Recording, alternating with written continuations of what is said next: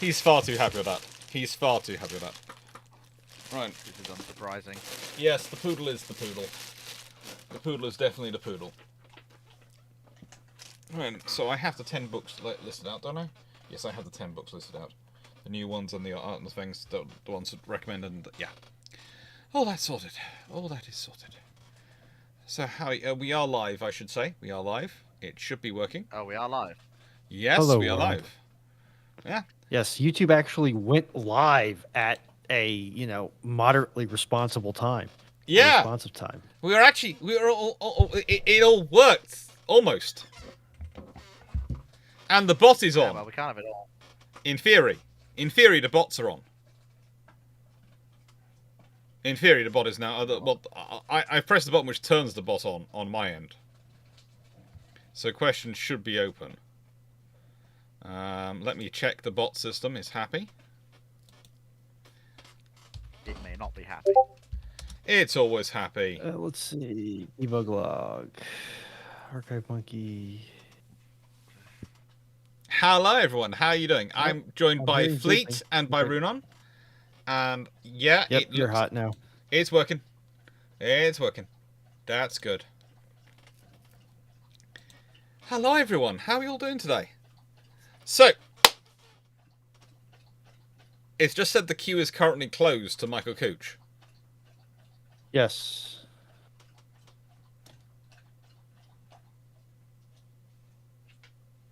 Hang on, Michael. Hang on. Now, go, Michael. Go. Live. Questions. All the questions. All the time. Had you and I both pressed bot on at the same time, but somehow we both turned it on and then turned it off? That was the... come on, brain. The the chat command is the only command I've put in. I don't know which one it responded to. Yeah. You may want to triple check at some point that your stream deck buttons are still linked to the right streamer bot commands. The Bluetooth device is connected successfully. Oh. I can do comedy. We all have dreams, Fleet. We all have dreams. Now you listen here, you... It's nice of you saying that to me. So, let's go. Ooh, hello. You having fun today, Fluff? You are. Yeah. Yeah, it's all kind of hooked up to 10.1. Someone was expecting there to be a flood of people saying they wanted to give him stuff, and he's literally been waiting here patiently for that requirement. I know. You're saying hello to everyone. You're a good boy. I will have to put you in garden again. Is that what you need? Okay. So, hello everyone. While the questions are coming in, and whilst I'm going to quickly go put this one in garden, because despite me getting everything ready and everything organised on time, and all being fine, apparently the poodle, who's been in the garden not that long ago, wants to go in the garden again. As typical poodle.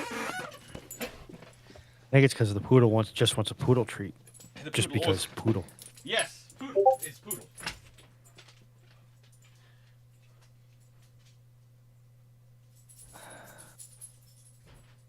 There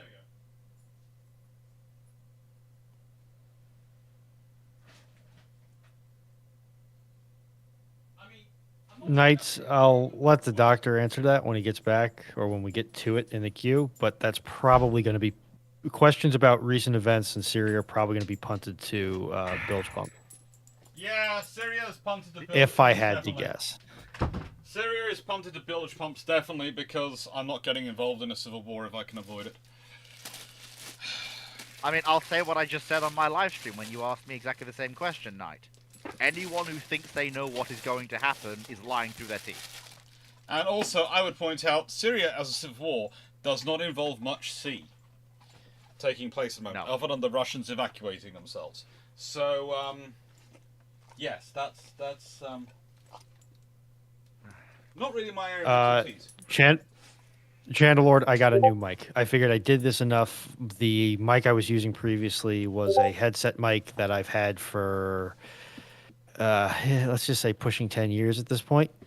And I'm like, I'm doing this enough. I want to stream on my own. I'll spend Get a more decent- money and get a mic. I do not have the money for a new mic. I want one, but I do not have the money. Oh. Notionally speaking, neither do I, but I have impulsivity issues and a credit card, so you know. Yes. Yes. Oh. I'm not going to say that I have someone who is a bit of a diva in this family, but literally, the first time he's been happy since we've gone live is when he's now in my lap. Ay, caramba. There you go. Oh. Alright, so, hello everyone. Hello, and welcome to probably the biggest diva in the family, my poodle. If you didn't know he was here, I'm really surprised. He's always around. But yes, he is here because, as you'll probably realise, the dogs have basically divided the house into two spaces. I tend to have a corgi in morning, and I tend to have a poodle in the evening. Yeah, my brain parsed that as a corgi in morning, spelt with a U. No. Initially, so I had to do a double thonk on that one. They swap over about midday. The corgi likes to hang out here in the morning and sunbathe on his back in front of the window in the morning, and then when it's the evening time or the afternoon, he wanders over that way, and so we get the poodle here. Which is why usually about 12 o'clock the poodle turns up and goes, hello. This is now my space.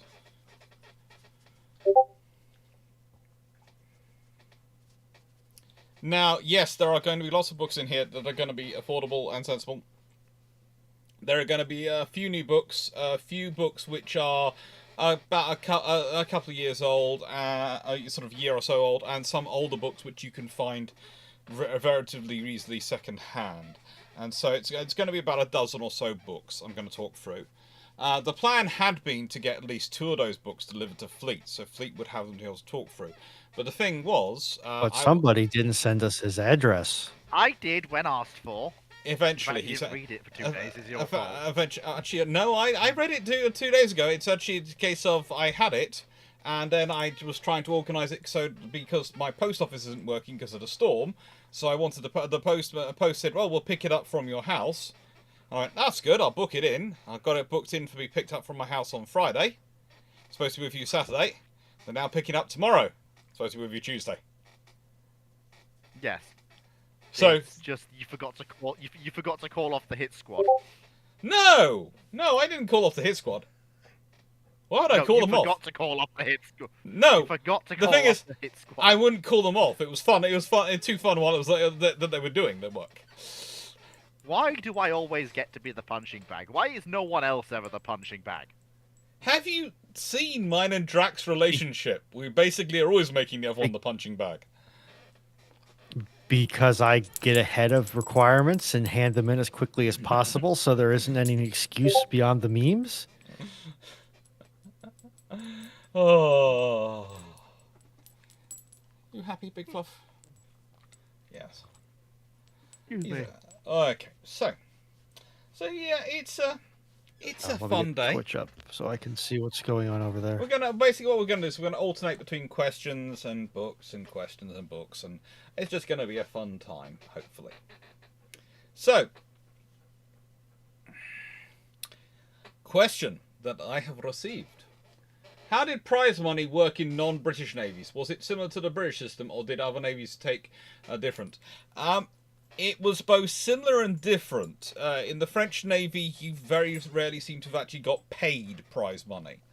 They were supposed to get it, but often, because it usually takes a few years for prize money to work through, because the ship has to be brought back, it has to be surveyed, and they have to decide on a price, and then they have to pay through the money, and that can all take multiples of time.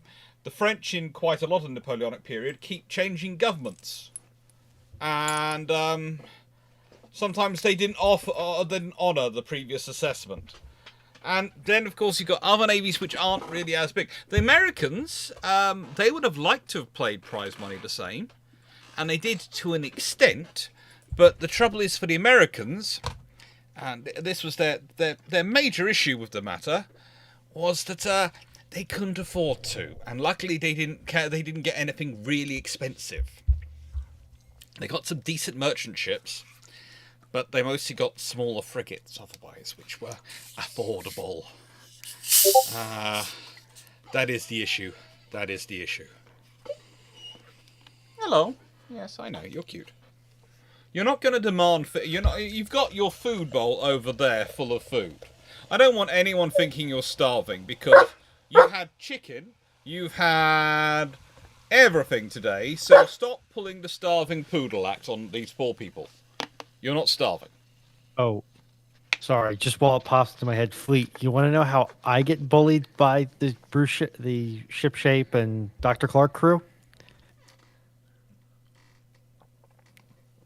Look, They send me pictures of electrical installations. Horrifying electrical installations. I thought it was going to be... I thought it was because we were making you admin our Minecraft server when we set it up. No.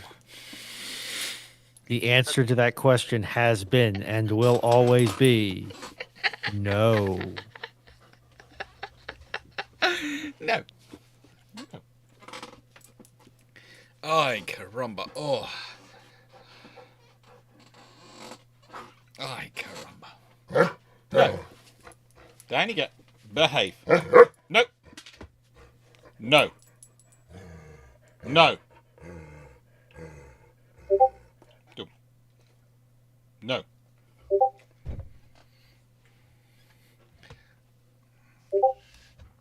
So, let's see. What other questions have we got? Ooh, we have got another one from my coach. Who, in your opinion, is the best Age of Sail admiral that most people have never heard of? Oh, well, the trouble is most of you have heard of the best Age of Sail admiral who most people have never heard of. Because I talk about him regularly. Because I have spent my entire large chunk of my naval history, YouTube, and public facing history career talking about him. It's called Duncan. I think we can all agree that usually he's the first admiral where you start talking about people go, who? And you go, yeah. And he's such a good admiral that the Royal Navy still has a ship named after him to this day.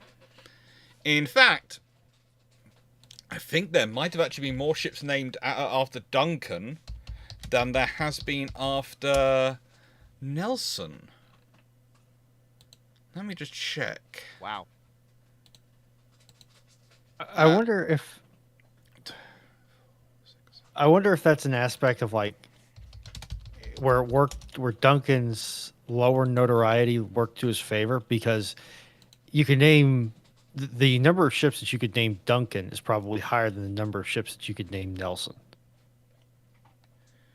There have been 4 ships named Nelson and 2 ships named Lord Nelson. And there have been 7 ships named Duncan. And there's also a land base called Nelson, so yeah. But I included that in the ships named Nelson, so that's included. The Stone Frigate, which is Portsmouth, Majesty's Naval Base Portsmouth, is still named for Admiral Nelson. But yeah, Duncan's had more ships named for him. Because the Royal Navy knows his value. It wasn't flashy. He wasn't getting the kudos. He wasn't getting the big whoopies. He wasn't getting the right-up Cochrane gets where, everyone's talking about this great guy going off and doing all these random things. No, Duncan was this steady, capable, strong, capable leader, strong when he needed to be, forgiving when he needed to be, compassionate when he needed to be, but also hard when he needed to be. He was a very, very good leader for his period. And he did a really good job. Plus, there's the fact he dangled people over the side of his ship just to make the point. That's got to be worth something, Oh, well, of course. I don't think that could really count towards modern leadership techniques. I don't think you could do that as a boss. Dangle people who are being reckoned over the side of your ship. But they were mutinying at the time. Come on, it's all modern admiral stuff. I mean, come on, Rossisvensky beat the ever-living tar out of people who disappointed him, and threw binoculars at people who disappointed him. I suppose. But yeah.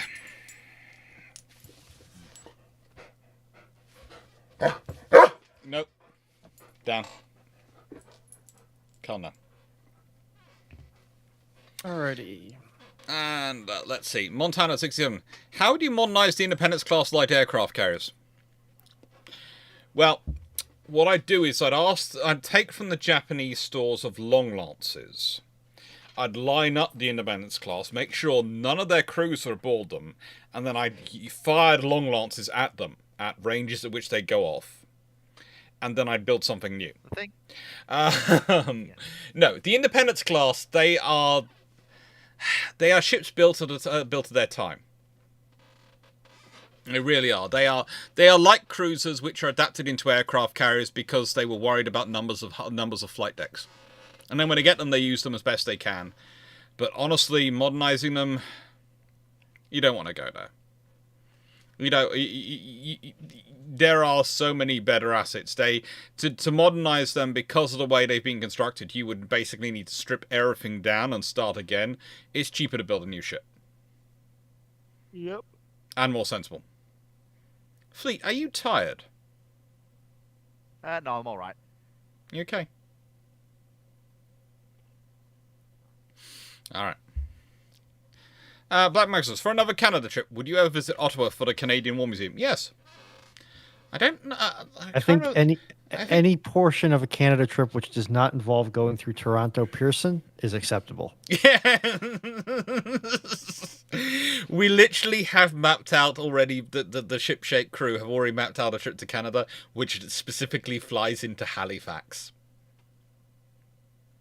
Specifically, we would prefer to fly into Halifax quite happily, internationally, stay there a couple of nights, go around HMCS Sackville, see the wonderful crew there, meet up with the chief, hopefully, and, you know, listen to him tell his stories again, because, honestly, the chief who's in charge, what's that? Why did I do that? The chief who's, why is that flashing for it? Anyway, sorted. The chief who's in charge of Sackville is one of the nicest people you will ever meet. But he's also one of the most, oh, you're having that issue. Oh, don't worry. Just let me make a phone call. And it's sorted. And it's a case of, so we're having trouble booking a hotel. We now no longer have trouble booking a hotel. We're having trouble with this museum. Next, and that's your neighbour. We don't have that trouble within 30 seconds of the phone call. It was amazing working with him and lovely working with him, but it was also a case for all of us. When we saw this, I think in his early 60-year-old man, who's still quite fit and healthy, getting into a Mustang, roaring off past some RCMPs who took no notice of the speed he was going, all of us thought the same thing. That's who we want to be when we grow up.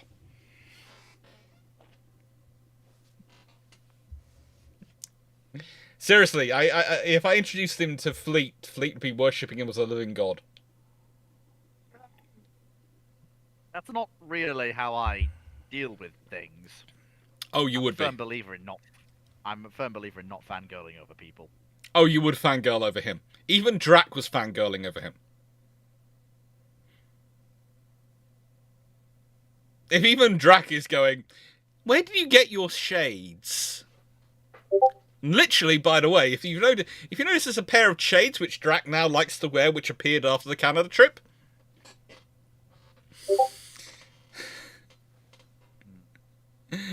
Oh, so that's how good he was. Dave Harrison, thank you for the £5. Yeah, thank you, Dave. Let me see if that got captured. If it didn't, I'm going to... It should have done. It has an exclamation mark question on it. Well, the annoying thing is that I don't know why. I have yet to figure out why this is working this way. It captures that Dave Harrison sent a prompt to the bot. It does not capture what that prompt is. For some reason, it should be able to. Notionally, it should be able to, Dave Harrison, but it's much more comfortable with Twitch's API than it is with YouTube's API. Oh, well, that's annoying. It's quite frustrating. Yeah. Down you go. Down. But I've got your question. I'm going to transfer it down. over into the queue immediately. I know. Oh, I know. Shh. Why were flying boats so common before World War II? Was building runways that expensive? Yes. It's less about building runways and more about the just basically pre-existing infrastructure and ease of use. It's not that much expense, it's more time, and they were an already existing technology, and it was seen as a good way to get a large aircraft that could operate over open ocean. Because if anything happens, you can land on the ocean. And also there's And the of whole course, you can infrastructure operate- advantage. Yeah. Because you're not just using pre-existing infrastructure. It's a case of it's infrastructure which you don't have to take up space on land. You don't have to clear anything. You don't have to. Question. You don't have to use any of those Do you tools. have a beach? Question. Do you have a beach? Yes. Can you build a hut on that beach? Yes. Can you build a pier stretching out from that beach to water that is deep enough for the flying boat to sit in? Yes. Can you build a little building to put weapons in? Yes. Congratulations, you have a flying boat base. Yeah. Or better yet, do you have a harbor? Yes. Is the harbor deep enough to fit in a seaplane tender? Yes. Congratulations, you have a mobile naval air station. Yeah. That's just the advantage of it. It's just that much easier. And then Dave Harrison. My have a figure Italy finds oil in Libya in mid-20s. Builds 3 times Nova Caracciolo. What do you think they do with cruisers? 50% plus each class? They'd have to build a lot of infrastructure to do that. You're probably losing some of the cruiser builds because of building the Caracciolas. And then if you want to build cruisers, you can, but it's gonna take up a lot of money and a lot of infrastructure. So basically, you're gonna have to invest in infrastructure. While you're building the Caracciolas, you might well build the infrastructure. But it'd be I wouldn't be surprised if they did as part of a wider self-aggrandizement program if they did do that. But they'd have to get treaty allowance for it. But knowing Italy and considering what they are, they could maybe they could take advantage of the fact they're allowed to replace ships at certain points instead of doing all the work they did to them historically, build new ships to replace them. But also anywhere which would free up some of the yard space to building them. So you'd have that. Sorry. Please note apologies. My sister cooked a Sunday lunch. It was okay. It was good. But yeah. Remember, Knights, I will moderate you if you get out of line.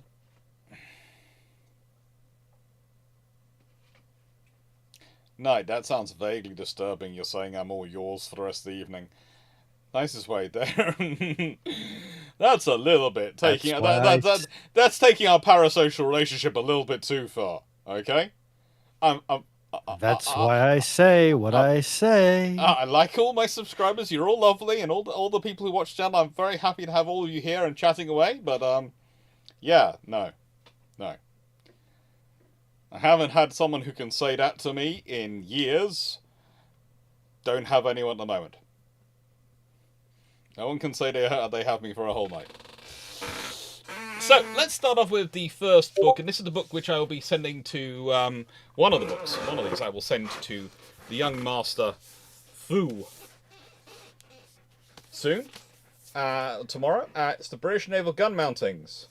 From 1890 onwards, 18-inch to 4.5-inch Mark 8.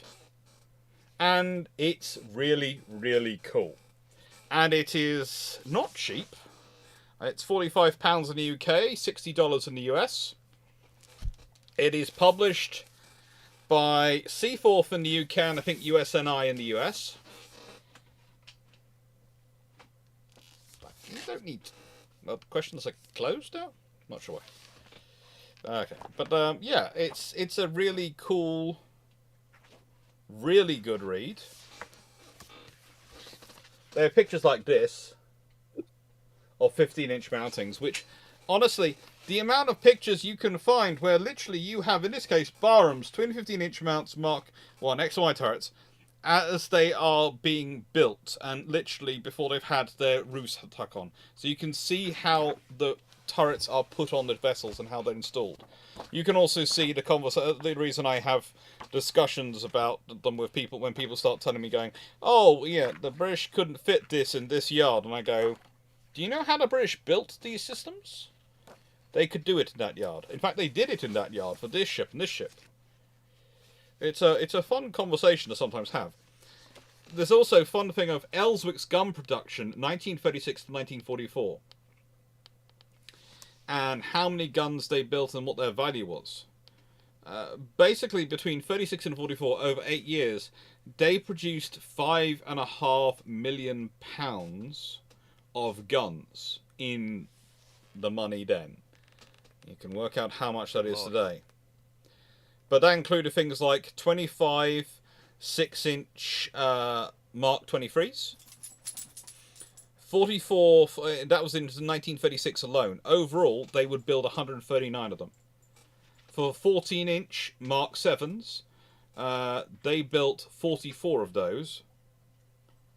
And the price of the individual units, when you realise that a 14-inch gun is £22,000 just for the gun barrel. Just the barrel alone, £22,000. And by the way, the 4.7-inch guns that the Travel Class destroyers really liked, well, they built 523 of those, and they cost £2,200 a pop.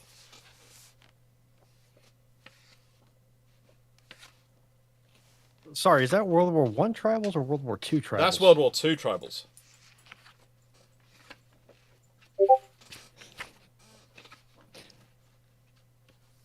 You having fun? I can hear Runon sniggering, so I'm presuming Runon is having fun with something. I'm looking at chat. I'm actually, I'm going to just mute myself because I might start laughing my keisterista off here.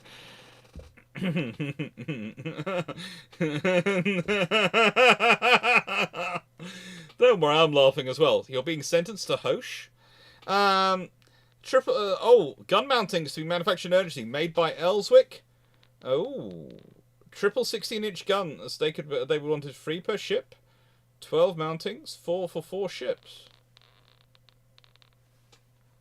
Yes, the British had requirements for who could manufacture what in emergency.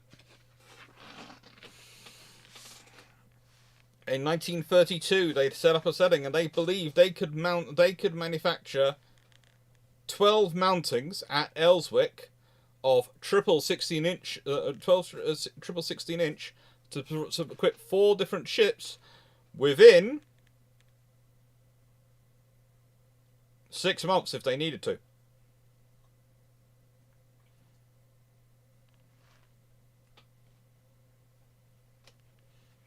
And again, it's Barrow could also produce some, but Ellswick and Barrow are the 2 important ones, and Woolwich.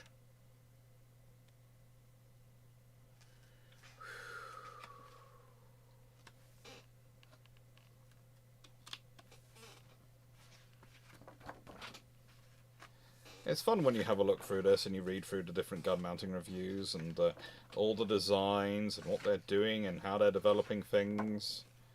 It's a really, really well thought out book and a really well scripted book. From 1909 programme, the Admiralty took the opportunity to invite Coventry Ordnance Work to tender for their first non-transferable mountings, partly in the hope of getting a reduction in price from that normally charged by Vickers and Armstrong, as well as to expand production capacity. The general situation at the time at Coventry Ordnance Works is discussed on page 40. Coventry Works submitted a design featuring curved gunhouse armour plates, claimed to be lighter than flat, improved training, and elevating gear and independent shell and cordite hoisting mechanisms. The formal contract letters for the 13.5-inch twin mountings were sent out for the firms who had tendered on 10th of December 1909. That for the 5 for Conqueror differed from others in having a slightly later delivery date and no penalty for late delivery. £50 per day for the others. It excluded hydraulic pumping engines, presumably ordered from Ellswick. The Admiralty was probably reluctant to trust those key components to an untested design. The letter to the Coventry Works included, with reference to your letter dated the 21st of September 1909 and 22nd of September 1909, I am commanded by my Lords Commissioners of the Admiralty to inform you that they are pleased to accept your tender for the supply of the following items, at the prices named for the 12-inch A, i.e. 13.5-inch, hydraulic gun machinery, required for a battleship having 5 turrets. The order for which machinery was provisionally placed with you by an Admiralty letter dated 20th of August 1909. A further communication will be made to you in regard to the price to be paid for the erection of the component gun and machinery on board and for its delivery to the ship. It is preferred that you, on receipt of the communications, quote a lump sum price for delivery of the machinery. My lords desire me to invite your attention to the contract dates stated in the second paragraph of the Admiralty letter, dated 20th August 1909, and to the necessity of these dates being adhered to. Vis-a-vis, for completion of erection on board of the component gun machinery, 20th October 1911. For complete delivery of spare mountings, 20th July 1911. I am to add to you that tenders for the gun machinery of additional ships received with your letter dated 22nd September 1909 are declined with thanks. Now, please note, the detailed prices for in the Coventry Ordnance Works letter did not include gun house structure, floor and roof armour, nor delivery and erection. Presumably all that was subject to letters. But the price breakdown for Monarch, which was Elswick, and Conquer differed appreciably. The price for Monarch, which was being produced by Elswick, for the turntable, working chamber roller path, £51,000. This is 1911. The price for Conqueror, £60,585. The training gear and rack for Monarch, £26,400. From Conqueror, £17,335. The gun cradle and slides, elevating gear and rammers, £65,000 for Monarch, that's from Elswick. For Coventry Ordnance Works, for Conqueror, £54,000. Hydraulic pumping engines, well, we know how much they cost for Monarch. That was £10,922, and we think they probably got them from Elswick again. For piping on revolving structure, for Monarch it was £11,106. For Conqueror, £7,425. Shellroom handling gear on Monarch, £8,000. Conqueror, £5,268. Transporting gear and hoists and cages for Monarch, £45,681. Conqueror, £25,510. Piping on the hull structure, as said, 9,000. Piping on the hull structure was £9,245 for Monarch. Again, that's stuff which is all to do with the hydraulics. Brackets, rails, covers. I know. Brackets, rails, and covers and voice pipes for Monarch, £2,945. For Conqueror, £6,270. Then you've got the gun house, which was £47,000 for Monarch and not included in the price from Conqueror. Drawings and models, roughly the same price, and a spare mounting, one cradle, £7,363 for Monarch. Conqueror, £6,280.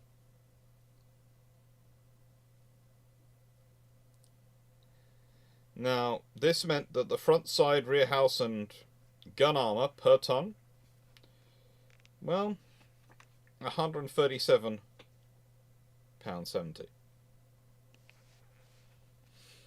That's a difference. That's a difference in the price. There's differences going on there.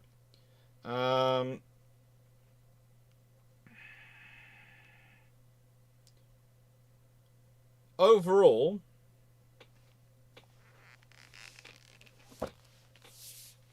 Coventry seems to have been a useful extra place to have, and this is a very good book, British Naval Gun Mountings, and I will put links below in the description after we finish, but yeah, it's a good book, it's a fun one, and I said a copy's going to Fleet, so hopefully he'll enjoy that. Yes, I will definitely look at that. And that's the first Although book what done. I will say is that having knowledge like this just grabbable fairly quickly is one of the reasons why I will say, and I will maintain this, I am and will likely remain a generalist. I have a little bit of naval history, I have a little bit of land history, a little bit of tanks, a little bit of planes, a little bit of industrial heritage, a little bit of dynastic history. Like, I've got little bits of everything. But if you want to go to the devil in the details, ring up I will always direct people to Dr. Clarke and Bragg. I'm basically a come to me for the basics, and then I will throw you at the experts.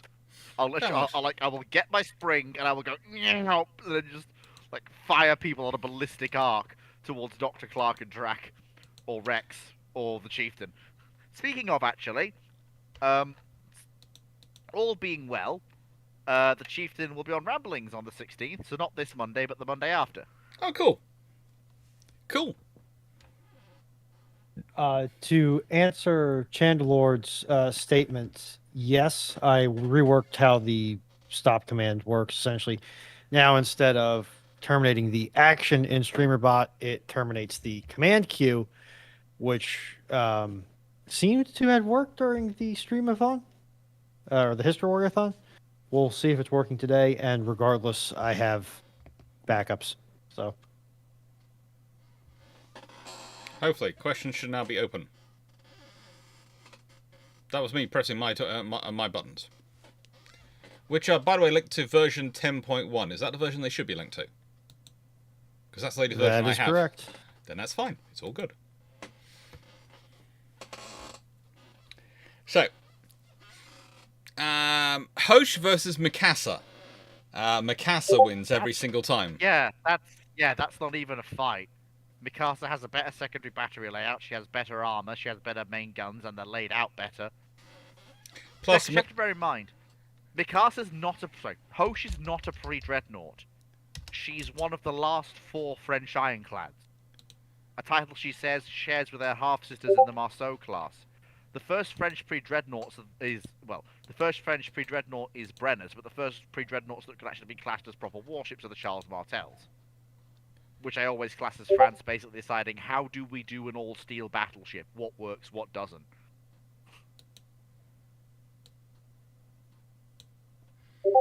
Yeah, trying to put Hosh against pre-Dreadnoughts just results in the pre-Dreadnoughts winning. Because again, she's a last-generation ironclad. She's equivalent to things like the British ships that came after Inflexible, or the Admiral class. They're last generation ironclads. Before you get to the age of the all-steel battleship. This is Mikasa. She is British built. She is very, very well built. And she's basically the Japanese turning around to the British and the yard responsible and going, you know that battleship you've just built for the Royal Navy? Yes. How much to make it slightly better in every single way? And Vickers, being Vickers, went, well, how much are you prepared to pay? No, they did stuck with 12-inch guns at this point. It was 12-inch guns, just about. But honestly, yeah, Mikasa was the last of the vessels they ordered from Vickers in this row of battleships, and it was, their plan had been to build 6 battleships and 6 armored cruisers, the 6-6 plan. The idea being their armored cruisers would be strong enough to hold up battleships long enough that the 6 battleships would hopefully win their weren't fighting battleships would hopefully win their fights versus battleships, and then be able to finish off the battleships which have been fighting their armored cruisers. You always have to remember, in that battle, the Japanese expected to lose their armored cruisers. So they expected to lose their 6 armored cruisers in that kind of fight. But they were prepared to accept those losses to try and win the first fight, so that they could make themselves difficult enough for them to swallow that anyone who wants to win a war against them has to send more than 12 battleships. That was the plan. That was the whole idea of the 6-6 idea and the 8-8 idea and all the other things, was literally about making themselves a hard enough target to take that you didn't want to do it. And it's not the risk fleet strategy, because it's not a case of we're building against anyone specifically. We're just building it so that everyone knows they send something to us. We're going to lose, but we're going to take so much of you with us that you're not going to want to do it. And if you're smaller than us, you just don't want to do it. And we're going to come for you. Basically. That's good, Knight. That sounds better than saying, yeah, I'm yours all night. Rule that sounds better. 1 of naval warfare. punch down. Yeah. I'd say. As I was doing on UAD today, which literally where I have a force of 300 torpedo boats and like 24 battleships, and basically every time someone tries to fight me, it's kind of, so have you brought mass? Because I have this torpedo boat swarm. Have you brought capabilities? Because I have these battleships, which are the biggest and baddest ones around. Because I'm basically min-maxing strategy on UAD at the moment. Yeah. Yeah, the same thing with me and Rule the Waves. My Netherlands is the greatest of the minor powers. I've overtaken the Spanish and the Chinese easily as the greatest of the minor nations. Unfortunately, my government seems to decide that getting into fights with other people bigger than us is a good idea, especially since the fascists took over 2 years ago. Oh, that's so annoying. Sounds like a skill issue there, Fleet. Yeah, you let the fascists take over. That's the problem. In UAD, I didn't. I opposed the coup. I tried to. I was looking to keep my job.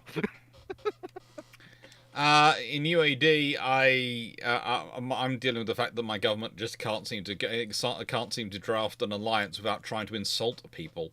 So I spend all my time making friends with people, and then they manage to insult them, and we're no longer friends anymore. And I'm going, oh, for goodness sake.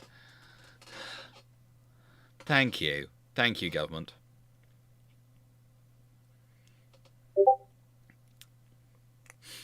Yeah, the Kyoto questions are now open again to take more questions, and I think if you all don't mind, what we'll do when I'm reviewing books is we'll continue to take questions, but at a certain point, Runon is watching the question list, and if they think it's got to the point that, frankly, we won't finish by 1 AM, let alone midnight, which is the target we normally sort of aim for, or I aim for, then they'll just go boop and end it. Okay? So we're putting that power in Runon's hands. Okay, that's usually 1 hour after start is when we hit that limit. I like it. We get plenty of questions. Will you include Roman ships in the flotillas at the Danube? Potentially. I'm still working that one out. That one's one I'm working out as we go. But there are others I'm sort of... the one I've written first is literally the one for Boxing Day, so I don't have to think about anything on Christmas Day and Boxing Day. I can just put it on and then go, hello, here I am to do a live, and now I can slip into this. And it's going to be... You're probably going to be dealing with a very... I would say this, a mildly hyper poodle and a... Alex, who is been cooking non-stop for 2 days and is going to enjoy the peace and quiet for a bit. And who knows, cousins might come charging in, but the door will be tried to be... I'll try to position the door to hold them. Oh, hold the door! Little cousins appearing on screen. Oh, good lord, I'd basically just go out that door and just keep running, get in my car and go. Safest, not even stop to end the stream, just going. With the Russian Navy losing their only Mediterranean water naval port, how does that affect the Russian Navy? Well, that's a more modern question, but also I would say Tartus I would also question. They haven't lost Have it they yet. lost it yet? Yeah, this is the thing. The situation is very confused, and I wouldn't call any definite end points right now. Talk to me in 3 months. We'll see where we're at. Yeah. That's the problem. It's there is an old proverb where basically, how do I put this? It's the phrase is sort of a Zen master or Zen farmer. Sometimes people go for, and basically people keep going. Aren't you pleased? And he goes, we'll see how it works. And there's a whole series of things which happen in it, and I don't want to repeat it because there are people who can remember it far better than me. But the whole idea is life's triumphs and tribulations both come from the same coin and same toss. And sometimes it works out, sometimes the great things work out great long term, sometimes they work out badly. Sometimes the bad things work out badly long term, sometimes they work out great. You know, let's be honest. That seems about right. Let's consider COVID. That was really annoying, and there were many, many things which were wrong with that. But one of the things that has come out of it is a lot of YouTube videos and a lot more stuff like this, which is now a major part of the world and a very cool way of sharing information, chatting with people and communicating, which really wasn't really thought of and really wasn't much of a presence as much prior to it. So yeah. It was a bad thing with terrible health consequences, but it's had opened up a whole extra dimension to the world, which we might have got to eventually anyway. I think we'd have got like to. The internet... We'd have got to that sort of scenario. We'd have got to those things at sort of eventually, but we would probably been years away. And who knows what this is going to help with in the future? Because I would say one of the things this is helping with now is information dissemination. And allowing people access to sources if they go looking for them. The problem that you have, of course... So long as the universities don't get in the way. Yeah, the problem that you have, of course, is directing people to the right sources. I am still annoyed at that, because it denied us the full experience that we'd hoped for. Yes, but I think also... I think considering what could also have been involved in that...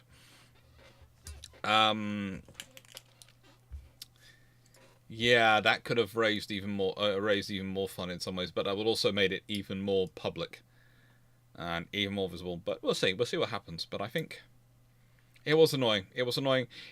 Poor Simon got ill.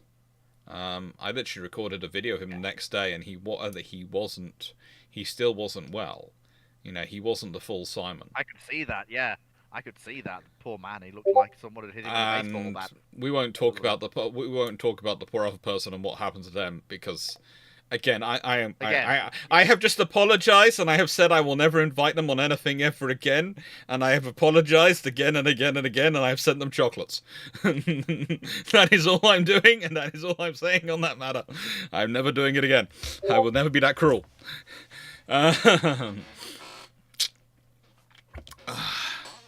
How often do you think a navy needs to be fissured, aka scrap all the old ships? I think that's an easy thing to think of in terms of the past, when navies used to build up quite large numbers of old ships. These days, navies would love the chance to build up a decent reserve. Would love the chance. You know, the big problem I deal with the British Armed Forces on a regular basis, and I would say, is that the British Armed Forces have completely misstructured the reserves. We don't have reserve ships, we don't have crews for them, we don't have reserve army units. Our reserves mainly slot into our regulars. And in many ways, one of the worst things that's happened during the Cold War was the idea that the war would be over so quickly that the reserves didn't matter. And this has led to a continual downplaying of the importance and value of the reservists, which is something we need to work on. You know, the amount of times I get, things chucked to me about sort of... When I talk about reserve organisations, I've had people be quite rude about Ronnie Reserve and the TA and all these other organisations. And I sit there and go, what are you talking about? Because if we consider the R&R and all the reserves, basically they get called up when they're needed. So any service they do is stuff which the government has considered important enough that they're going to pay the extra money to call up a reservist, which means they have to match their whatever income they earn normally during peacetime, or they have to pay them their rank, whichever's higher. They can't drop the see them having a drop in income, and they have to do all sorts of things to do that and justify it, and all sorts of rules have to go through. And so usually, pretty much, the nickname for the R&R often is Wartime Navy, because that's when they're called up. When you see mass mobilisation of the Royal Navy Reserve, it's because it's a wartime. There's war going on, or there's a major conflict, or major risk of conflict. And it's the same to extent with the territorials. But yeah, we don't... In the UK, the reserves are probably the most underfunded, underutilised force we could have, and would be a really good thing, a good way of expanding the armed forces. I think you would find yourself in a lot less issues with these days. People keep talking about fleet size, etc. if there was a reserve component there which they knew was trained up and ready and was happy to go. And the fact is, people often like the idea of being in the reserves. The argument I've often heard from some young people was, well, in any war we'd probably get drafted anyway, so at least if we're in the reserves we've chosen what we're going to join and we've got some training pre-war. Admittedly, those are mostly from war studies and history students, but, who spend their time looking at the odds and going, yeah, the world's not playing this properly. This is a chance. No. And yeah. I will point out, though, that while they do say about drafting, the UK isn't a conscript force and hasn't been for some time. While it is possible that some form of extended, the trouble is that every time there's a major war, what's the first thing that gets reactivated in Parliament in terms of the acts? I know the National Service Act. Yeah, I know. And we call it National Service Act, and it goes and it's kept there. It's updated on a regular basis to reflect the organisation needed to implement it. It's one of those things which actually is kept up to date as part of the UK security plan. So, yeah, it's one of those things that I can see it happening. It's going to be interesting to watch it be implemented, though. Yeah, it'd be fun to implement it. Well, I say interesting because, if that's happened, things have gone slightly wrong. Yeah. Remember when the last time it was implemented prior to World War II? Yeah. Look, so I would like to see. It's one of the things I'm discussing this a lot in the video that's supposed to come out tomorrow, Castlemaine. One of the interesting things to me was the sheer amount of effort put into structuring reserves prior to World War II, which had been ongoing for decades. And it's one of the most insensible things I can see a country doing is actually structuring reserves properly and having those sort of forces in place, because it's your... How do I put this? It's your resilience. It's your ability to respond in depth. When you consider that things like the Bathurst class and Flower class, World War II, mostly they are officered by people who are RNR, RNVR, and quite often they are RNVR S in brackets, or RNR S in brackets, or, all those things. And by the way, that S stands for seagoing, which means they are merchant sailors. But they're also reservists. Yeah.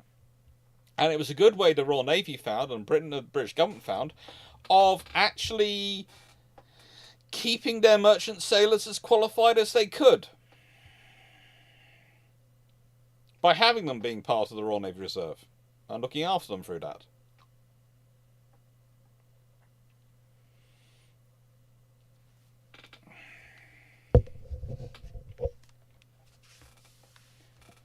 And as for the reservists, well, how do I put this? The senior R&R officers they're still today. That's the most senior R&R officers are Commodores. Royal Navy Reserve officers are Commodores. They're 1-stars. And there are often quite a few of them wandering around. And various things. I think the senior surgeon is R&R, and a few other posts like that. So yeah, that they are senior. But one of the troubles also is that today we do not have the volunteer reserve. We do not have the which was split off from the R&R. We used to have all sorts of different organisations. The RNVR was practically a yacht club. But it was a yacht club with a purpose. Basically, the Royal Navy worked out that there are all these people who love sailing at sea, and they're not, and on the sea, and they're going to be useful. So, find a way to get them into service. And the VR was basically set up as a yachting club with naval attachments, and multiple yacht clubs were involved. It worked well. Chandlord, have you seen Building Your Interstellar Navy by the Templin Institute? And if so, what are your opinions? No, haven't seen it. And so, I anyone have, else? But it was a long time ago. Ago, but they made some fairly good points, but they did mainly base They basically did the best you could possibly do, given the fact they weren't talking about a specific setting. They were having to use the rules of sci-fi as they are usually known and defined, and trying their best to transfer what they could from various periods of history as and when it fitted. All in all, given the somewhat complex and often self-conflicting nature of the task they were undertaking, they did a better job than a lot of other people could have done, given the circumstances. Sounds good to me. Yeah, I have seen that. I do not, much like Fleet, I do not remember any specific details of it. But my general impression and memory of Templin is that they usually do a pretty good job. They're not perfect, but No, they usually are not perfect. They usually do put in a pretty good showing. Although I think there have been a couple where I've been like, what are you imbibing and where can I get it? Yeah, space dock. I like if you want to talk sci-fi navy, space dock is just, you know, They're good. They're good. yeah.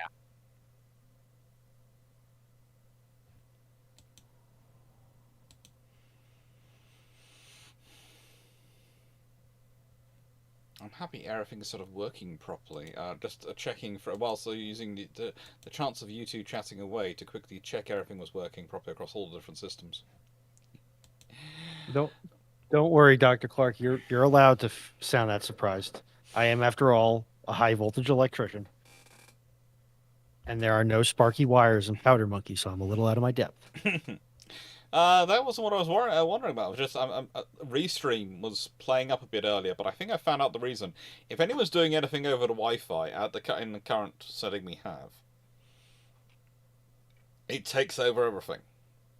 And this is why I'm going to be moving the Wi-Fi off the hub, if that makes sense, and into different Wi-Fi systems, and then make the hub just a internet access hub rather than a Wi-Fi hub. I'm sorry. I'm gonna jump this question, even though it hasn't been submitted, because it's contextually relevant. Radar 4547 over on Twitch is asking, for us Americans, including myself, the Territorial Army is the UK's version of the U.S. Army Reserve, not our National Guard? Yeah, basically their version of reserve. National Guard is something the UK doesn't have. Has the closest we used to have in Napoleonic eras were the county regiments, and that's actually what the original system the Americans seem to be modelling off, because they had a similar system at that time, but Actually, we haven't had it. Let's not confuse the Territorial Army with the reserves, because they are two technically separate organisations as well. I want to say they're not. I thought they were. No, but they blended together. Yes, they've been blended together for years. It's the same with the Royal Navy Reserve and the Royal Navy Volunteer Reserve were blended together for years. Have been blended together for years. Yeah, they just all got blended into one. So yes, doesn't surprise me. Basically, many British governments have decided that what was better was to make things more efficient by streamlining the organisations. Instead of having organisations which were specifically looking at certain areas to recruit from, the R&R looked at people who used to be in the Royal Navy and people who are merchant sailors and adjusted their training around that. And the RNVR looked at people who had never been in the Navy and might not be professional merchant sailors but had other skills and were passionate about the sea and prepared to learn. And they had these two organisations working together and sparking off each other, but being orientated differently to try and look for those two different groups and maximize those two different groups. Decide, let's combine it together and make an organization which tries its best to be all things to all people. Well, tries its best to be all things to all people. Mm-hmm. Now, for some reason, good old Restream is not showing any of the Twitch messages in my system at all. So I have now got the Twitch showing separately, so I can keep track of them. Sorry about that. I've got it up on my screen, and I'm flicking an eye over there every now and again. So the downside is, though, if YouTube lights itself on fire, I ain't gonna see nothing. It's fun, these systems. They are fun. They do give us all fun. Yeah. I don't know why Restream does this sometimes. Sometimes it just decides it doesn't want to take any notice of one side or the other. I have some suspicions about what's going on with both platforms, but they are mildly educated wild arse guessing. Excuse me. Sorry, brain fart. No worries. So, Linguistics. yeah, Thanks, I Jonathan know. Moon, for the That's Twitch. why I said excuse me. Oh, Sorry. Jonathan Moon, your test has shown up. Twitch test has shown up on the chat, the combined chat, so now it's started to work again. James C. Stanley, how do you ensure Naviet got what they wanted and stay within the 2.5% GDP? Well, I don't really give a flying hoot about a 2.5% GDP personally. It's lovely if that target works for you, great. But sometimes you need to spend less, sometimes you need to spend more. An average of that, fine if you want to, but just what you need to do is work out what you need to do, what you need to spend on, what you need to enforce.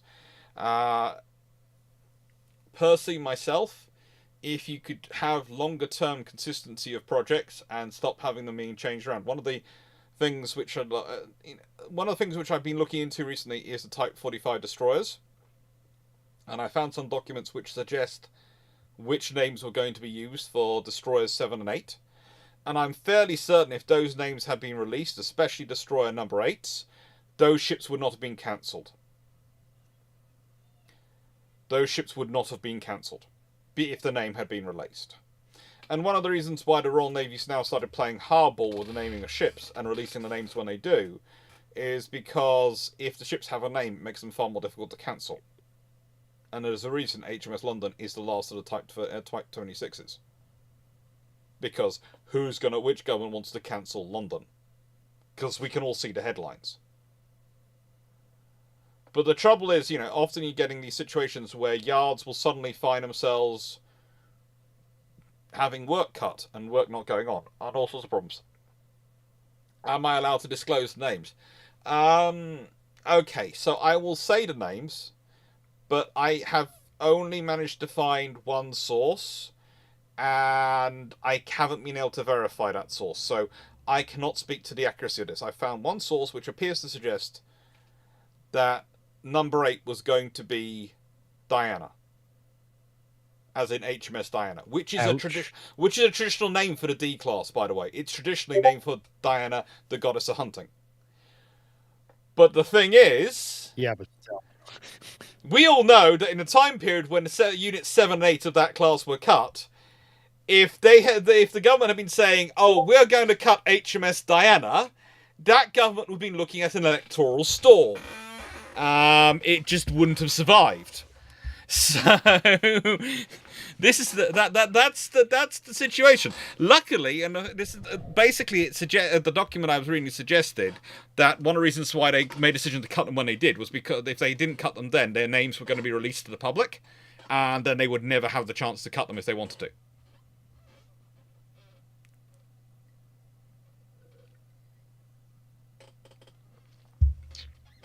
So yeah. But yes, I've been doing some digging into all that and getting through that, and yeah, it would have been a really interesting scenario. But the Royal Navy would have ended up with 8 Type 45s. I am fairly certain in that scenario. In the start, that ship's name had been. If that was the ship's name, it had been public. I could not see anyone cancelling the last 2 Type 45s. No, Dryad wasn't the other one. Number 7 was going to be. Let me look it up, because I have it on here. I have it on my phone.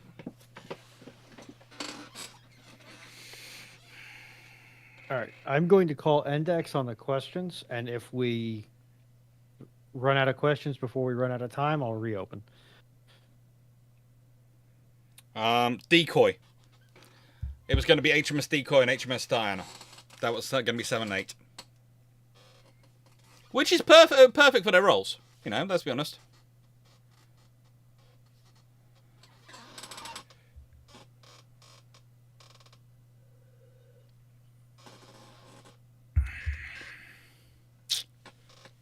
Oh, someone put Seneca's questions into the chat just to make him happy, because he did put it, literally typed it in. It literally is timed out by about 4 seconds. Fine. Yeah. Okay. But no, it's Fleet, you there? I'm still here. I haven't gone anywhere. What do you think of the odds of them cancelling a ship if it had been released a name of HMS Diana being the last Type 45? What do you think of the odds of the government cancelling? Not in that period. Not in that period. No. But I think that might have actually led to a renaming of Prince of Wales. I might think Prince Wales might not have been called Prince of Wales. Because imagine HMS Diana escorting the Prince of Wales as a headline. Yeah. Anyone who thinks Prince of Wales would have been Ark Royal under that scenario? Maybe. Still Queen Elizabeth for the namesake of the carrier, and Ark Royal for number 2.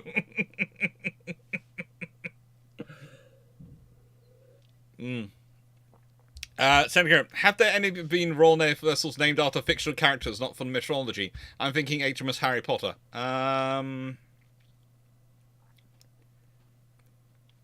There have been named after all sorts of knights of Arthurian legend, etc., and we're never quite sure about those. But that's kind of like me getting into the naming of Santa's reindeer, which is apparently what I'm going to be doing for the key aircraft before Christmas, because so many people have commented going, yes, we would like you to profile Santa's sleigh. Well, for the key aircraft. Definitely an interesting. Well, that's definitely. Naval historians' take on Santa's sleigh. Well, it does come interesting because I think people think that they've just been changing the names of Donker and Blixen to Donner and Blitzen. But I think, honestly, it was personnel changes. I think, honestly, because they're the last 2 on the trail, I think, I think I've heard that Donker and Blixen, they used to, eat the spicy carrots and the spicy veg, and frankly, Santa didn't want them directly in front of him anymore. It was just constant whiff. Every time. Just constant whiff. So, he had to change them over.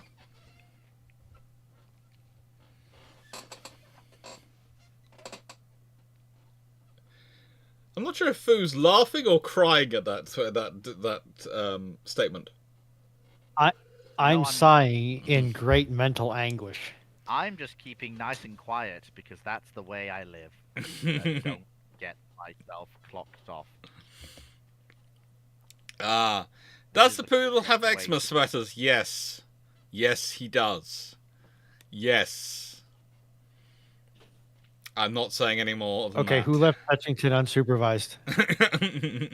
Which one of you was on shift to supervise Petch? This is not. I am not in charge of that. You're not in charge of Petchington. I thought that was your job, Ronan and Foo. That is not my prerogative. That is not my prerogative. Okay. But he told me that I was on Rhoda today. Rapid Racer, are any of these going to be affordable, accessible, relatively new books for the history lover in my life? Well, we've already done one, which was, it's definitely not affordable. But this one is a new book, which is affordable. It's £35. So it's about as affordable as new books will get. And this one is Andy Boyd's Arms for Russia, The Naval War in the Arctic, 1941 to 1945. And again, you have all heard my complaints about it. It doesn't give the names of destroyers often enough. It talks them as if they're interchangeable, disposable assets when they're not. There are multiple, and they pick ones out for operations. It's not just we're just taking 6 destroyers. It's often a case of, okay, of the destroyers we can assign which are the most suitable for this task, which do we need for other things. Yeah, And here we have a good quote in here, which is Churchill's famous speech.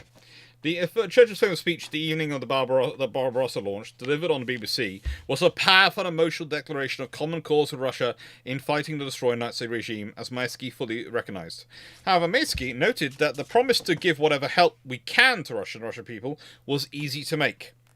But what would the aid consist of, and would it be serious? He also observed widespread scepticism concerning the Red Army's survival. The War Office believed our resistance will last no more than 4 to 6 weeks. Maisky might have emphasised another revealing passage in the speech, where Churchill noted that Hitler's invasion of Russia was no more than a prelude to an attempted invasion of the British Isles. which he hoped no doubt to accomplish before the winter comes, before the United States may intervene. The Russian danger was therefore our danger and the danger of the United States. For all its powerful rhetoric, the speech fell short of proposing any formal alliance, and nor did it make any specific commitments. More importantly, was the underlying implication that existing British strategy and priorities remained intact. This almost certainly reflected Churchill's expectation at this point that Russia would be defeated, but she might buy Britain time. Maysky was right about the attitudes in the War Office. Harold Nicholson, a parliamentary secretary working in the Ministry of Information, was informed that 80% of War Office experts believed Russia would be defeated in 10 days. When he learnt the German attack on the morning of the 22nd of June, Director of Military Operations, Major General John Kennedy, also did not think the Russians would last long. However, he also judged the attack would at least afford us a respite, extend the Germans, and dissipate their strength. In his diary he noted, "We shall have to try to keep it going." His superior, Dill, was less objective in his immediate reaction. He regarded the Russians as so foul that he hated the idea of any close association with them.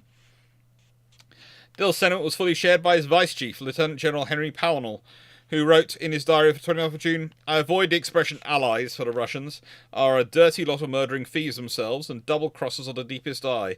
He added, "It is good to see the two biggest cutthroats in Europe, Hitler and Stalin, going for each other." Now, what I will say is this. Whilst Andy does make the correct announcement that such views were commonplace and held by members of both services, what you have to remember is that the Royal Navy had to send a lot more personnel to go and meet the Russians, including one Philip Vian. And Philip Vian went up with a Crown Colony class cruiser and another cruiser and some escorts to scout out the route for the convoys and sort that all out and work that out. And he did. And he went to meet the Russians while he was doing it. And his main view of them was actually that they couldn't drink for a toffee, because it turned out whilst they were good at taking vodka, they couldn't deal with the whiskey. I'm not sure why. He managed to find the Russians who couldn't take their whiskey and went to sleep on it. But yeah, he didn't mind. He worked on it. Although I will admit, given the Soviet Union's history and Russia generally, when it wasn't ruled by a somewhat stable government that wasn't trying to do horrible. Well, then again, that's just Russia generally. Perhaps it would have been better historically if the Germans had sent the Russian Colossus tumbling down and then been defeated by the Western Allies afterwards. For all of us. That's a whole complicated piece of history to work out, because what replaces Stalin's regime? And also, that's suggesting Indeed. German logistics can actually sustain them to go far enough to actually defeat the Russians. I know, they physically can't, but... Yeah.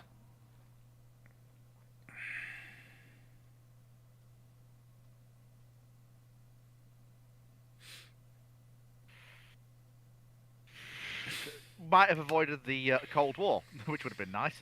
Might have. Hello, Matthew Balloons. Hello, Radar.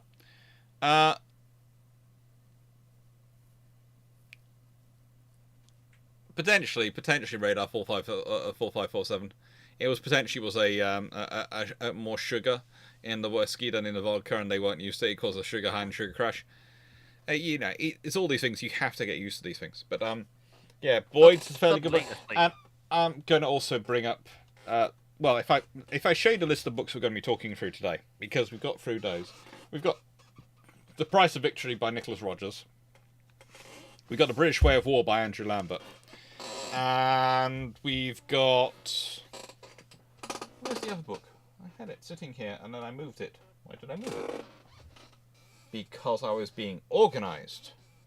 And if I was being organised, where did I put it?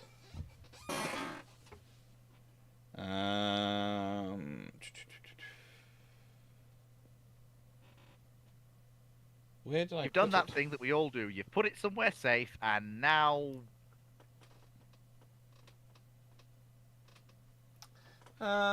It's not too bad. There. You can't remember where it was that you put it where it's safe.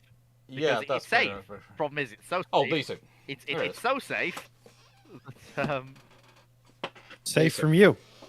Yeah, but I found it now. I found the ones I was looking for now. Boyd's, though, done a whole load of things. And I've got some older books of Boyd's as well, which I'm going to be recommending. And I've got some of... Basically, I've got about a dozen books. About a dozen books, I'm suggesting. And I'm hopefully... maybe some more were sent to me, and I'll do some later reviews as the series goes on. So let's see, more questions. Are the fluffy research assistants adjusting to the new campus? Broadly speaking, Raleigh is... I think Raleigh's happier than Zebedee because Raleigh's less worried about the wind, and last night there was a bit of a storm. We had Storm Dara going over, and Zebedee finds it more of a problem, the high winds, than Raleigh does. Raleigh basically just goes, is the heating still working? Yes. Then I'm asleep. If the heating wasn't working, then you would know about it. Raleigh's priorities are heating, working, and access to food. Zebedee's are feeling safe and secure.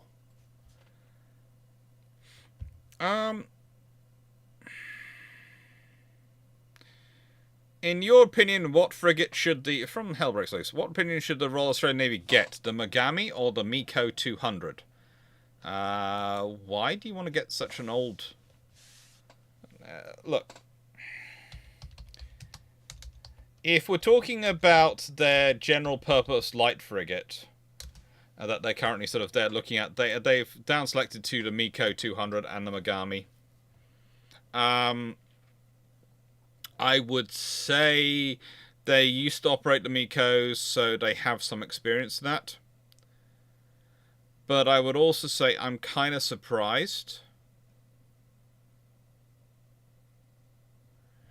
Because... how do I put this politely? Replacing them is going to be a bit of a problem. You know, you're replacing the Anzacs. You're replacing them with, to an extent, the Type 26s. The Australians, I think, are just building 3 now, aren't they? Or are they still building more than 3? I lose track. The Australian government's changed their minds so frigging often.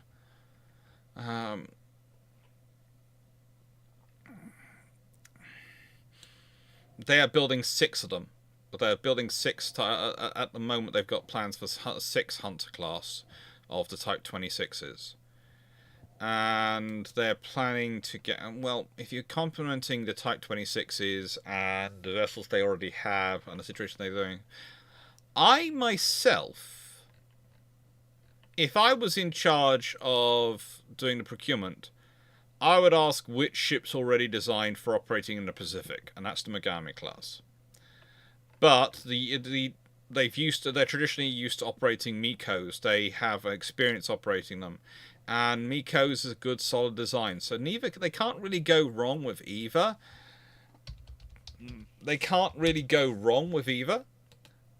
But how do I put this? There is a reason why the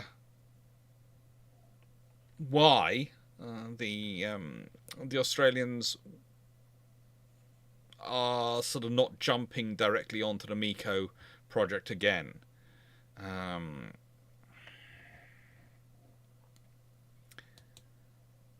The Egyptian vessels are nice vessels. They have decent engines. They have a range of 7,200 nautical miles at 16 knots and a top speed of 28 knots officially. The Megamis, well, A, there's a more consistent class produced of them. B, they've got some interesting versions being offered, and they're an ongoing construction program and ongoing program with a local partner.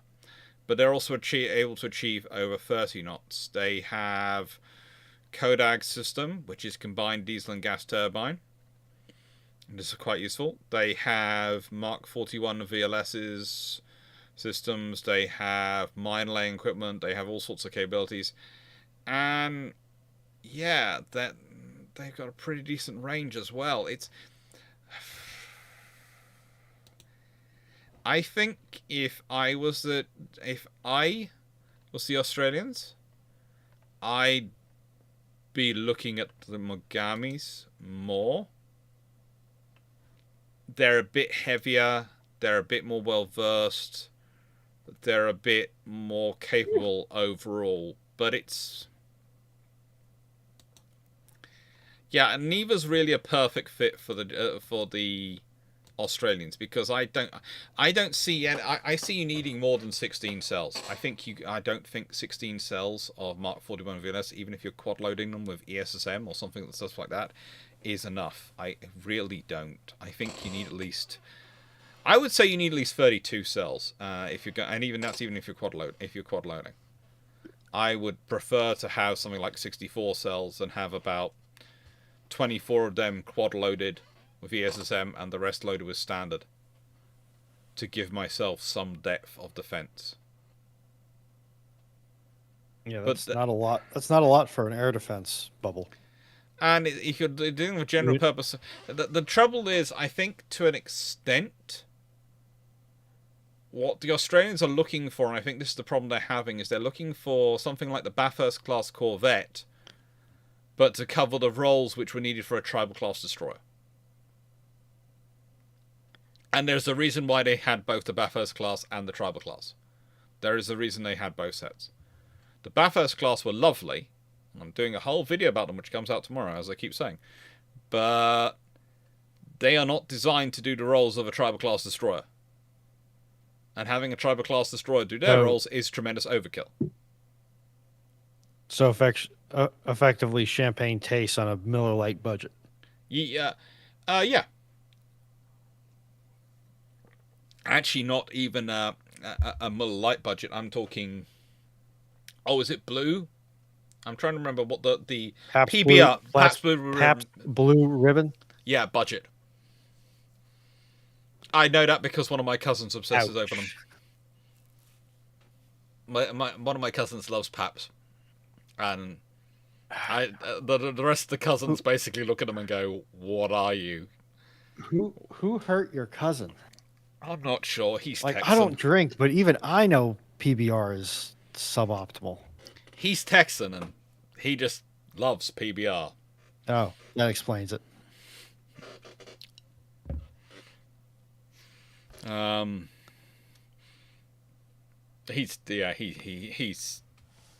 He literally does design roller coasters for a living as well. So, you know, perhaps he's twisted his brain around too many times. But Maximus, after the BT and the Med scenario, is there any other leaders of World War I or World War II that you think that in different commands could change things? Now, the reason I'm shying away from this question is, if I remember correctly, isn't that one of the ones which succeeded? Let me just check. No, it didn't succeed. Oh, yes, it did. It's a premiere. Round pegs, more round holes for square pegs. Where could unloved commanders get postings where they could have shone? It's actually a premiere coming up, so I'm going to skip that question because there's a whole premiere coming about that, Blackburn Maximus. Where was prize money gotten rid of in the Royal Navy? This is one of the reasons why I don't understand why people claim that Churchill was so beloved by the Royal Navy, because pretty much it's some of those reforms go through finally when he's First Lord of the Admiralty. It's sort of been de facto got rid of during the Victorian time, but no one had actually announced they got rid of it. No one had admitted it. No. And the reason it'd been got rid of is basically it just wasn't happening, so they hadn't worked it out. But that does lead to the fun stuff in World War I and onwards. I think also because it became a bit complicated to work out, especially when you're dealing with... So, let's see. Let's say the ship that they capture is spotted by an aircraft. How much of the money should go to the crew of the aircraft who spotted the ship?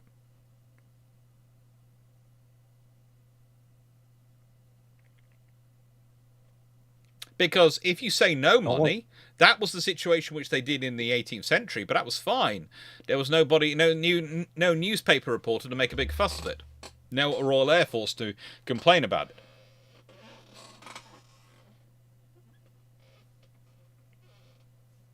You know? And this is the problem. It starts to get complicated. Who's going to get the money?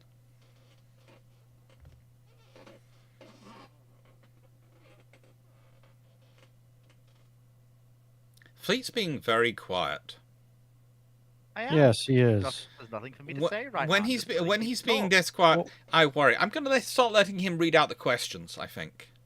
Oh, come on, don't do that to me. Then I know he's alive. See, Fleet. This is why I am the peanut gallery of the trio of us. No, I want to also be the peanut gallery occasionally. But you're not being the peanut gallery, are you? I'm allowed to be the peanut gallery. Ah. You can read this one out. You can read this one out and give a first view of your answer towards it, because it's from Matthew Blairens. Matthew Blairens. Which one? Oh, that one. Yeah. The most recent one. In chat. Why has the U.S. Navy shifted away from Catabar assets like the S3 and the C2 towards helicopter ASW and V-22? Well, basically because the helicopters can do the job. And also, the Osprey has a tremendous lift capacity. Yeah, and also, it means that for carrier-on-board delivery, you now don't have to take up a slot in the landing pattern. The V-twins, you can just rock up and go, hi, I'm just going to touch down on that empty spot. Okay, good. Well, obviously, within the carrier's landing pattern, of course, but it doesn't require the runway.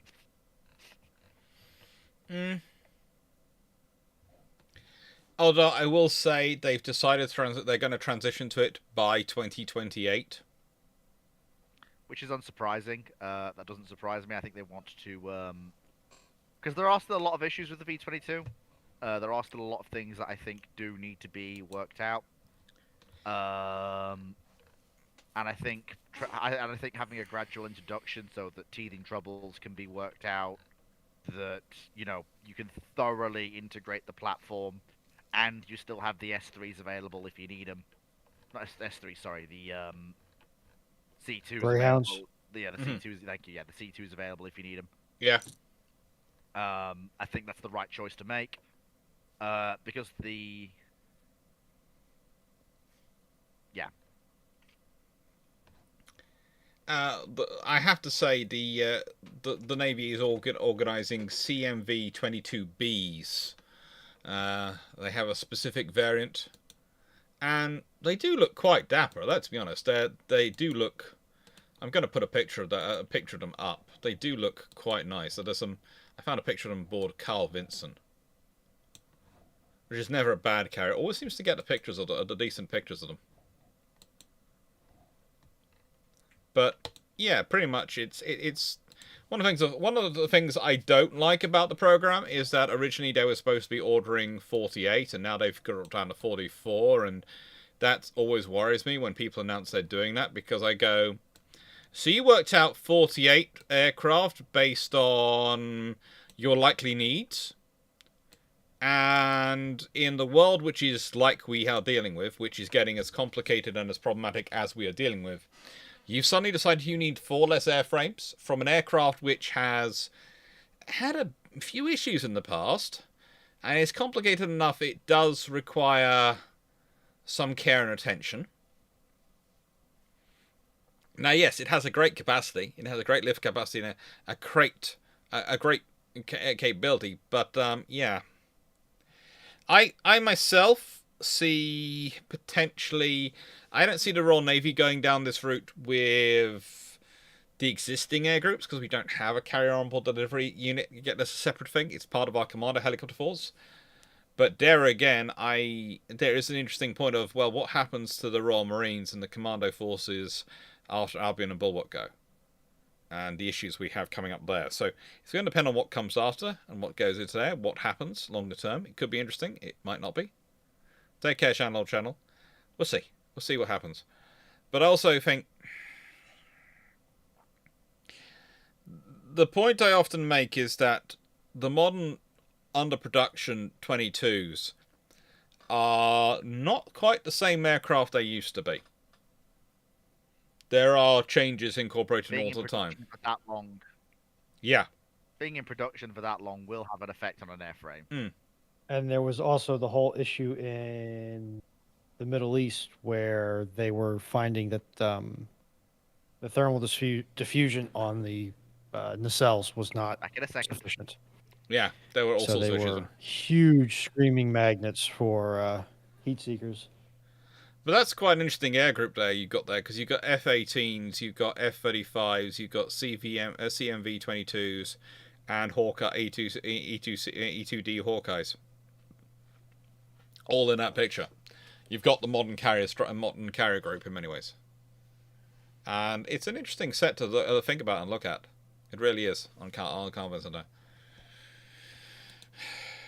It's although I have to say, one of the fun things we have in constantly in modern aircraft is people suggesting, you know what, I really don't like aircraft X, so what I think we should do is change to aircraft Y, which is usually either an old program which would require a lot of money to modernize it up to the standards you want to last the same length of time of service as the new aircraft you're buying, or is an aircraft which has been through even less testing and even less development than the one you're currently procuring. And is even more of a big question. Yeah, the MQ-25 isn't yet in that picture. Yeah. Might be soon. But pretty much they are moving away from Catabar assets, because also Catabar, you have to remember, does put a... it catapults to take off, barriers recovery, does put a life limit on an airframe. It's kind of like dives on submarines. You're putting the airframe through that much strain, that much force, it's having an effect on it. And that's another factor you have to add into the costs of procurement, is the fact that you are going to have to probably procure more assets, and you're going to have to replace aircraft more frequently if they are Catabar assets, because of the stress you're putting onto the airframes.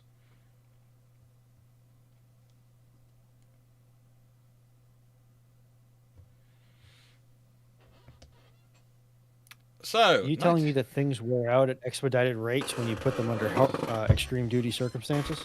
Yes, it's kind of like war service, and one of the reasons why I argue that that most of the figures given for ship speeds, etc., which are prepared in peacetime, are absolute jokes, because they're what speeds they will do maximum in peacetime when they are wandering around the world, not what they'll do in wartime when they're prepared to do that service risk. Well, no, it's just the speed that they can do in all conditions and weathers. Mm-hmm. Nice. So I tell me some. Okay. Let's see if we can find the second part of the question. So I had someone tell me that the Admiral class grounded the Renown and HMS Tiger lineage specifically, but the HMS Hood was simply the culmination of British battlecruiser design, that there's nothing remarkable about that from an evolutionary perspective. Thoughts? Well, I have no idea what the topic of conversation was with you were having with it, but Renown and Repulse are not really specific designs. When I put this politely, the Renown class, the Renown class are basically, we are building these battleships. We decided to build battlecruisers instead. This is the materials we have available. How do we turn it? What's the best battlecruiser we can make them into? Yeah, it's basically how do we bodge together a battle cruiser with what we've got? And I would say the Admiral class, as they originally come from HMS Tiger's lineage, is woefully misunderstanding their level of subdivision and level of armor coverage. Because the thing is, Tiger, as it's originally designed, is a battle cruiser, one word. The Admiral class originally designed are battle cruisers. They are two-word battle cruisers. And they are evolved post-Jutland. So, there's nothing special. It is from the same design tree. It's from the design philosophy, etc. But it's kind of like... Renown and Repulse are originally built as battle cruisers, not battle cruisers. That's what they're built as. And that's why they, things like 6 inches of armor is considered fine.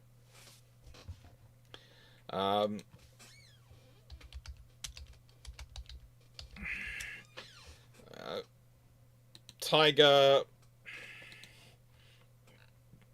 is slightly different. She has 9. When you consider Tiger has 9 inches of armor belt as she stands up, she has 9 inches of armor belt as the get-go.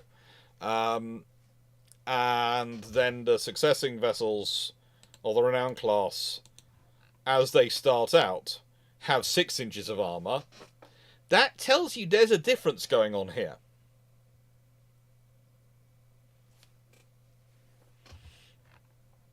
And, well,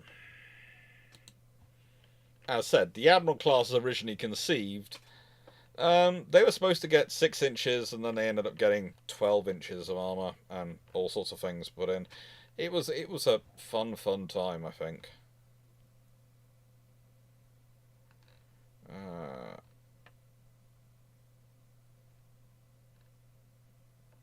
Yeah, all sorts of things had to happen to them, and what happened to them.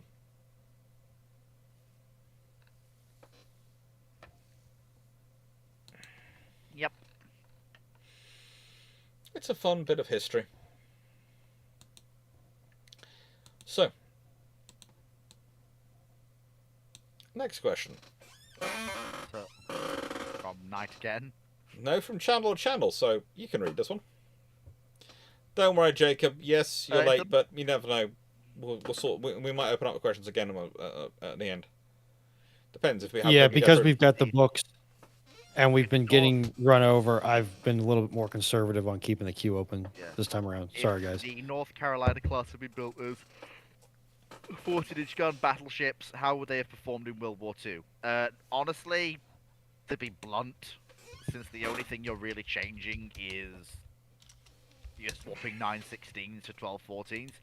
To be blunt, given what they do, and the battles they fight, nothing. No change in performance.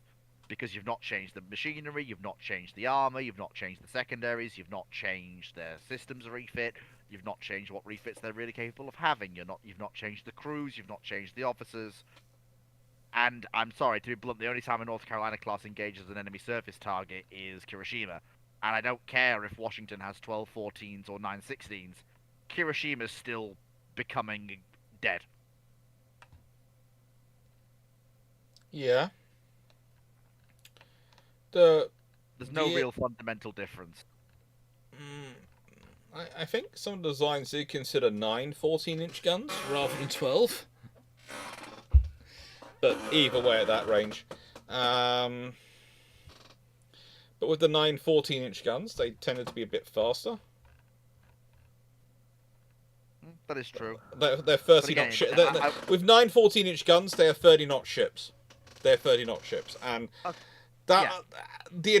again, this comes into the argument I often make about once you get up to the higher ends of speed, there's a reason why at a certain point it's no longer worthwhile putting that tonnage into their more speed, because what are you buying yourself with that tonnage versus putting that into armor and subdivision? So there's a reason why as power density as engines get more and more powerful per ton and per cubic meter of space they take up inside the hull, you're more likely to get a fast battleship built than a battle cruiser. Because the thing is, if I can do 36 knots, and I'm in a fast battleship, that makes far more sense than me doing maybe 40 knots, because of the amount of extra power required for it to get those 40 knots, and the extra weight and space required in a battle cruiser. Because yes, that thing could outrun me, but it can go 40 knots. It ain't outrunning aircraft. It certainly ain't out fighting me. And yeah, there's just not the strategic advantage to gaining those extra 4 knots over 36 knots for capital ships at that time. It's one of the problems you fundamentally run into with ship design. At a certain point, the additional speed is not worth the tonnage being necessary to be devoted to it to get.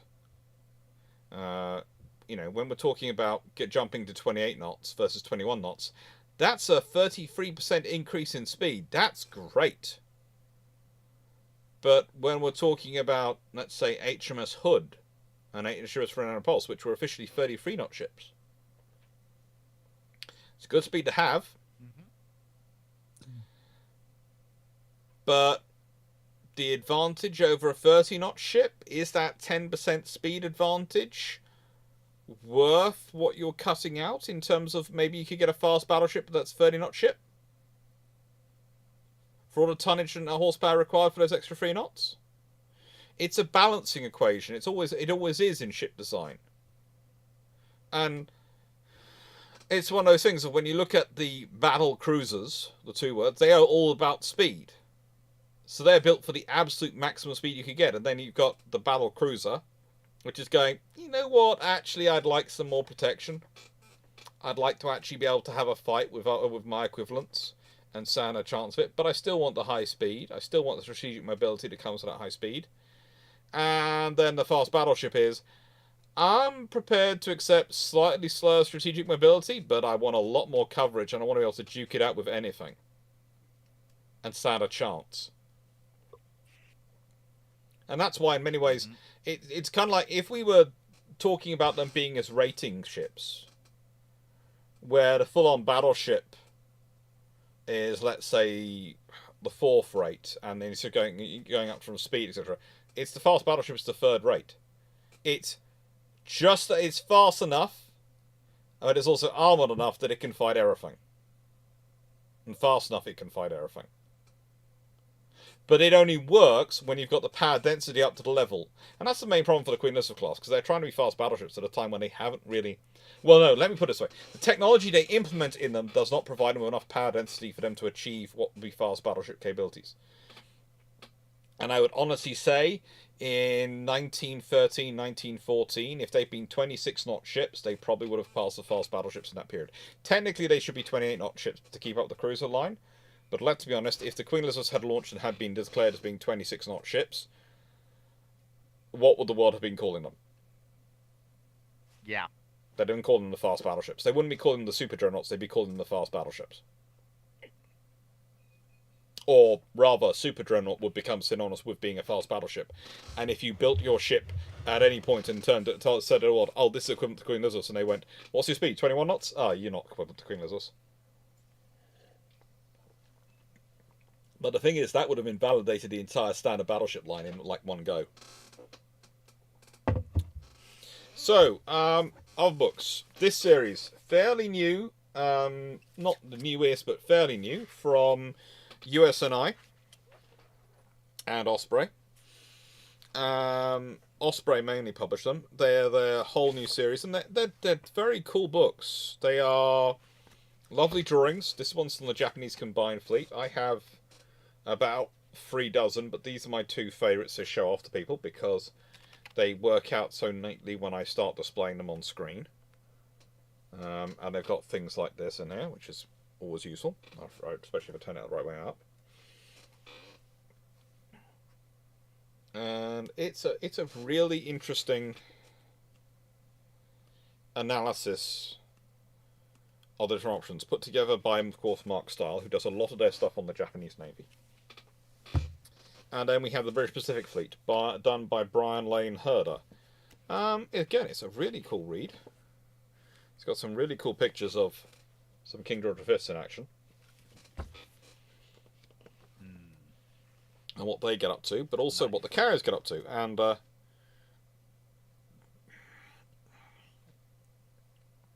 this was the worst single kamikaze hit on an aircraft carrier recorded in the British Pacific Fleet's history. And it was formidable, suffered 8 men dead, 47 wounded. And yeah, that was the 4th of May 1945. That's after being hit by some kamikazes.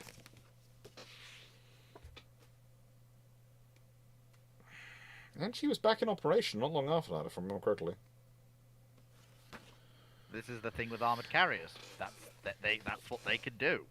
This is my point. Every time someone makes a comment to me about how even that the Spitfire, even a Seafire, even the gull wing variant, because of its long nose, etc., and even with the fact it would have an alter position for the undercarriage and all those things, would have been impossible to operate because of its long nose in terms of landing on carriers.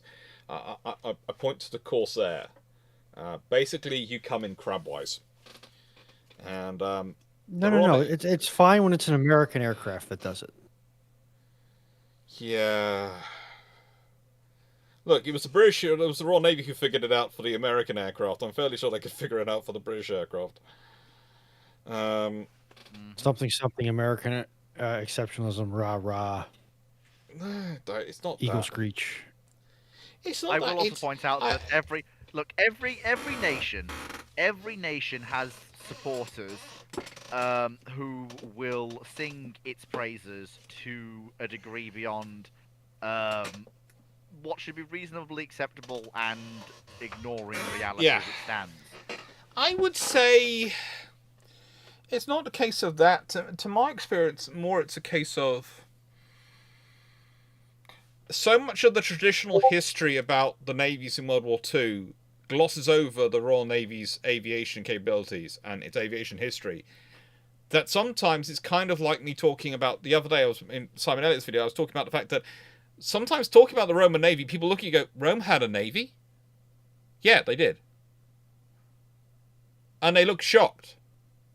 They sit there and go, well, it's a Mediterranean empire, but they're famous for their legions. Yeah, but it's a Mediterranean empire that goes all around the Mediterranean. The Mediterranean is its internal lines of communication, its internal operation base. Of course it has a frigating navy. How else is it going to work? And it's the same with the sort of the Royal Navy and aviation. They look and go, what? They had carriers? Yes, they did. They did Taranto and these things. Oh, I knew about Taranto, but you didn't compute. Because the traditional history of the Royal Navy is basically, in that period, is all focused on World War I and the Battle of Jutland, and that's what people sort of talk about, the big battleship exchange, and that sort of fight. And then there's the Bismarck versus Hood, and the end of Bismarck, and these things, with all these battleship engagements. But of course, there's carriers as part of all of them in World War II. And that's a problem, I would say, on the historians, that we obviously haven't done a good enough job of permeating into the national, the memory of the world, of the wider world. That this was part of it.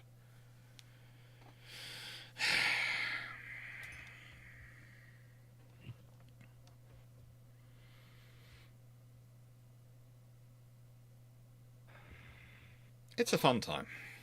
Black Maximus, with the idea of fitting for but not with, how could they have done this with the tribal class? Space for turret or torpedo launchers, but not putting it on act?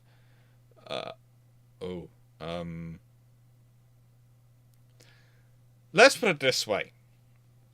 I may have come across, at times, things which I cannot really substantiate because I've only found sketches in one source. So they could have just been the person's personal sketches, and they were naval architects, and having been the son of one, I know how they do like to sketch things. Of ideas for ships being fitted for but not with. That's a tribal class with an extra torpedo launchers, sometimes with torpedo loaders, automated loading systems, and be able to carry torpedoes. There's been designs for various cruisers in similar scenarios. The Royal Navy did have options. It wasn't just a case of the county class having armour that magically appears and water for armour in terms of the Nell rods and other ships.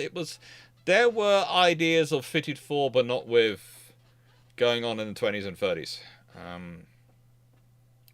The Royal Navy didn't really trust it as much then because they didn't think they'd have a chance to fit it on before war began.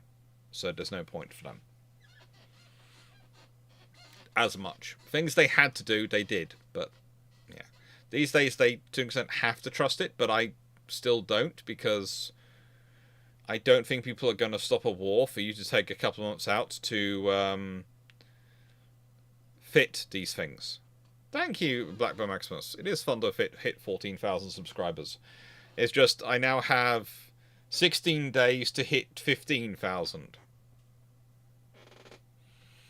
So, I need to gain, and I have been thinking about this, I need to gain roughly 75 subscribers a day.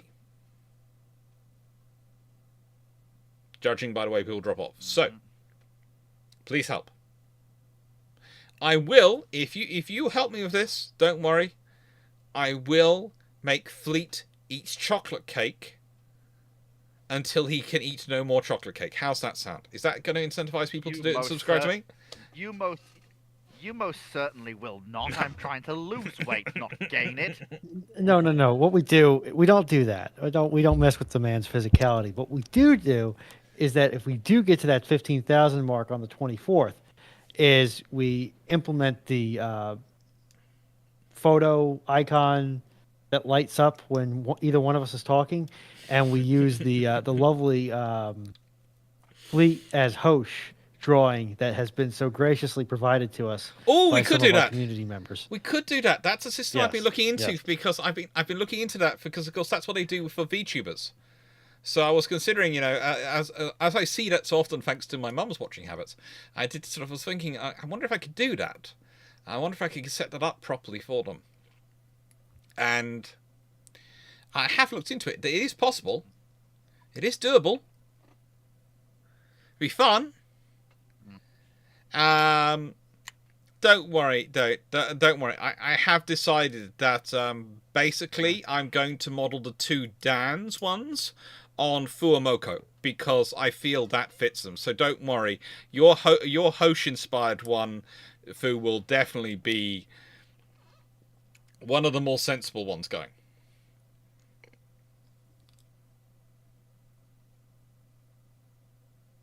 Yeah. Are you currently looking up Fuamoko? No. Look them up and just imagine that. Imagine what I say when I say the two Dans ones will be inspired by Fuamoko. Imagine what they will look like. It guaranteed it'll make you giggle.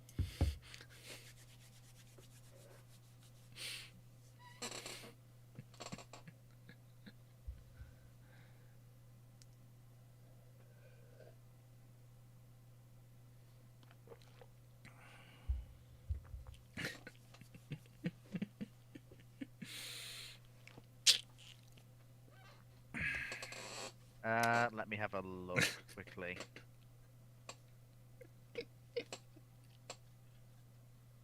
Okay, my PC has decided to execute Operation Freeze Frame. Don't you just love it when a plan comes together? Oh yeah. I can guarantee Runon's already looking at them and going, "Why, Alex, would you be that cruel to the Dans?" But I think they'd like it. Right now, I'm fighting with an airbrush trying to get it to, brush in a smooth and consistent pattern, like I bought it for. Okay, while you're looking at that, I'm going to start on the next question quickly. Fuamoka? Oh, that's because you're spelling them wrong, Dan. Fuamoko.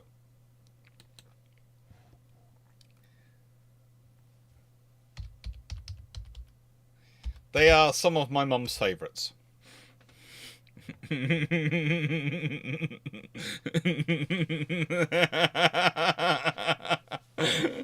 Oh.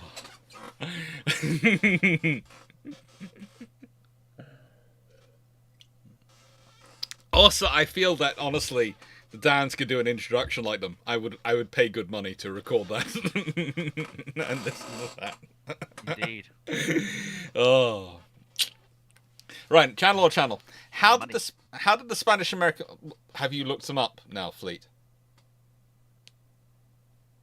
I would if my computer wasn't having freeze frame status right now. I can still hear you, what you're all doing fine, but my screen is yeah. Yeah. Okay. Yes. Don't worry. We have decided after Christmas that we are setting up a special chat on my server, and we're building you a computer.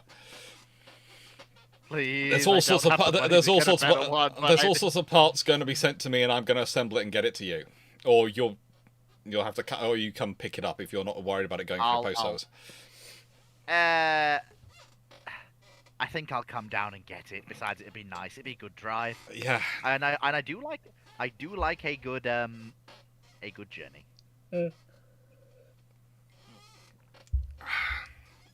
Now, channel or channel, how did the Spanish-American War influence the development of rangefinders and fire control?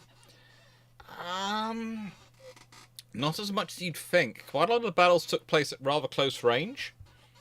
And honestly, most people just watching going, oh, strategic mobility really works.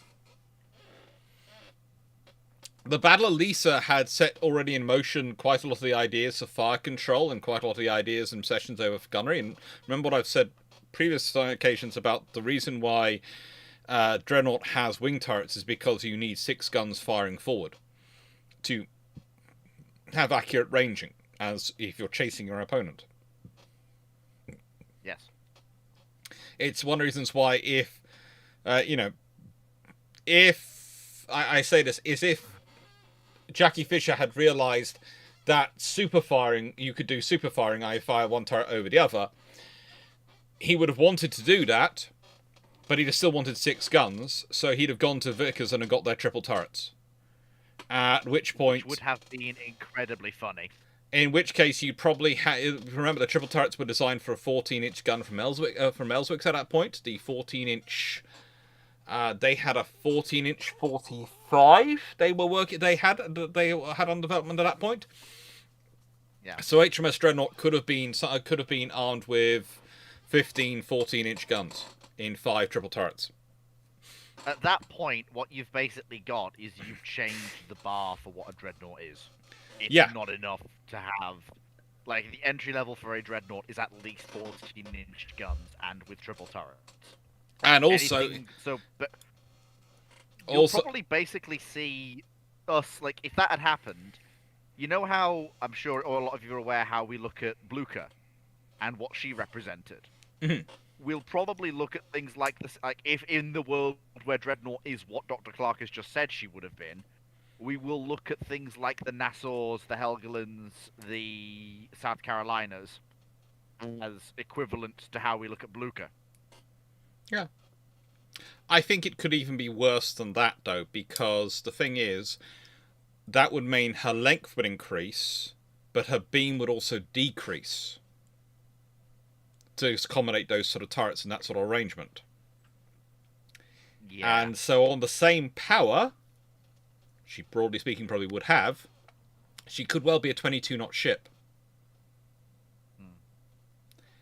In which case, you've changed things again, because you've raised... if she's 22 knots and those sort of things, she's now got a commanding speed, commanding firepower advantage. Theoretically, any one of her turrets has this... theoretically, at that point, any one of her turrets has the same firepower as main guns of as most pre-dreadnoughts. Yeah, this is the thing. You've gone from having a ship that's twice as powerful as the other battleships in the world, although with some of the semi-dreads it is an open question who wins a stand-up fight. But you've now gone to a ship that is basically in a one-on-one fight an unkillable proposition for any vessel. And Black Maximus, it would have been 5 turrets because there'd been one in the middle. So basically, what you're looking at is the design would have been something approaching the Orion class.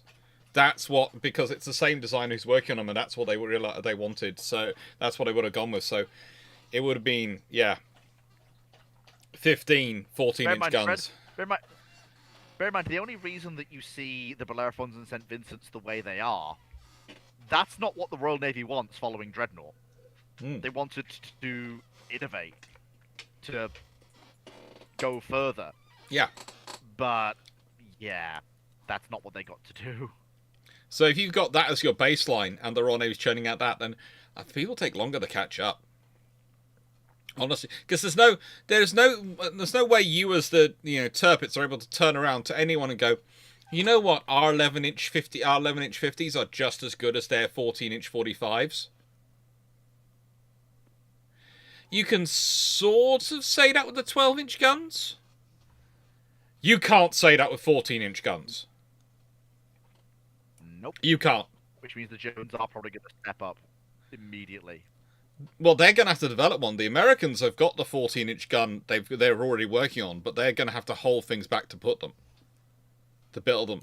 And also, then you've got to think of what happens when the Royal Navy decides to jump up ahead. They're starting at 14-inch. Where do they end up? What I will say is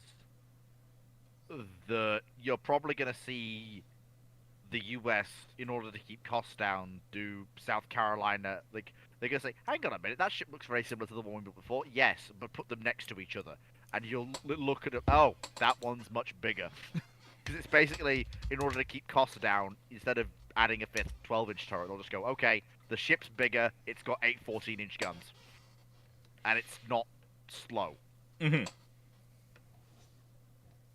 Because that's easy, it's expedient, and it doesn't waste much money revising a design. Oh yeah, it's for them. It's going to be interesting because of course their battleships were aimed at 18.5 knots and those sort of things. At this point, if the Delaware class, etc., and all these things, it would change everything quite significantly. And as said, Major Dreadnought, you'd probably be talking about a 22 knot ship with that length to beam ratio. You've basically changed the game. You've radically changed everything. But the thing is, that would then probably the legacy of Lisa was based. The legacy of the Spanish-American War influence. It was not more so much in development of rangefinders and fire control. It's secondaries. And this is the point again. I think if you have Dreadnought having 14 inches her primaries, I do wonder if she gains secondaries. And in which case, the interesting thing is, Fisher didn't like casemate guns.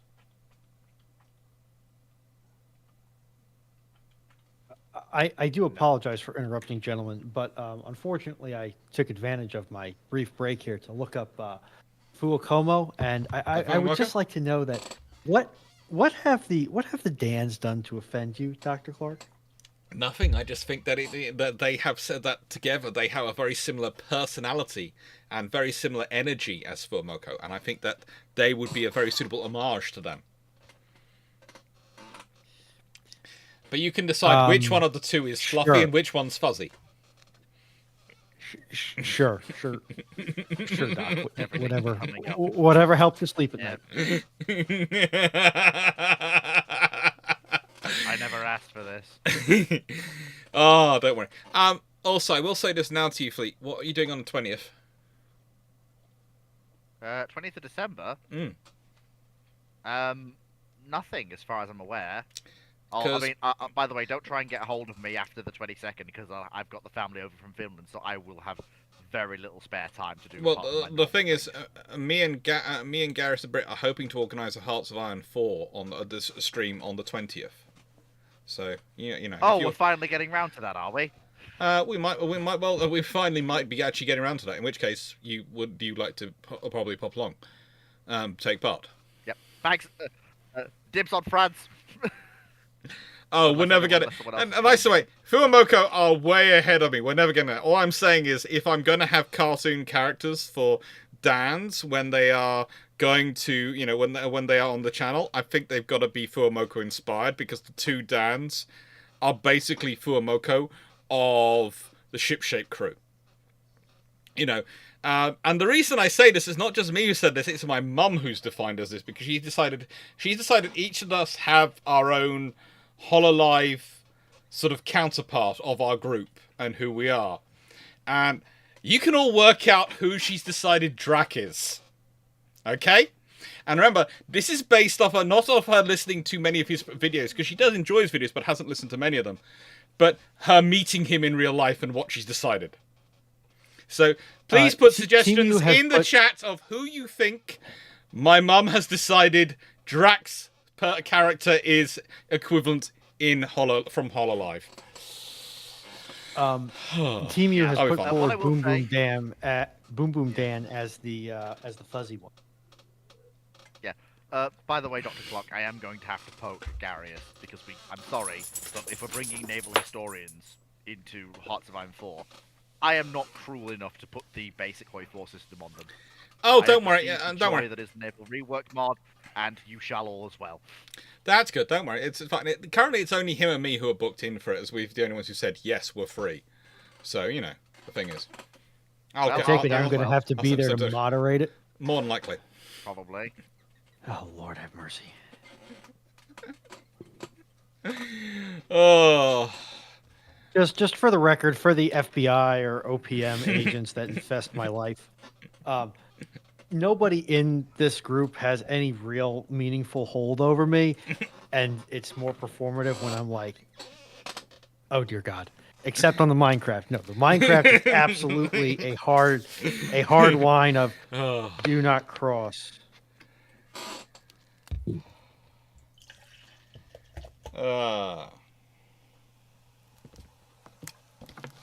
Whole life. Yeah, sorry, we're out to enjoy it.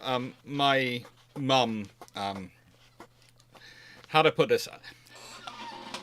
The history is this. I noticed that when I was doing shorts that I kept being people who were watching my shorts kept watching this person called Rin Penrose. So I went and did some investigating and found Rin Penrose, the VTuber. And from there, I showed this to my mum. My mum thought it was interesting and just watched a couple more on YouTube and got recommended more and more and more. And my mum has now enjoys watching VTubers and is considering maybe becoming one herself. So yeah, that's what I'm dealing with. Stafford, I'm not worried about the Black Bag Brigade as to applies to Minecraft. I'm worried about the Black Bag Brigade as it pertains to Mrs. Clarke and her seemingly inevitable expansion into the world of VTubing. Look, stop saying it out loud. It's bad enough when I say it. When other people say it, it becomes plausible. Stop it. Have you ever known your mother to be stopped by anything? No. Rapper back. Actually, they sent me a form this week which I was supposed to fill out, and I don't think I filled it out and sent it in. But it's supposed to be live soon. I think it was supposed to be update with links to my current social media, and these things on it. So I'll get that back, and it should be live soon. That was Dirt Squad. No. The current bet is from the friendly sea mine, aka Mrs. Drakenfell, is that if my mum starts VTubing, she will successfully dwarf both mine and Drax's accounts within a very short period of time. The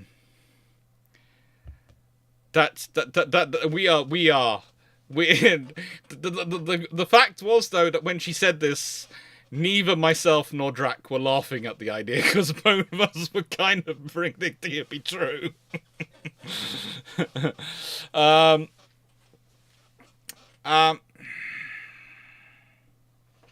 Matthew Bones, have you read Dr. Lambert's Sea Power States? Yes, I have, because he was my PhD supervisor, so I kind of read it. Let's say I read the version I read was the final book version. I did not read drafts.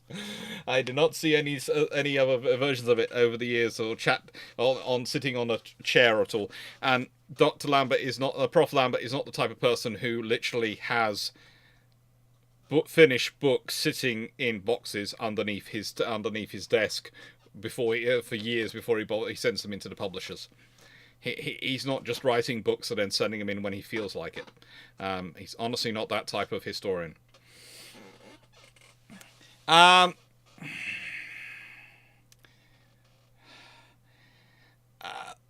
yeah, do I think there will ever be another sea power, a great power of a maritime identity? That's an interesting thing. There are potentialities, there are potentials out there.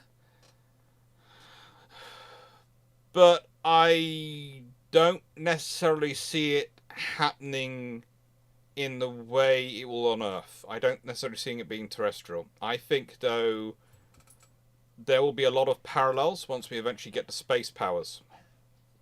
I think I do hope space powers will be far closer to sea powers than they will be to terrestrial and to land-based empires in how they act, because they're going to have to.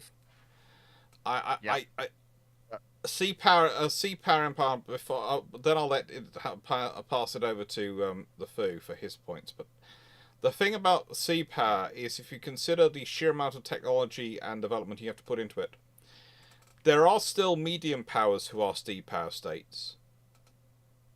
There are still medium powers, and they are often, I would say in the case of Britain, they're usually the global powers, because they are focused on their sea power capabilities to lesser or greater extent. But the thing is, there are always rooms for more at that level. A sea power state being the dominant power in the world, unfortunately, China, Russia, well, no, China and America are too big. Russia is just massive and just managed to do what it does thanks to its nuclear arsenal and the sheer geography it takes up itself. That's literally what's holding it together in its level at this point.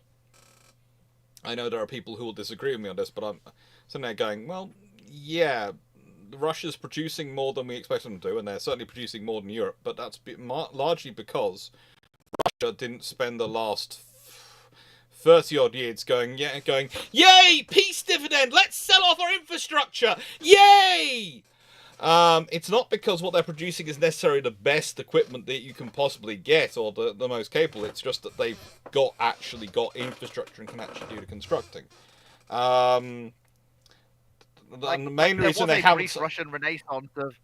Like, there was a brief renaissance in Russian shipbuilding prior to, prior to invading in 2014 the people who sold them their marine diesel engines. And sort of their radars. And their gas turbines. And a lot of their electronics. Yep. Yeah, that was really not sensible. It was that renaissance that gave us things like the Admiral Gorshkovs. Yeah. Which I will say, as frigates go,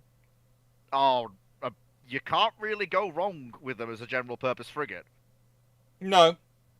You can't. Like anybody who sits there and says, "Oh, with the Admiral Gorshkov is XYZ because it's Russian," I sit there and go, "Do you have any idea what you are talking about?" It's a good design.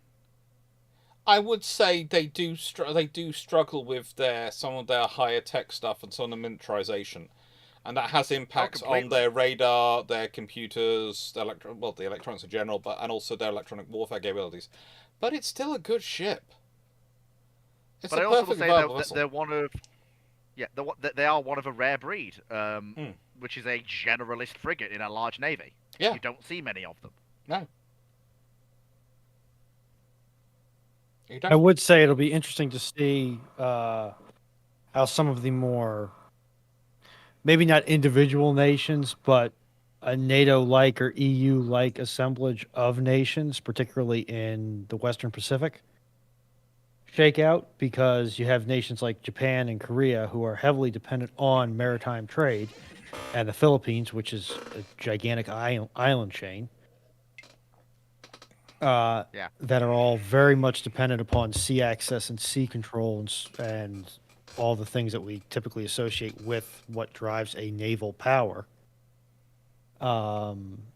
If they don't become some amalgamation of, treaty powers to become a regional sea power to defend their own interests, defend and advance their own interests. I think some of them are being forced down that route, although, The final thing I would like to say is that when mankind goes to the stars, I know there's a lot of this whole human unity. No. I'm sorry. Nope. But if mankind goes to the stars, it will be as separate nations, and there will be interstellar wars between mankind. But I think there's one thing we can all agree on: only mankind is allowed to frick with mankind. Any other power outside of the human race decides to attack anyone else, you'll suddenly get all the wars will stop. Someone will put a UN hat on and go, right, who messed with one of our smaller nations? Come on, fess up. Which one of you was it? Oh, I wish I was that idealistic still. I wish I was that idealistic still. Honestly, no, I know. I am. It's a case of I think Fleet's right; they'll do that, but I don't think it's out of altruism. It's literally because, in a nice way, anything that starts being a threat to smaller powers, once it knows it can defeat humans, might then become a threat to the bigger powers. So at this point, you join up in a alliance structure and you go and beat them. Because you make it abundantly clear, only humanity is allowed to fight humanity and win. It's a Boxer Rebellion. It's a Boxer Rebellion style situation rather than a we are unifying for the good of mankind situation. It's we are not allowing a precedent to be set here. I'm just of the opinion that you offer the right human the right price or diplomatic deal, and all of a sudden, oh yeah, great, I'll take that. I'll take a slice of my neighbor's territory or your technology, in exchange for just leaving the back door open. Oh, I'm sure. Mayhaps I'm too cynical. I'm sure that will happen, and that will probably be the way they turn the way the things start. But it won't be the way things finish, because the power which thinks that's a good idea will think that's a good idea short term, and then realize, hang on, what happens if they turn against us? Yeah, and I will also point out that we've seen this on Earth. Oh yeah, we've seen exactly this behavior on Earth. And that's because there's a reason why the British Empire got as big as it did. Most often not, it was the preferred option of the empires to come and take you over by the local elites, and they basically made sure the British Empire were the ones who turned up. Because they knew they were going to get conquered by one or the other. Black Maximus, with the idea of fitting for but not with, how could this have been done with HMS Ark Royal and carried over to the Illustrious class? Well, that's actually an interesting thing. I think with Ark Royal, they could have fitted her with let's sort of say there's certain things like armor, etc. They could have fitted her for but not with, like they did with the counties, and just stuck the armor elsewhere, and then used that extra tonnage for things like, I don't know, torpedo bulges. And the Illustrious class definitely could have done something similar to that with their sort of their armor box in terms of the hangar, etc. in space, and could have been fitted for but not with, but would have been completed with because they were completed during wartime, and in their space could have therefore been officially allocated to perhaps a slightly larger ship with a fourth engine and fourth shaft. So it's a 4-shaft arrangement, and they're slightly higher speed and slightly bigger. A 48 aircraft, 48 rather than a 36 aircraft design.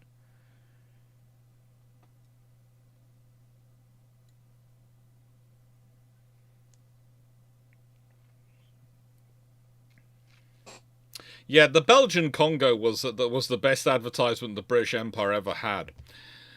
Really was, and if you look at some of the things that go on. To quote that one video by that one YouTuber, the Belgian Congo was such a thing that the other European powers asked Leopold if he could chill, but Leopold couldn't chill.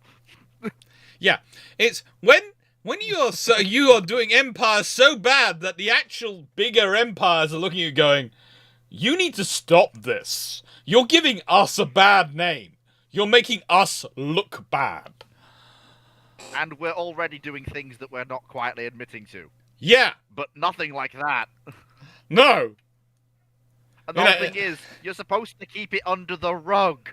You're not supposed to advertise it to the world. It's only supposed to come out after your empire has fallen. Not that any of our empires will fall, of course. Our empires are eternal. Yeah. Hey, look, the British Empire transitioned into a Commonwealth. We did it with style and grace. No one else managed that one. Let me say it out loud for the people in the back. Every empire did horrible things to the people it was occupying. None of them are exempt from this. Just say it loud for the people in the back. Whistles and Trail of Tears and Westward Expansion and Manifest Destiny. Mm-hmm. I know nothing. The U.S. has always been a bastion of freedom for the oppressed. Moving on. Small question. Yeah. I'm pressing the Q release button. No questions coming out. Oh, are we out? Are we out of questions?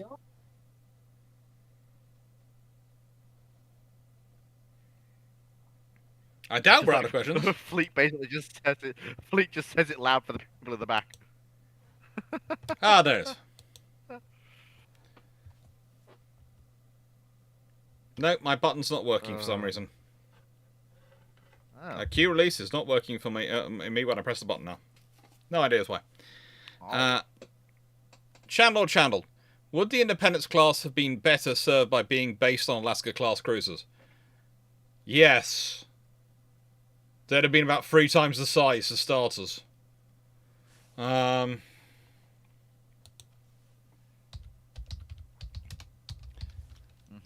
If we consider the Alaska class and we consider their size and scale, there's not much difference between them and the Iowas. So if you're converting that, which is 30,000 tons in standard, into an aircraft carrier, you are probably converting something into what is going to be pretty much the size of, well, hang on. Let's see. They are that. Sounds like you're just making baby Essexes. I'm not sure if you're even making baby Essexes, because the overall length for the short bow units of the Essex class is 265.8 meters, and the long bow units is 270.7 meters. The Alaska class, which of course do not have a hangar and flight deck above them, their length is already 246 meters overall. They're not going to be that much smaller than the Essexes. Not that much smaller. I mean, it may give the Alaskas long-term utility after the war, because one of the problems with the Alaskas is when they are finished, but basically after the war, but even when they're finished, the environment they commission into is so radically different than the one they were built and designed for that they're almost ships without a role. Because they are bigger than cruisers. Yes. They cost, just to be clear, to run a Alaska class, it costs 75% of the running fees of an Iowa. Yeah. So at that point, you basically go, back in a second. Why are we doing this? Just run the Iowas instead. Yeah. But if you've got the Alaskas converted into carriers, that means you may have them, especially since they won't have been heavily used because of the time it will take to convert them into carriers. They'll be commissioned right at the end of the war. You may see them, and they may be just small enough to actually be worthy things to sell. Other than again, you might still have the running cost problem that may put them out of the reach of the other navies. Again though, you've got a class of 3 carriers that don't fit with your Essexes, that don't fit with some of your other carriers. Their upgradability is going to be less as the years go on. It's one of those things where, again, the problem with the Alaskas is that they were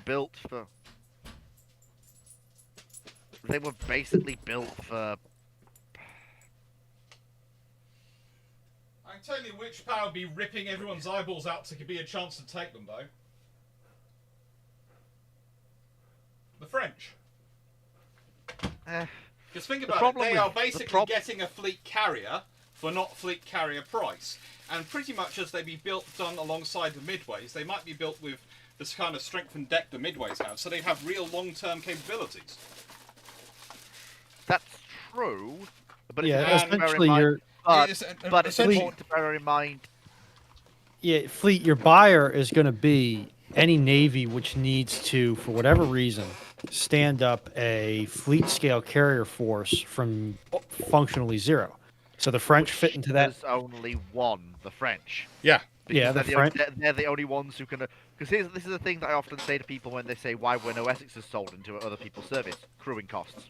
That's what it comes down to. Well, yes, but also and value for money. That's the reason why they go with the light fleet carriers, because they're value for money. Whereas this would be a pretty much brand new fleet carrier, not quite the same size and scale, designed on a cruiser-style hull, so designed for go with cruiser engines for cruising, so can do cruising economically. Let's be honest, that's a useful asset. For the French, that's an absolute A-grade asset. That's enough value to make the crew size and everything worthwhile.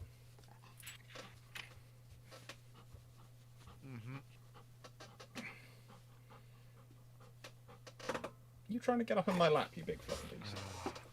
Okay. Can we have the next question, please? The problem you've got. Yeah, just have the next question. I'm just gonna. Yeah, we've buried that one in the dirt. I think, quite handily. Dan, that's classified. I did nothing. What? Just invited. Rabid Razorback, who is a lesser-known American admiral in World War II, who wasn't a glory hound, saw a job, and simply got on with it. I'm gonna put forward Ching Li for that, but actually, I would say most of them except Halsey fit that billet. I would say you've got. I would say one of the guy in charge of the amphibious forces is probably the best. And I'm struggling to remember his name right now. That might be because someone keeps stepping on part of me. That bit does have nerves. Thank you. Stop it.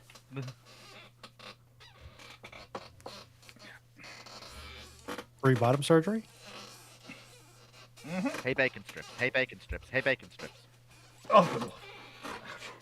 Oh, good lord. Hello. No, there was. There's quite a few admirals. The admirals who run the amphibious warfare side of the U.S. Navy are often the most forgotten admirals known to mankind. Honestly, Mitchell also gets a bit forgotten, but he does a good job of reminding people who he is quite often as well. Could be old enough. Could be. I'm trying to remember right now. Good cuddly.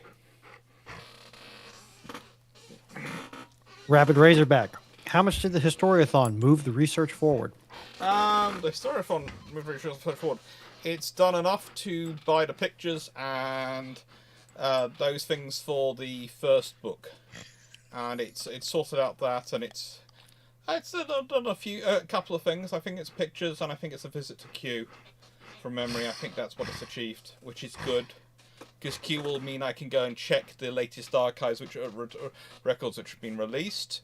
So if there's been anything new released which pertains to the ones I already put in the book, I can check out them and I can make modifications before the book's published. And the the pictures are necessary. The pictures I can buy the roughly 3 pictures I need from the Imperial War Museum, which is going to cost 90% of the money I'm spending on pictures for this book. 90% of the money is going on 3 pictures from the IWM. And for the admiral that you were looking for, Cody88 over on Twitch pushes forward Oldendorf, and Dan Freeman puts together the guy who ran 7th Fleet, or Kelly Turner. I think it could be. I'm not sure if it's Oldendorf or Turner. The amphibious warfare. The guy who was running the amphibious warfare did all the amphibious assaults. Basically, did all the island hopping campaign. Off license, Alexander. I've been reading about the RN literal response groups that have been stood up. What do you think of these groups? One is to be stationed in Oman. Yeah, they've just got rid of the LPDs, which were basically going to be the cornerstones of them. So, goodness knows what's going to happen. The LSLs are probably going to take over running them for a while, and their useful idea of forward basing. But basically, the Royal Navy putting what will be in effect a couple of reinforced companies forward in critical areas with the logistics and other facilities they need as a rapid response they can react to things with and go, "Hello, we're here." And there's a reason for that size formation, because that's pretty much what they needed in Sierra Leone, and it's pretty much what they often need early on to investigate things. It's a fun time, basically. I think I do worry about it. I would prefer to have built it around squadron-sized groups. The Royal Marines usually call themselves squadrons, but the function is battalion. And I would have said a squadron with all the reinforcements, the engineering, the reconnaissance, the artillery, all the sort of the communications and enhancements it needs to operate independently would have been a sensible formation. But yeah, they've gone with basically what will often probably be one company, but it's supposed to be two companies, as these sort of scenarios. Stevie, explain the British document security rules for those who are not aware of them. The British have many different security rules. Okay, there are many rules which can be applied to documents in terms of when they're released. It can be based on when was the last person who was involved in this who was directly involved in this was alive. It can be certain years after then, and there are various categories of 25, 50, 75 years, and all these things which can be applied to documents. But basically, what you need to know is this. If a document survived, it means they're not really worried about it appearing in public, because the amount of things I've read about how documents have got destroyed in floods and fires over the years, and of course there was the Blitz. The amount of different scenarios where documents have been shredded because they weren't necessary. You know, I've got the whole thing with the Tsushima incident, and the Tsingtao incident and the Tsushima incidents, etc. in the British when I'm looking at diplomatic events. Tsingtao incident especially is a good one. I can find the actual file, which is the index for the other files. None of the other files seem to either haven't survived or they still aren't publicly available. This is for the events in 1939. So I can find you the index in the National Archives, which lists the other files. So I know they existed at one point, because there is a sodding index for them. But I cannot find the other files. And of course the index lists files in what they were articulated of in the Foreign Office listings, not necessarily with the same numbers they're given in the National Archives system.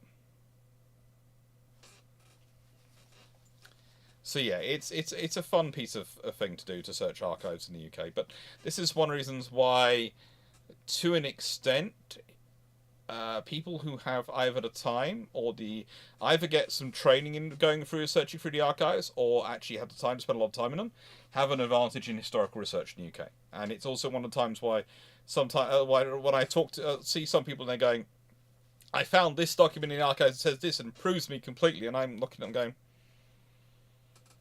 that's good. Have you searched for the other documents around it? Why would I? I found the one which... Trust me, go look at the other documents around it. Why?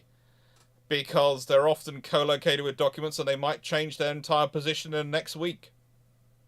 And the next paper. But it has a completely different title. Read it anyway.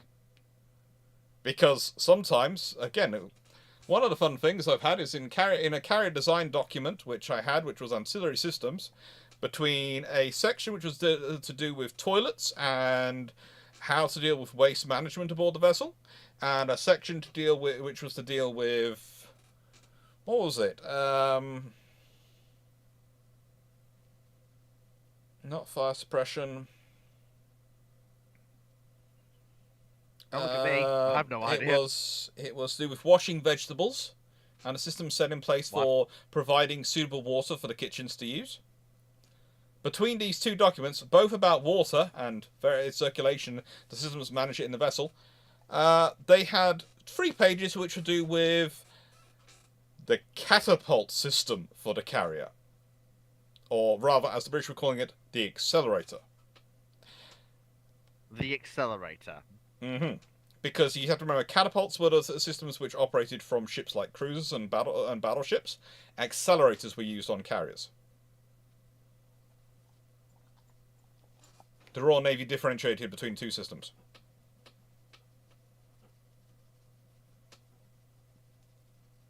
John Hegg said, having lived in Sydney, I wish they'd got there a bit sooner. Yeah, we all did. Key release still not working for me. I'm going to have to restart Streambot, aren't I? Probably. Hello, you. You fluffy. You happy. Sorry. Poodle being poodle. It's fine. But yeah, the archives are fun. Matthew Blarians. What was the logic behind jet-powered flying boats such as the Saunders Row, SRO and the P6M Seamaster, Planet Bomber? Why not just launch from aircraft carriers? Well, yes, that's a good one. But also, if you want to do basing from small islands in the Pacific or around the world, if you want to do operations from certain terrains, such vessels can be useful. But also, you have to remember this is a period when they are looking into how do we operate from spaces which cannot necessarily be denied to us. And I mean, also, there's the whole thing of what if you don't have any carriers? What if you're Germany? What if you're Spain? What if you're Italy? What if you're... Well, the British were really British were putting into it, but also there's a possibility they were sort of worried to extent about the Saunders about jet engines earlier on was what happens if they have to land because they have an emergency, they can land on the sea, and then we can go pick them up. And we're talking about the jet flying boat fighter. Is that? Yeah.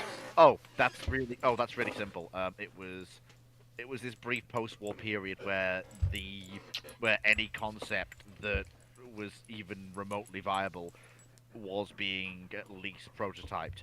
Yeah. You see it with every one of the. You see it with every single one of the. What's the word? Every single one of the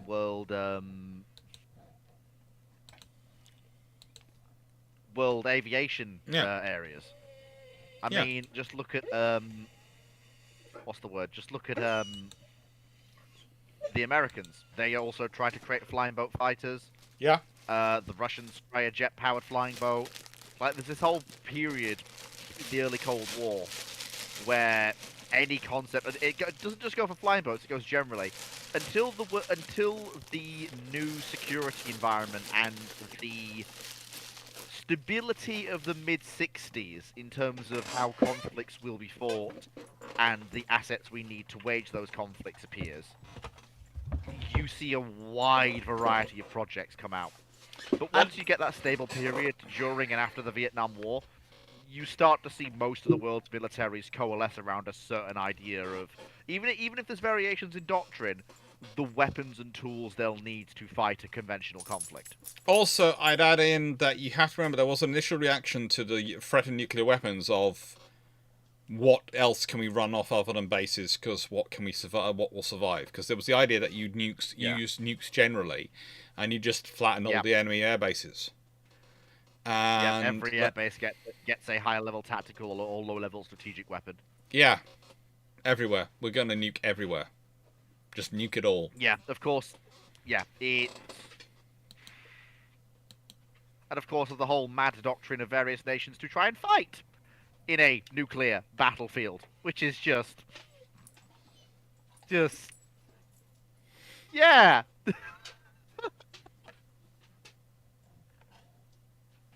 God. Mm-hmm. The Cold War. What a time to be alive. Next question. It was a fun piece of history. Megascrow, so Megascrow's asking, could you by chance mute the Discord channel that receives the Powder Monkey messages? I'm not certain whose that would be, but that's client side. So if you're asking that for Dr. Clarke, that's a Dr. Clarke problem. If you're asking that for you, in the nicest way, that's a you problem. Cody 88. I'm not hearing them. I'm not hearing the Discord messages popping through. So if they're not coming through on my side, because I was hearing some. I was hearing some leaking through earlier, but I don't know whose system they were coming out of. So I have on my sound. What I have is it's literally anything that goes to my headphones has to come out. And I have, to an extent, muted Discord. But, yeah, I muted the alerts Discord, so that shouldn't be coming through. But there's always a worry that it still gets through. And it's like, for example, Teams keeps turning itself on. And the thing is, I don't have to do Teams till Tuesday this week. Teams, go away. You're not needed. You're not wanted. You're kind of like Microsoft Edge. You're vestigial, and I have no idea why you're there at this point. You don't want the glory that is Microsoft Teams. Just look, over on Twitch, Cody88 has pointed out that flying boats do make it easier to offload cargo than when trying to hover around. I guess this is vis-a-vis And- helicopters, and flying boats are starting to be redeveloped. And also, I guess let's it's the be honest, best way to look at look the Berlin airlift and look at how important flying boats were to that. Because they could land them in Berlin. They were? Mm-hmm. It was another runway. And it was a very important one. My So, history ooh, textbooks missed the memo on that one. Oh, look up the flying boats in Okay, Berlin. yeah. Magus Grow, if that's... Are you talking audio ping, or are you talking like the, hey, there's a notification here?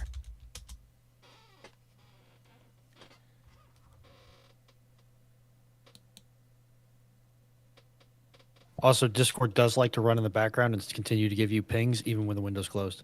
Yeah. Because Discord.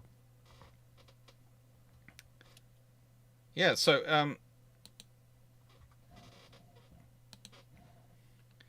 next question coming from Blackburn. Before we do Maximus. next question, before we do next question, I'm just going to put up a picture, which is quite a cool one, I always think. I went and trickyly found it. This is a Sunderland flying boat, and they were literally delivering to Lake Havel in Berlin, and they were literally offloading in Lake Havel, and it was a very important part of the route, and they did a lot of supplies went through the flying boats as part of the airlift, because it was another space you could put down and recover aircraft, and they could take loads, and they could get there. It was just important. But yeah, the Sunderlands did a lot of work in Berlin in that period. Now, most of the salt that came into Berlin was by flying boat because it wouldn't weaken the hulls. Yes, because they have their controls going through the top rather than the bottom. They would put the salt. They would load salt onto the flying boats to deliver, so that because if the salt sort of goes down, it's not going to corrode the control cables and those things, they were worried about the salt doing that. Yep. Like Moses, would you maybe do a video on the cove where the HMS Warspite ran aground on the way to the breakers, considering you're in Cornwall? I probably will do a video of that, but I might do that video when Drac comes down here, because Drac's going to come down and visit me at some point, and then I'm going to have... Well, we've found that there's an old actual jousting site, which they used to use for jousting ornaments, not far from there, which looks over the cove. So we want to do... We're planning on doing a sword fight there, because we've got some books we need to test out their advice on sword fighting, and as we've done before. And while we're doing that, we'll probably do some video of Prussia Cove, and we'll do these things. I wouldn't be surprised if you find at the moment we tell the shipshape crew we're planning on having a sword fight in the cove on the cliffs, sort of on the hills cliffs overlooking Prussia Cove, where Warspite ran aground. That we will probably find that quite a lot of them will turn up as well to help us. I just wouldn't be surprised about that one. Hell breaks loose. Most large USVs, like the USV Nomad and the MSS, have containerized VLS. Would installing an M270 MRLS rocket pod provide better fire support? The pods can be reloaded. Not really. There's limitations. USV is surface, right? Yeah, uncrewed surface vessel. Okay. Yeah, you see, the thing is, rocket pods are often looked at by navies, and they're things which are installed in major wars as a force multiplier. But in peacetime, basically you can use that space to take things like Talams, like Tomahawk cruise missiles, and you can do slightly more with them than that. You can do a lot more actually with them than you can with the rockets. So it's more sensible to try and take those assets. Basically, the problem is, again, it's the value of the asset you're using and what you're using to get that into range. So I could see rockets being used and containerized rocket systems being used on USVs, but I won't see it as something which they're going to be doing in peacetime. In wartime, when they're maximizing factory output and maximizing industrial capability to provide firepower for amphibious operations, I could see that happening. just as there were landing craft fitted with rocket pods in World War II. Yep. But yeah, but not a peacetime thing. Not something we're doing outside of major amphibious operations. Yep, makes sense. Chandelord Channel, question 79. Chandelord, please do not rack up 200 questions. Limit thyself, please. I think Chandelord Channel. Chandelord is just having a nice, friendly conversation with Knight over who can have the most questions. I will say this: Chandelord is definitely asking the questions, which are causing more trouble for the fleet, because that now fleet has to answer this question. What is the most capable ship that you find aesthetically horrid? Most capable ship that we find aesthetically horrid. Now that is an interesting question.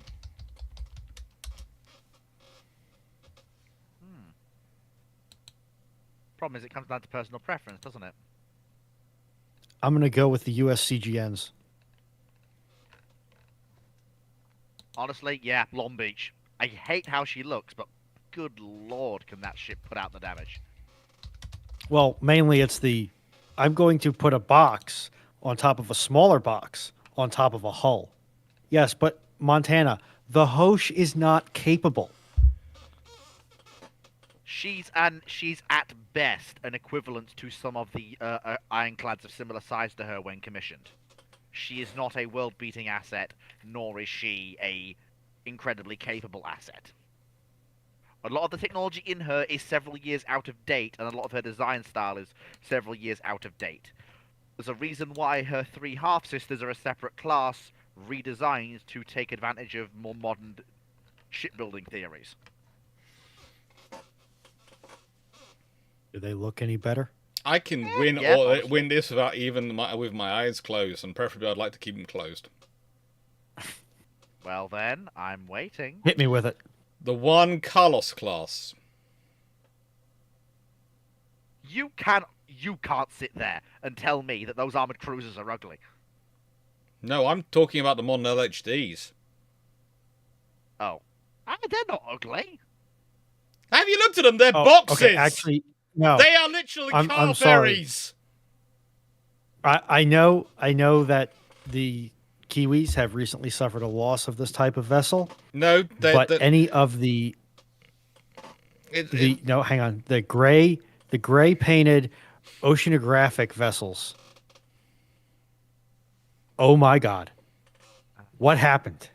I know it's function over form. I get that it's function over form, but holy Toledo.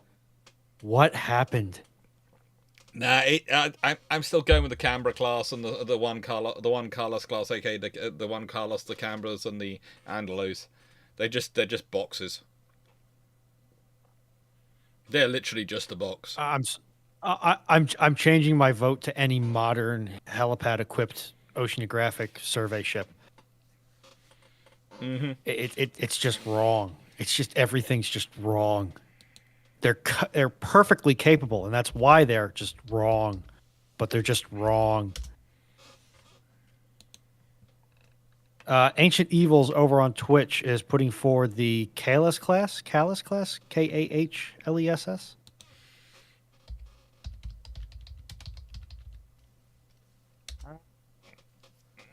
Isn't that Klingon one? I'm not going to disagree, because they are honestly, they do look like someone decided to mix Warhammer 40k into the Star Trek Klingon universe. But yeah.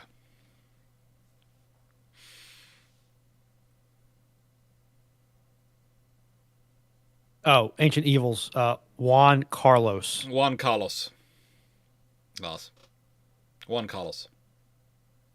Like the longer version of Carl. Juan Carlos. Carl. Juan Carlos. That kills people. Oh no, you don't. I'm not. That's because I have to say that how do I put it? The one Carlos class. Okay, a long time ago, one of my girlfriends was Spanish, and her dad was in the Spanish Armed Forces. Don't think he still is. By the way, this lady has named. We're still friends, and she's married to a very nice gentleman, but she has named her children Alexander, Douglas, and Christine. And I'm Alexander Douglas, and my mum's Christine. Well, there's something you don't see every day. I was also going, yeah, this is fun, but yeah, she's basically. I think that they both decided they didn't want to use the names from his family, but I'm not 100% sure what happened there. So they nicked the ones out of mine. But yeah, so whenever I pronounce the one Carlos class and that sort of thing, I am automatically putting on the voice I used to use with her when I was discussing Spanish Navy ships with her. So I do apologize. Yeah, see, Montana gets it. Carl. Oh, Carlos. Mike. Carlos. Now, sometimes. Sometimes what? I can't really. Okay, Steve, I can't really call that thing a vessel. It's not it's not really self-ambulatory. To my knowledge, it tows itself. Or it has to be towed. It can't. It's not self-propelled. It's more of a sort of mobile test platform than anything else. Yes and no. It does theoretically have a very slow rate of progress without support, but it's never really tested. Can we move? Yes. Yeah. How next fast question. Can we move? This is as fast as we can go. Oh, that's okay. Yeah, we're thinking of a different one. Montana. I'm thinking of llamas with hats. All right. Alrighty. Let me spool up the next one here. Knight 6831 for the Fleet of Oceans. You wake up as the Kelber subclass Mogador class large destroyer. Who do you talk to first? I scream internally as I've lost. Well, I scream externally as I've lost everyone and everything I've ever loved. Secondly, I go, "Oh dear God, I'm a woman." More screaming. Don't threaten me with a good time. Then I probably then go and not talk to anybody and run away into a corner until I figured out what the heck's going on. Because, yeah, that's like I don't know any of the characters. I'm not invested in the world. You've basically created you've basically created a horror story for me. So congratulations. I get the feeling Knight is talking about like an actual ship. Am I wrong? No, he says you wake up as, not in. As the Kelber class. Yeah, as if one were to wake up as Warspite. That's how I'm parsing his question. Mm-hmm. As if I were to wake up as my car. Because he doesn't say as Elaine. Well, yeah. If I wake up as a warship, I assume I wake up as a warship in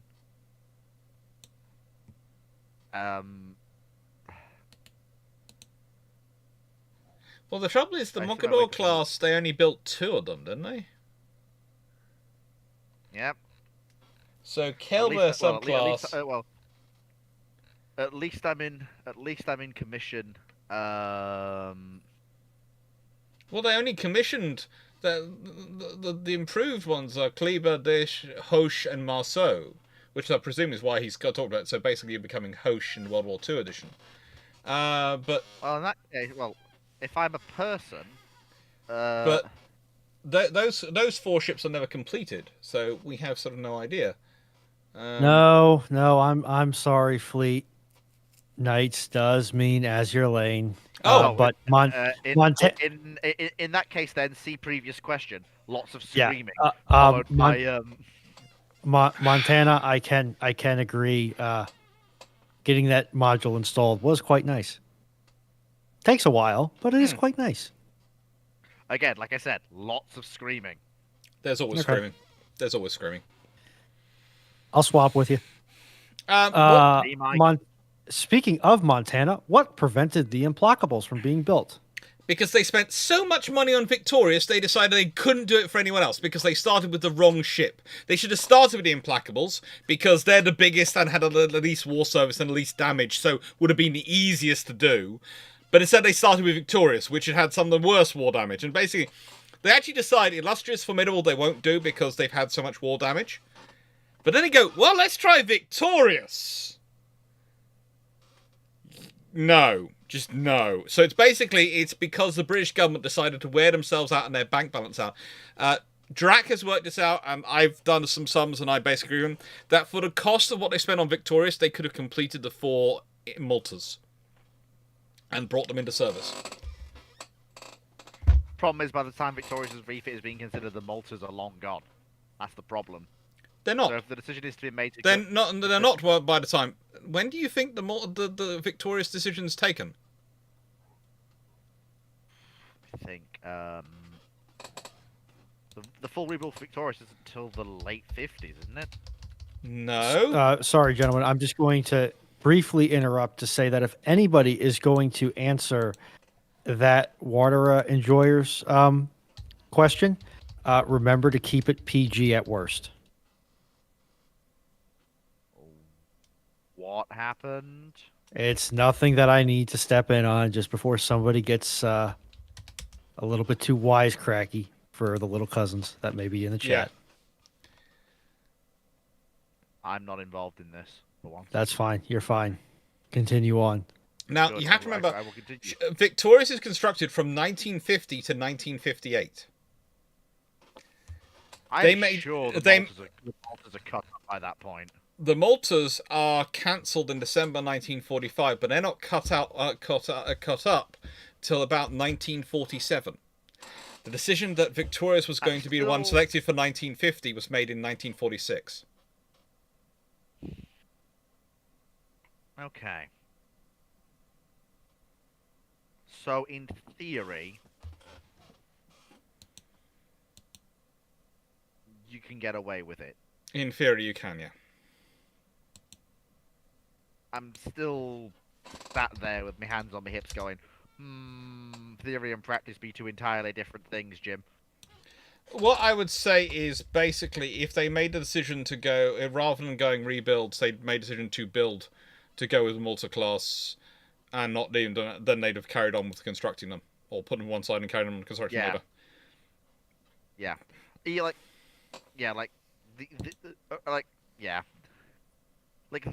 I will just very quickly take a divergence here and talk about the Red Fleet timeline quickly.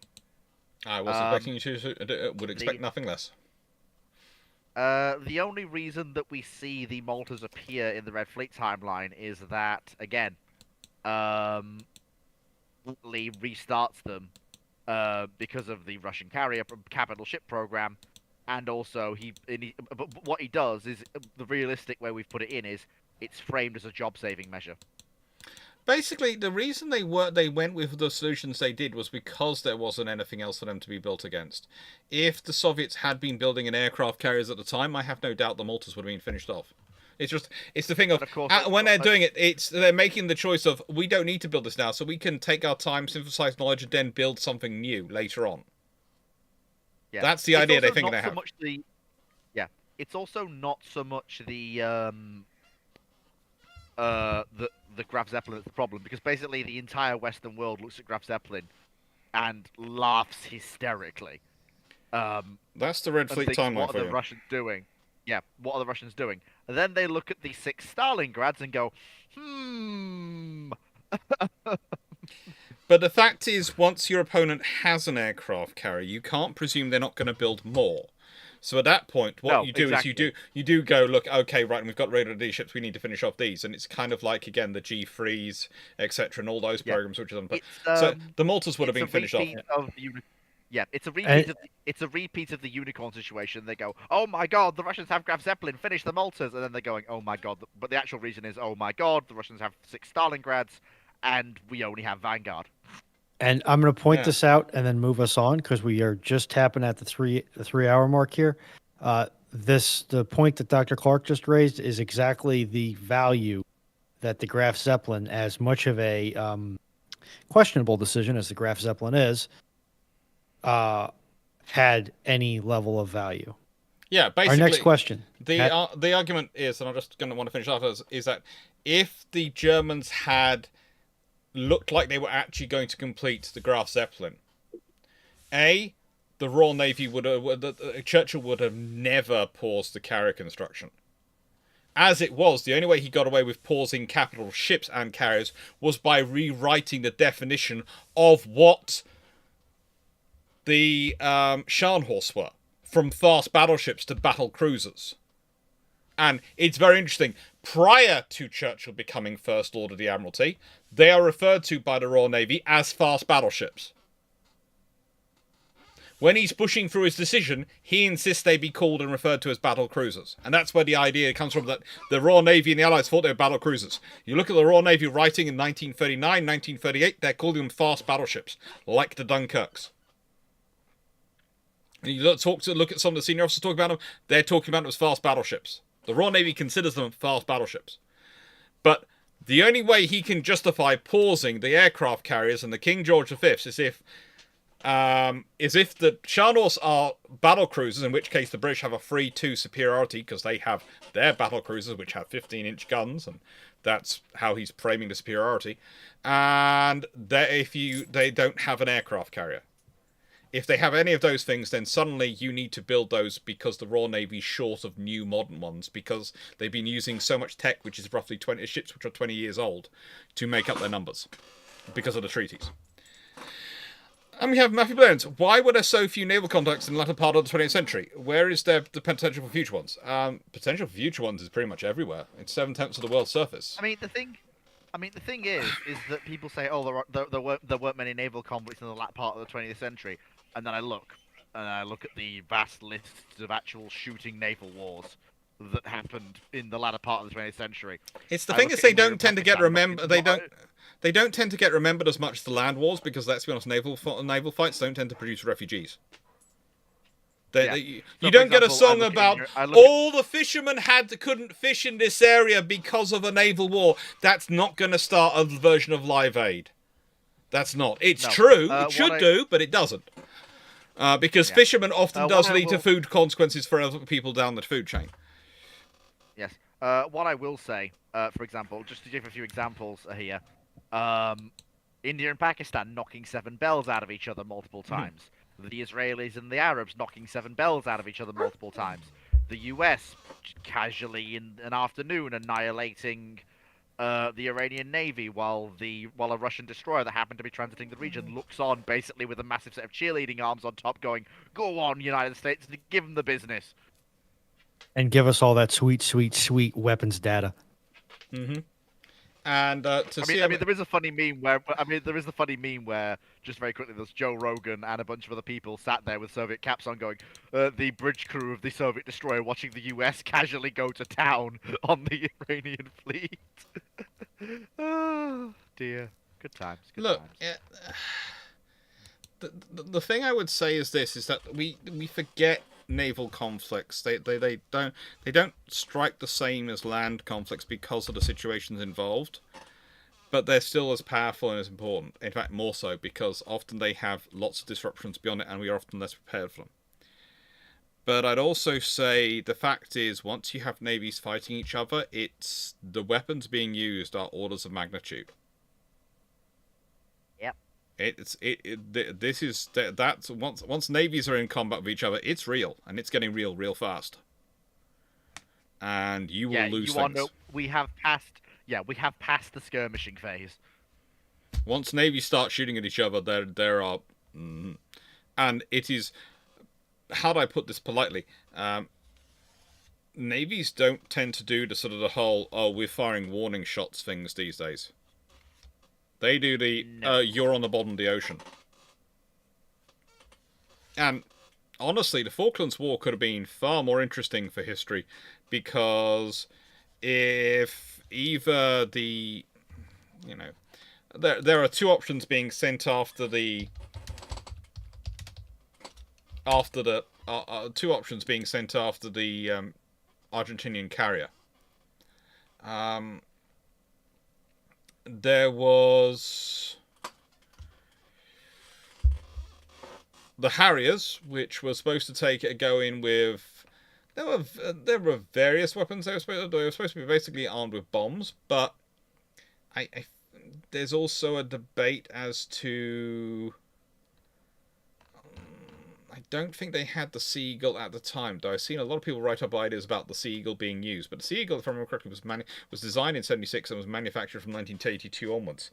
I don't know if it was in service in 1982, though. It was manufactured in, but I don't think it was in service from 1982. I think it was in service from 1985, wasn't it? It was well after the war. But there's both a strike package being arranged of Sea Harriers, which are basically bombs. But I think that's what they're armed with at that point for anti-surface. And a submarine. Yeah. And if you have either scenario, if the Sea Harriers manage to somehow sink the Vincent de Mayo, then the Royal Navy's the arguments for the Harriers become even more interesting, and the whole argument over Harriers becomes even more interesting. And the carriers for the Royal Navy. But if the submarine had sunk the carrier, then you probably get a whole load of people using this as an argument of, oh, the carriers, they can be sunk, so we should get rid of them. And they didn't have Harpoon or Exocet work on the Harriers at the time. I don't think Harriers could take either Exocet or Harpoon, could they? No, they couldn't. So yeah, that's it's why the British had to basically come up with an anti-ship missile for the Harriers. We can't carry this. We can't carry this. We need to come up with something. Sea Eagle is basically built for that purpose. One of the interesting things is Sea Eagle's still in service, isn't it? Not sure. It's still in service and still in production, if I'm not mistaken. I have no idea. Couldn't tell you. Yeah, it's still in service, and I think it's currently used by the Indians and possibly the Saudis as well. But I don't think the RN or Royal Air Force still use it, because none of the aircraft which they had fitted for it still have it, still in service. But yeah, there's a whole debate. It's been supported by MBDA since 1999. And there's an argument of whether or not they're producing any versions of it or not. And the British, I think, are now onto the skewer, yeah. Not sure, though. Sea skewer was used in the Falklands. Yeah, the sea skewer was used by the helicopters. That's the thing. That was the helicopter one. That wasn't being used for the aircraft, the Harriers to launch. That's not being used against the carrier. It's only a 30-kilogram warhead. With 9 kilograms of RDX in it. It's not being used against a carrier. I'm sorry. It's for dealing with small combatants. So yeah, but it's one of the things of if a carrier had been sunk, that would have made things different. That would have added up to the argument of more people going, "Oh, carriers can be sunk." Well, that's nothing new. Ships get sunk. It's one of the things of you have these vessels to provide a capability, to provide a utility. They're not invulnerable. Nothing is invulnerable. Nope. And if anyone believes that, I have a bridge to sell you. Well, that's the first thing. But the nice Lockheed salesman told me that this aircraft would be. Well, that's the problem. It's when people try and tell you something's invulnerable, they usually have an imperfect understanding of it. And then when they get shocked and they overreact when they see something get damaged, and they go, You're not invulnerable. We must get rid of you. And it's a case of both sides. It was a comic, not even chronic, a comic overreaction. All right, can I kick us over to the next one? Yeah, yes. Please. I'm going to put a poodle in the gun, so I'm going to let you start it, because the poodle's currently whinging at the door. Fair enough. Rather, looking at the door Fleet, and stamping this his is a paw. question right up your alley as it pertains to Royal Sovereign style ironclad battleships. 2 warriors versus 1 Hosh. Who lives? Who dies? I'm sorry, but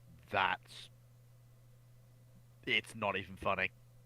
I'm sorry, but you're taking broadside ironclads that don't have torpedoes against Hosh, which is functionally immune everywhere to all of Warrior's guns, is functionally immune to boarding because of its rapid-fire secondaries and the fact the crew have weapons that are basically machine guns as far as the so basically, like, you're talking about a crew with bolt-action rifles and, self-loading rifles, etc., against people who have black powder rifles, which may or may not be self-loading. So boarding is just not going to be an option. So that rules out that. Warrior's secondary battery can probably penetrate. Sorry, Gloir's secondary battery can probably penetrate Warrior.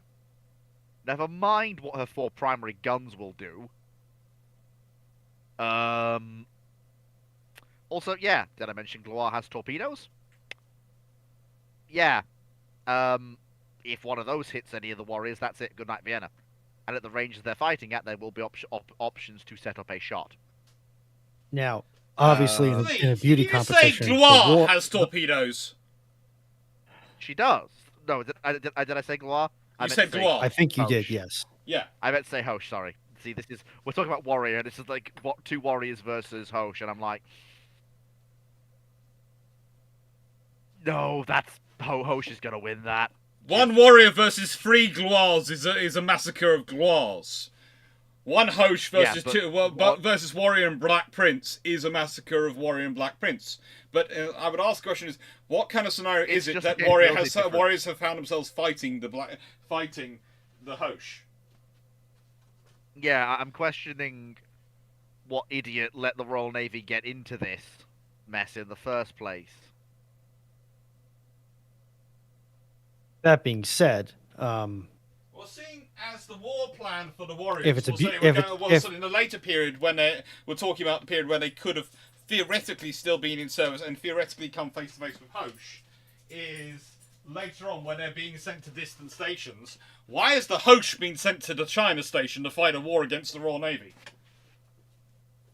I'd also like to point out that Hosh is, when she's commissioned, she's the prestige unit of the Marine Nationale. She's not going anywhere, apart from the Mediterranean and maybe the North Atlantic.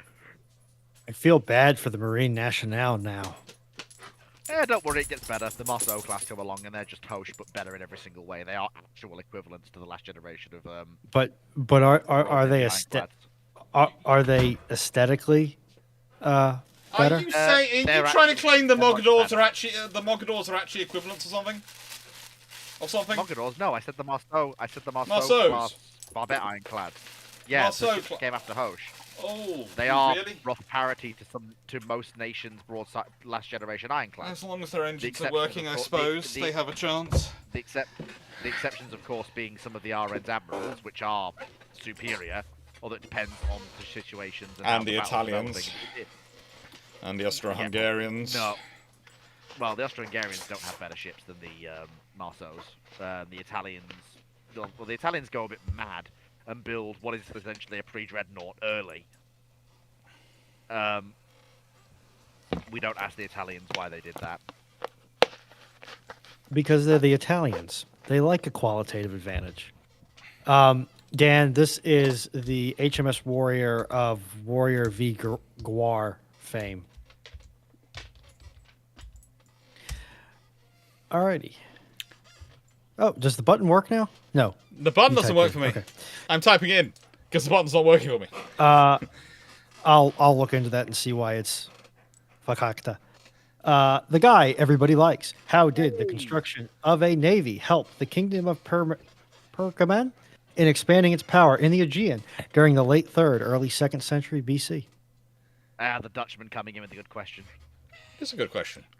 But I would say mostly it helps them because it gives them a strategic mobility. It gives them something that they can use as a literal asset. So that's more often... Most navies we're talking about in that period are more about literal assets and about strategic... About being able to mobilize your forces, outflank your opponents, about giving you logistical support. There's a reason why when we talk about the Roman conquest of Britain, and there's a good point which Simon Elliot made, that the position where he considers the Romans have actually conquered all of Britain is when they can sail the navy round Britain happily. And if they can sail the navy around Britain, there's no settlements, there's nothing that really they can't reach of any note. It's a good job your fans can't see you right now, because they think you are absolutely goofy the way you're behaving, Poodle. Yeah, they think you're a super serious, canine with a sweater. They don't realise how goofy and nasty you are, do they? And on that note, Bone Meal Boy, with the direction of the conflicts in Myanmar, modern politics. that's going to be a bilge pumps question. Yeah, as soon as I heard me, I'm like, nope. Slap it with a modern politics tag. Take it away. Black Horse. What do you think would have happened if the U.S. implemented coastal blackout earlier in World War II instead of listening to Admiral King's advice of not following British experience? A lot less U.S. ships get sunk. Or a lot more. Basically. Or a lot more. You see, the thing is, if you black out the coast, that does make it more difficult for the Germans to navigate, but also makes it more difficult for your own ships to navigate, because you have to consider what navigation aids and what systems do you have for your ships navigating up and down the coast. No, he's got a point there, And this is the balance you're having to make. You see, the thing is, the advantage the British have is that they've already been through it in World War I. And they've got a large enough pool of navigators who have been trained by that group or who were involved in that group as junior officers and now a lot of skippers or navigators who have experience and are using that experience. The Americans don't. Yep. Seriously, you are such a demanding poodle. Such a demanding poodle. Oh, come on, okay, come on. Really come in a lap. It's the pod. Yeah. What's the next question, Jim? What's the recipe today, Jim? The question is... Rabid Razorback. Assuming we run out of stuff from Clarke and Drac to watch, what are some channels, podcasts you and your merry band of misfits would recommend? I recommend the Fleet of Oceans channel. I hear he's a great guy. I recommend Rex's Hangar. I would recommend myself, except I don't really make any content. So that doesn't help. Gareth the Brit, of course. It's always good stuff. Honestly, if you like well-made, well-made. Oh, how do you? Hang on one second. I'll let other people make recommendations. I have to ask Ruin on how I would say this without. Well-made, funny videos that are a little bit off kilter and outside the normal realms of what you would consider content. Hour of Poop's quite funny. He makes very interesting videos and very funny videos that are very, very, very well put together. Hour of Poop? Yes, it's funny. Trust me. Very funny. I, of course, watch Sal quite a lot, and I watch a few others. Hopefully getting Sal on Two Historians soon. Who else? Jamie Seedor's Armored Carriers is always good. Mighty Jingles. I like Mighty Jingles is always quite good. Stafford puts forward, I assume, Sacred Cow Shipyard, which is somewhat satirical but quite entertaining. Speaking of, actually, the Shipyard channel as well. Mm-hmm. Run by a good friend of my channel, actually. Although I would put forward, if you run out of content from Dr. Clarke and Drakenifel, we're in trouble. That's a lot of content. Yeah, that's That's a lot. I'm not. The heat death of the universe has occurred, and congratulations for surviving till the end of it. You're probably I, horrifically mentally scarred, but don't worry, we'll go around I'm again. not saying you can't do that. I'm just saying that's a lot of content.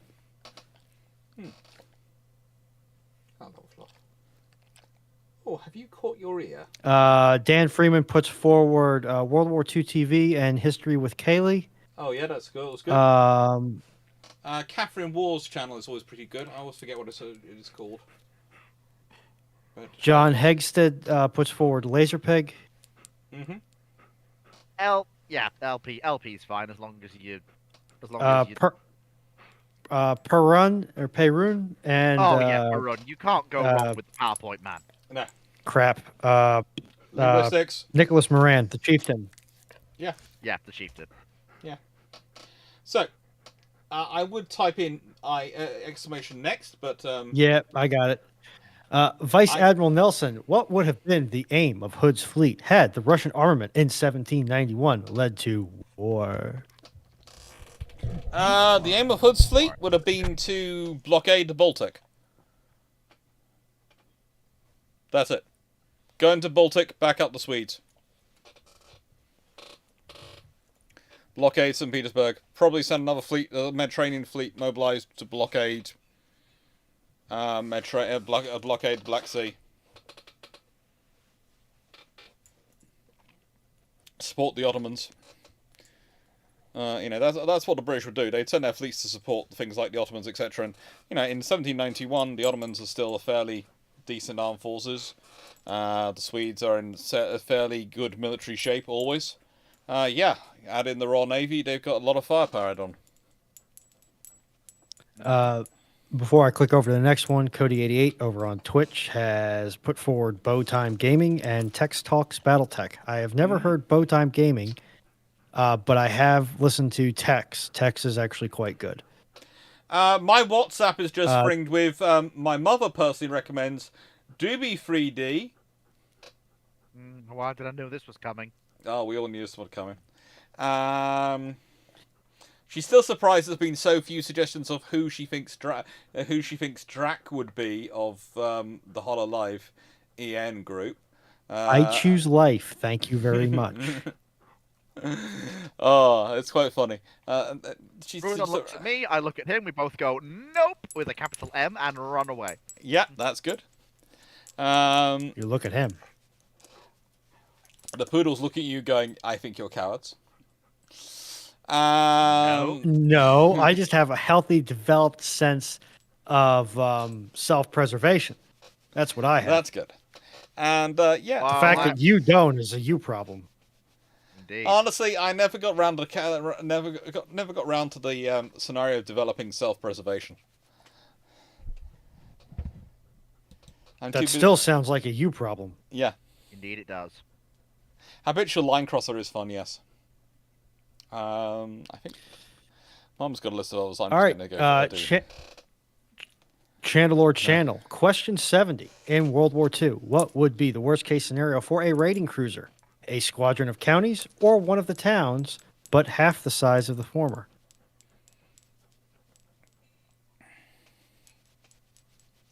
That's doing me a heckin' confused. I don't know how to parse that question.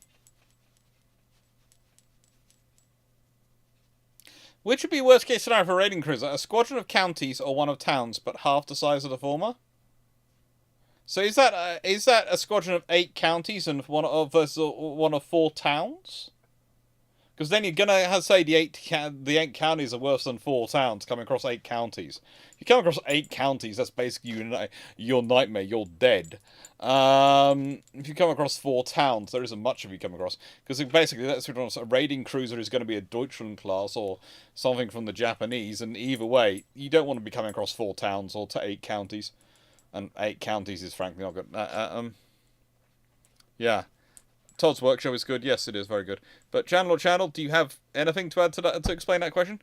Matthew Blends, what are some historical events of aircraft carriers are obsolete? Equivalents of aircraft carriers obsolete. Well, nice way. You have to remember they first declared aircraft carriers obsolete in 1920. That was when someone actually took to a stage in the UK and actually gave a speech saying aircraft carriers are obsolete. for the first time. Literally in 1920. And their whole argument was the range of modern aircraft meant that you didn't need that no navy could operate at sea, so therefore there was no point in having aircraft carriers, because the bomb will, and that was one of the first times. But he doesn't use the phrase "the bomb will always get through." He uses the phrase "the bomb will always reach its goal." But yeah, there have been tanks always being declared obsolete. Every 5 minutes, someone's trying to declare them. Surface assets in general, by way of Billy Mitchell. Yes, submarines, we're going to sink them all. Then aircraft, we're going to sink them all. Then missiles, we're going to sink them all. And then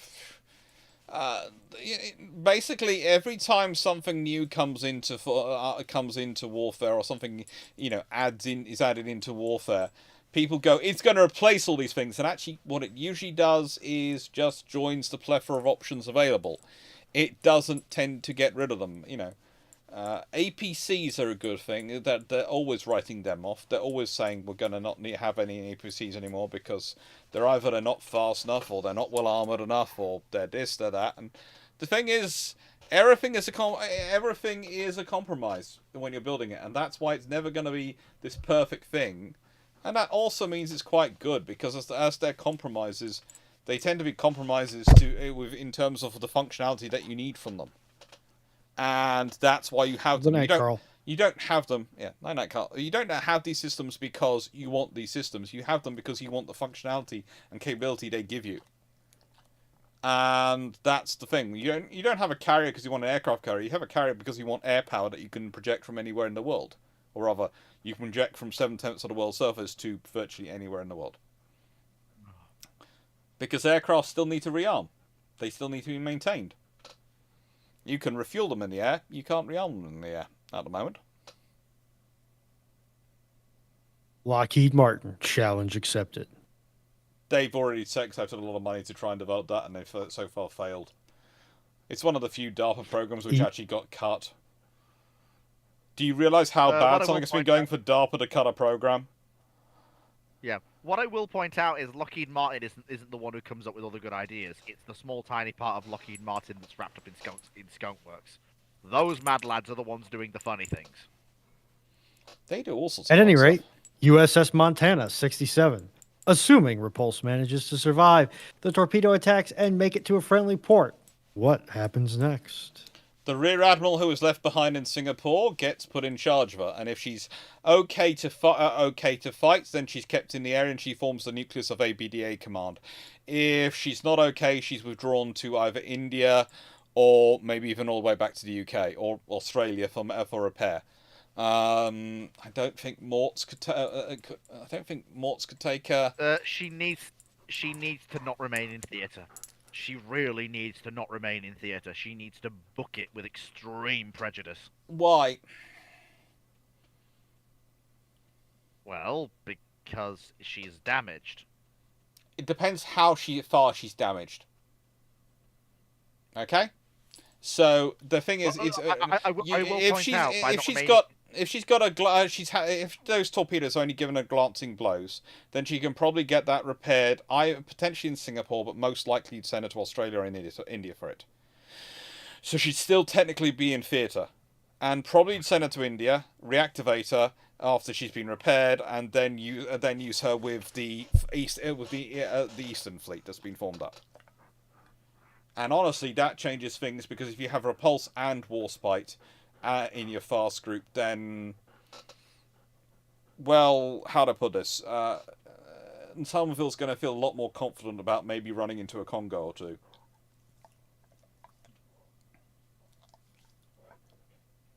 If Warspite has backing up.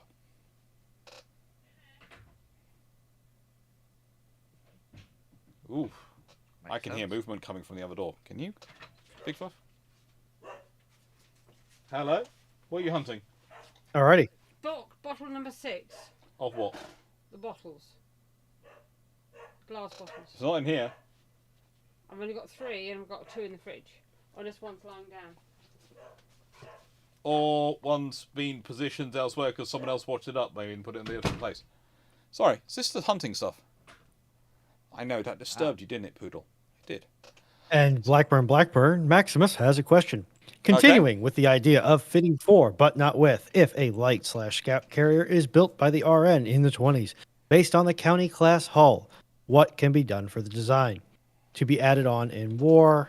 Sounds like a two-parter, maybe? Yes, no? No.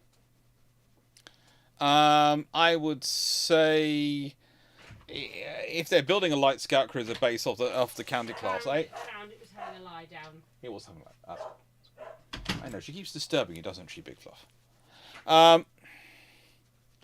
So basically, what they probably, if they're talking about doing that, they're going to be building something with a capacity of roughly 24 aircraft, 10,000 tons. So basically, it's a Hermes on a county class hull. Is what they're going for. So what they might, if they're planning on fitting it later, etc., fit now, but add on later. Probably the armor, like the county class have. Possibly some of the AA defenses and AA weapons. Because honestly, what you fit that with is... what would you... Probably single 4-inch guns, single 4-inch mount. And 40 mm with one. You want to get down? Down. Here. Okay. Yes, sit down. Good boy. You decided you need to get down because you didn't know what's coming next. But yeah, what do you think, Fleet? I think you're about right in the ballpark. I'm not as confident with Royal Navy requirements to make an as accurate a judgment call as you've made. But again, I think you're right on the money. I don't really think I need to add anything there. Well, it's the fun thing is, of course, that they only need to slim the Hermes class by the Hermes design by 500 tons, and they could have built as many as they wanted in the 1920s because it's 10,500 tons. And if it was below 10,000 tons, then 10,000 tons or below, they could have built them. So, honestly, they could have possibly reclassified it. Yes, they possibly could have done. Night Security for 1. Is 39 to 47,000 ton Taiho large enough to get 96 planes with 30 in reserve? You would have to completely do a thorough redesign of the ship. Yeah. And by that what I mean is, in order to accurately answer that question, you basically have to go away and take, as I said when you asked us in Ramblings on Friday, you have to go and do a proper design study of the ship, of a ship like that. Honestly, I don't think you need that much to grow the aircraft that much, considering the size. She's already at 30,000 tons in standard, pretty much, and she's got 65 aircraft in combat. She was planned to have 82, and she's planned to carry some in reserve anyway. So, I think to get it up to 96 in terms of planning, you're just adding on an extra 14, and 30 in reserve is about another 14 extra. So you've got so you're basically talking about 28 airframes needing accommodation for.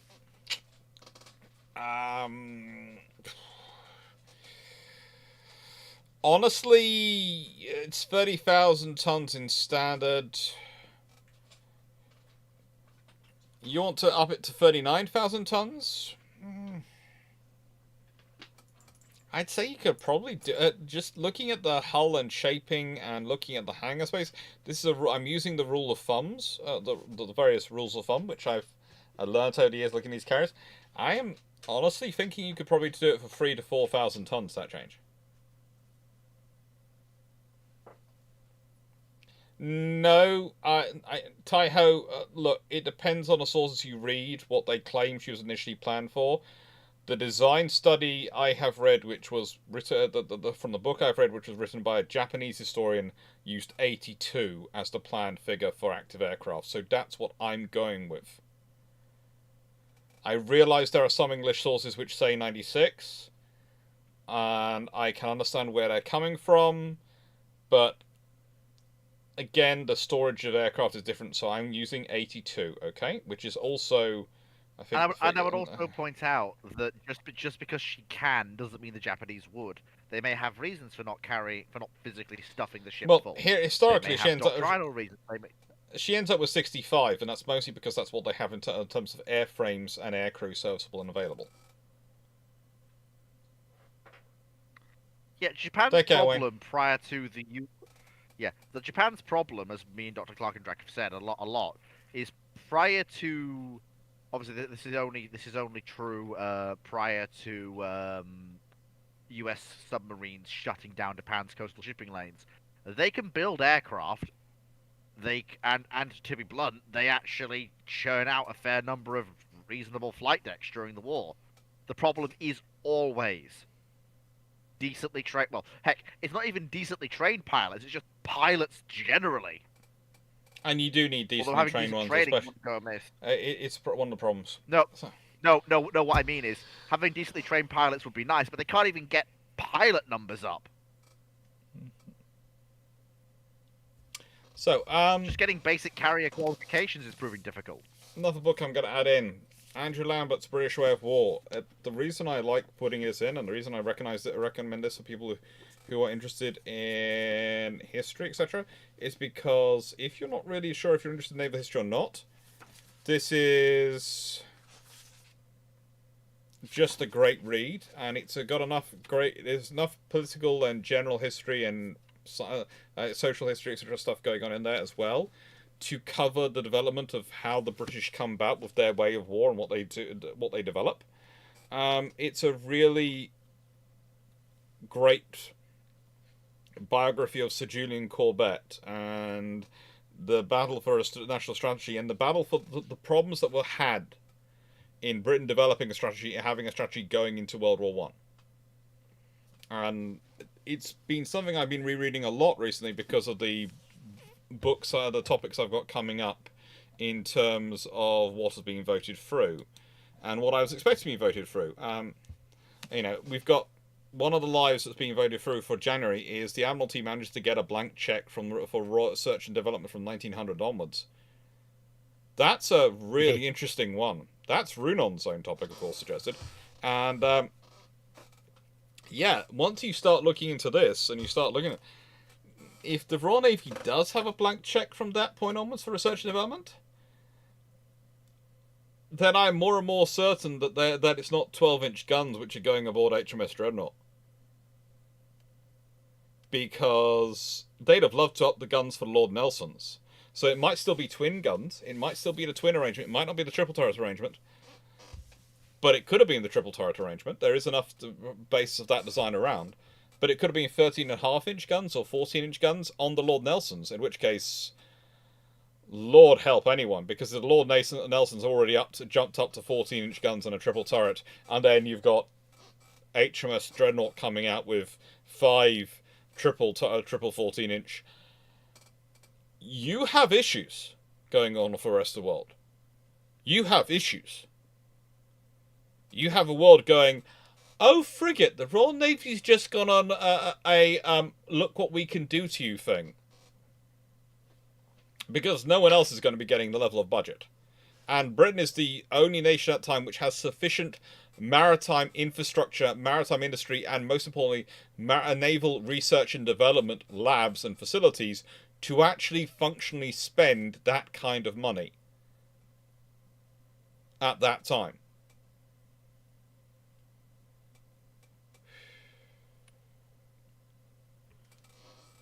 It's quite scary. Well, actually, the thing is, Smuckers, again, we're talking about the Royal Navy in the 1900s and 1910s.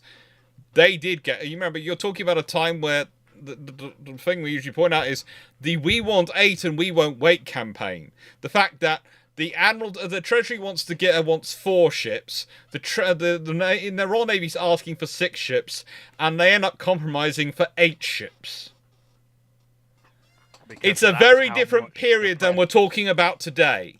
You're very right, Smuckers. If you're talking about today, if you're talking about post-World War II history and all sorts, you're very right. But you're talking about 1900s, and that is a very different world. Do I think they get infinite ships? No. But do I think that you end up with probably the same Grand Fleet size force as you did historically, just with ships which are many levels more powerful than they were historically? Yeah. So, how does that happen? Well, you see, there's also a campaign of we want 8, we won't wait sort of thing going on, and basically what the agreement that the Treasury gets out of Navy is, okay, so what's settled for is we give you 4, and we'll give you another 4 if the Germans lay down their ships. The Germans laid down their ships, announced they were going to lay down the ships, and the Royal Navy went cha-ching, and so basically the Germans, by ordering 1 more ship, caused the Royal Navy to order 4 more. It was just a nightmare for Germany at that point. But basically, the compromise was the Royal Navy wanted 6, the Treasury wanted them to have 4, so the Treasury basically said that the agreement was put through. You get 4, but you'll get 4 more if the Germans order even 1 more ship. Germans ordered it.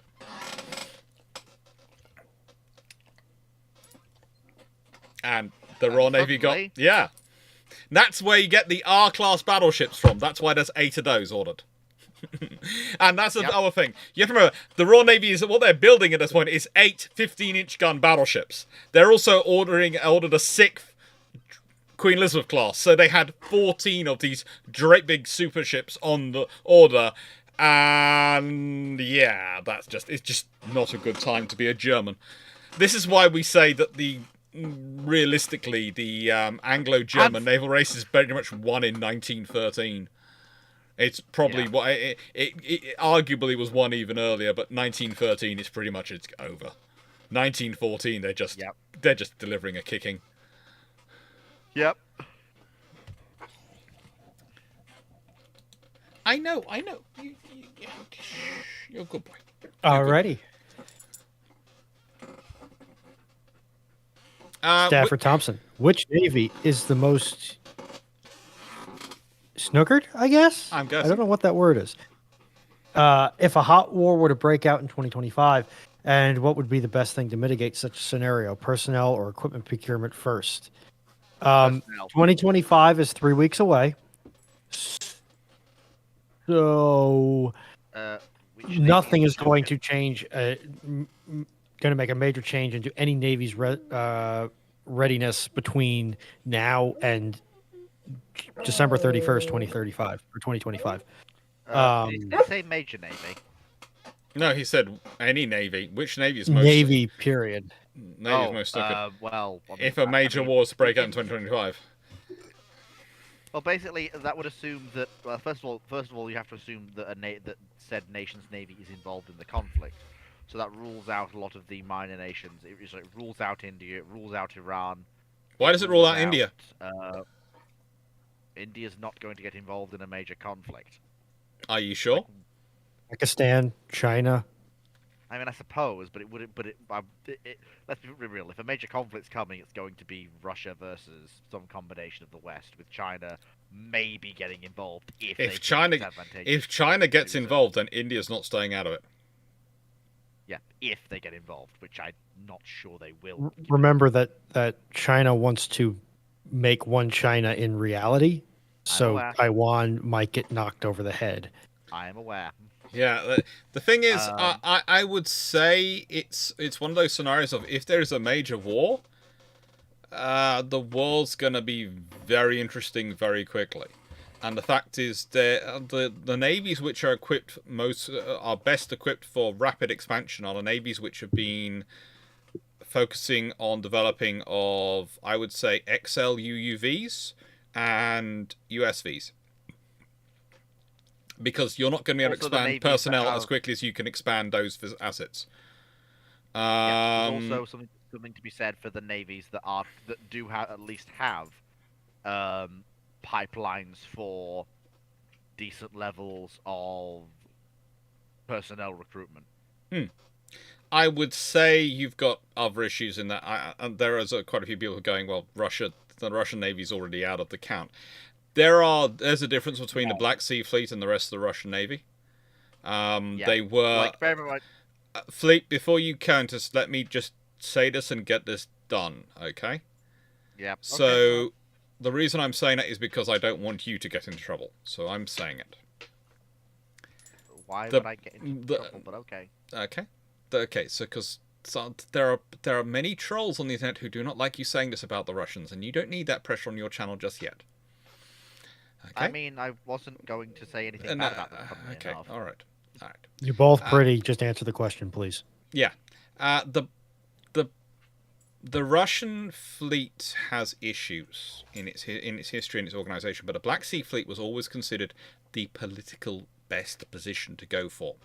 So a lot of people who were put there for their political connections, not their abilities. Added to that, they are famously one of the most corrupt organizations in the Russians scenario, even during the Cold War. Because they presumed they were so dominant that they would win automatically, so they didn't need to do this. They didn't need to do X, Y, or Z. They could use that money for that nation. They could use their money for this, use their money for that. Yeah. And so it's been an ongoing issue, and this is one of the problems for the Russians. And also, then you have the fact that with the loss of Ukraine, the Black Sea Fleet lost a huge chunk of their infrastructure, and they thought they'd get it back when they took back Crimea, but actually they've realised that actually they didn't, because the thing was that was just the waterfront of the infrastructure, not the actual production line of the infrastructure. So that's what's caused them the issues. Now, Russia is basically a story of three navies. The fightingest men with the fightingest officers and a lot of the decent money and capital goes to the fleet that matters, aka the Northern Fleet, because that is the fleet that guards Russia's conflict termination assets, aka their SSBNs. And similar with the Pacific. The second fightingest men and the second fightingest admirals and officers are in the Pacific, because that is the fleet that can usually be found abroad and away in the Pacific and showing the flag projecting Russian power. Also, they also guard the SSBNs. They have their own bastion up there. Yes. Yeah. So again, those two navies get the majority of the decent officers and men who, while they may not be politically connected, the political establishment... Because if there's one thing that, despite how corrupt it is, the Russian political establishment takes very, very seriously, it is the security of its nuclear weapons. So, as much as the meme goes around about Russia and everything else, the men and officers who are in charge of the Northern and Pacific fleets are men that are not that while they may not be as politically reliable as some of the officers in the Black Sea, can be trusted to perform their duties to a reasonable level during wartime. Mm-hmm. And under no circumstances should those two navies be underestimated as real threats to basically any opponent. And additionally, I would point out, before I move us on to the next one, those two navies are probably going to be the ones that have the least amount of ships which have had their propellers sold off for scrap to line the commander's pockets, or have their radars miswired such that they can only have one transmitting set on at a time.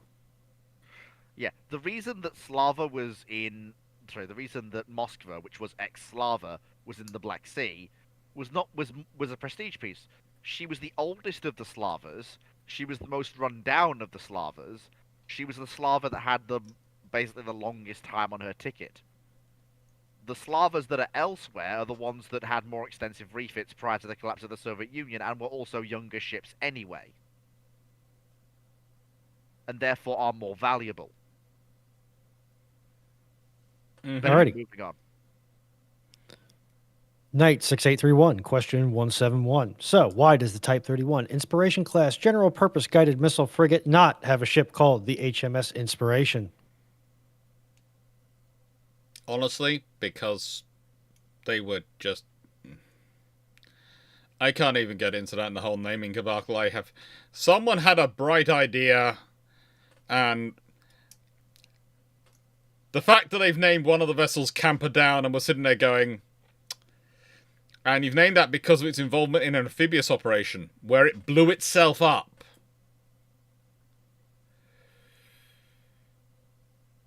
Not quite sure about this. That is an awe-inspiring temper. That is a representative of an awe-inspiring temper. Yes, a vessel which was basically being used as a bomb. Yeah, let's move on. Anywho, ooh, is that the last one? In which case, open up the chat, open up the questions. I mean, we are at the 3.5 hour mark. I will just point that out. 3 and 3/4 hour mark. But I'm happy to carry on to midnight if Fleet is. I'm not going anywhere. No, Fleet. Nice way. Fleet's in training because next year he's going to join me for the 36-hour stream as a Storyathon. He's going to be up for the whole 36 hours of it. Yeah, he is. I will hunt you down and forcibly give you an Iron Brew IV drip to keep you awake for the duration. If I had to stay awake for most of it, so do you. I don't think so, gentlemen. I value my sleep far too much. The other option I'm considering is doing 7 12-hour streams, and don't worry, Runon's expected to be part of it. But in a nice way, my mum keeps got a question of going is if the channel's earning enough money that I can send Runon a ticket, so fly her over here for this. Put her up in a hotel so she's nearby. Can do run. Here it comes. Yeah. I'm looking at the log. Help! Carry on. There's plenty of space for more questions. I will need to step out and into bed. Take care, Dan. But Dan, look at Filmoko and decide which one you think you are. And decide which one you think Drac is. And, well, from Hololive, in a nice way. I'm not sure. Dan might have heard it from Mum. Because Dan has spent a lot of time chatting stuff over Mum while he was helping us with packing up and sorting out the other house. So, yeah, there are all sorts of things. The dings coming in are questions appearing in our channel somewhere. That's me. I'm not sure where they're coming in. I'm not sure where I'm getting notifications from though, because Discord's notifications. You're probably going to be getting it from the development server, mayhaps? Well, I'm not logged into the development server. Do you have? If you're in Discord, you're going to get the ping from it. Oh, and it could be because I just turn pigs off. I just don't deal with them.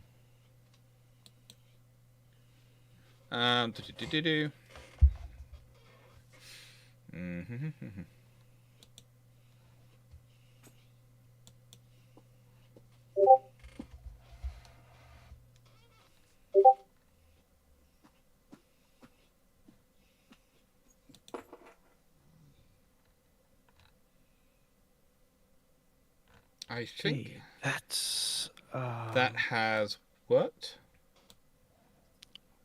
Okay, so what I found out what happened was I had disabled them on the app, but the app hadn't disabled them on the... Because I have to have the app open for the questions. Even though sometimes, because I have them on the same... Oh, frig it. I thought I managed to disable it all for me. They're all disabled on that one. That's... Give me a second. I have to hide something from you all while I do so. Oh, do some Windows capture. All right, fine. I'll enter them in.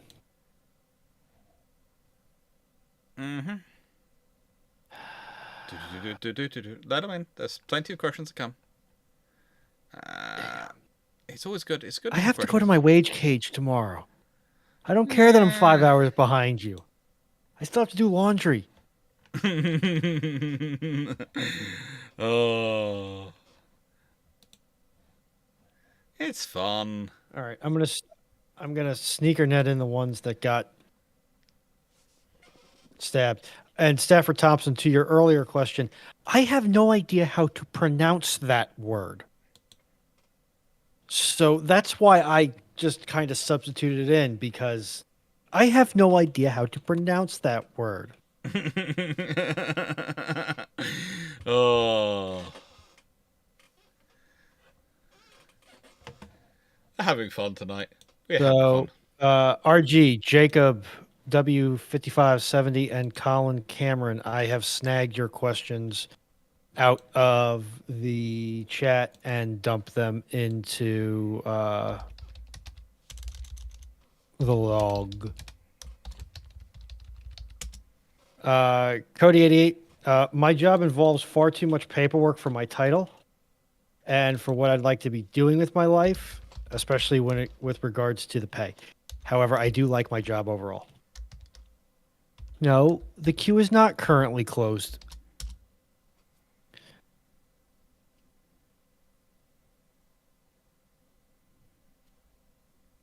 Thank you. Black Horse, I got you too. Yes, Blackburn Maximus. That would require me to have a functioning brain with a functioning priority center. Guess what I don't have? What I do have, though, is ADHD. A lot of ADHD.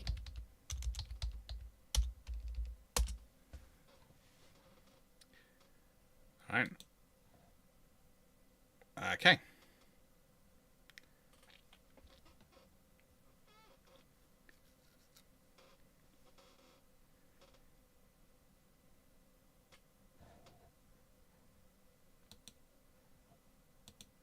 I did sit down over a month's time frame just before Thanksgiving.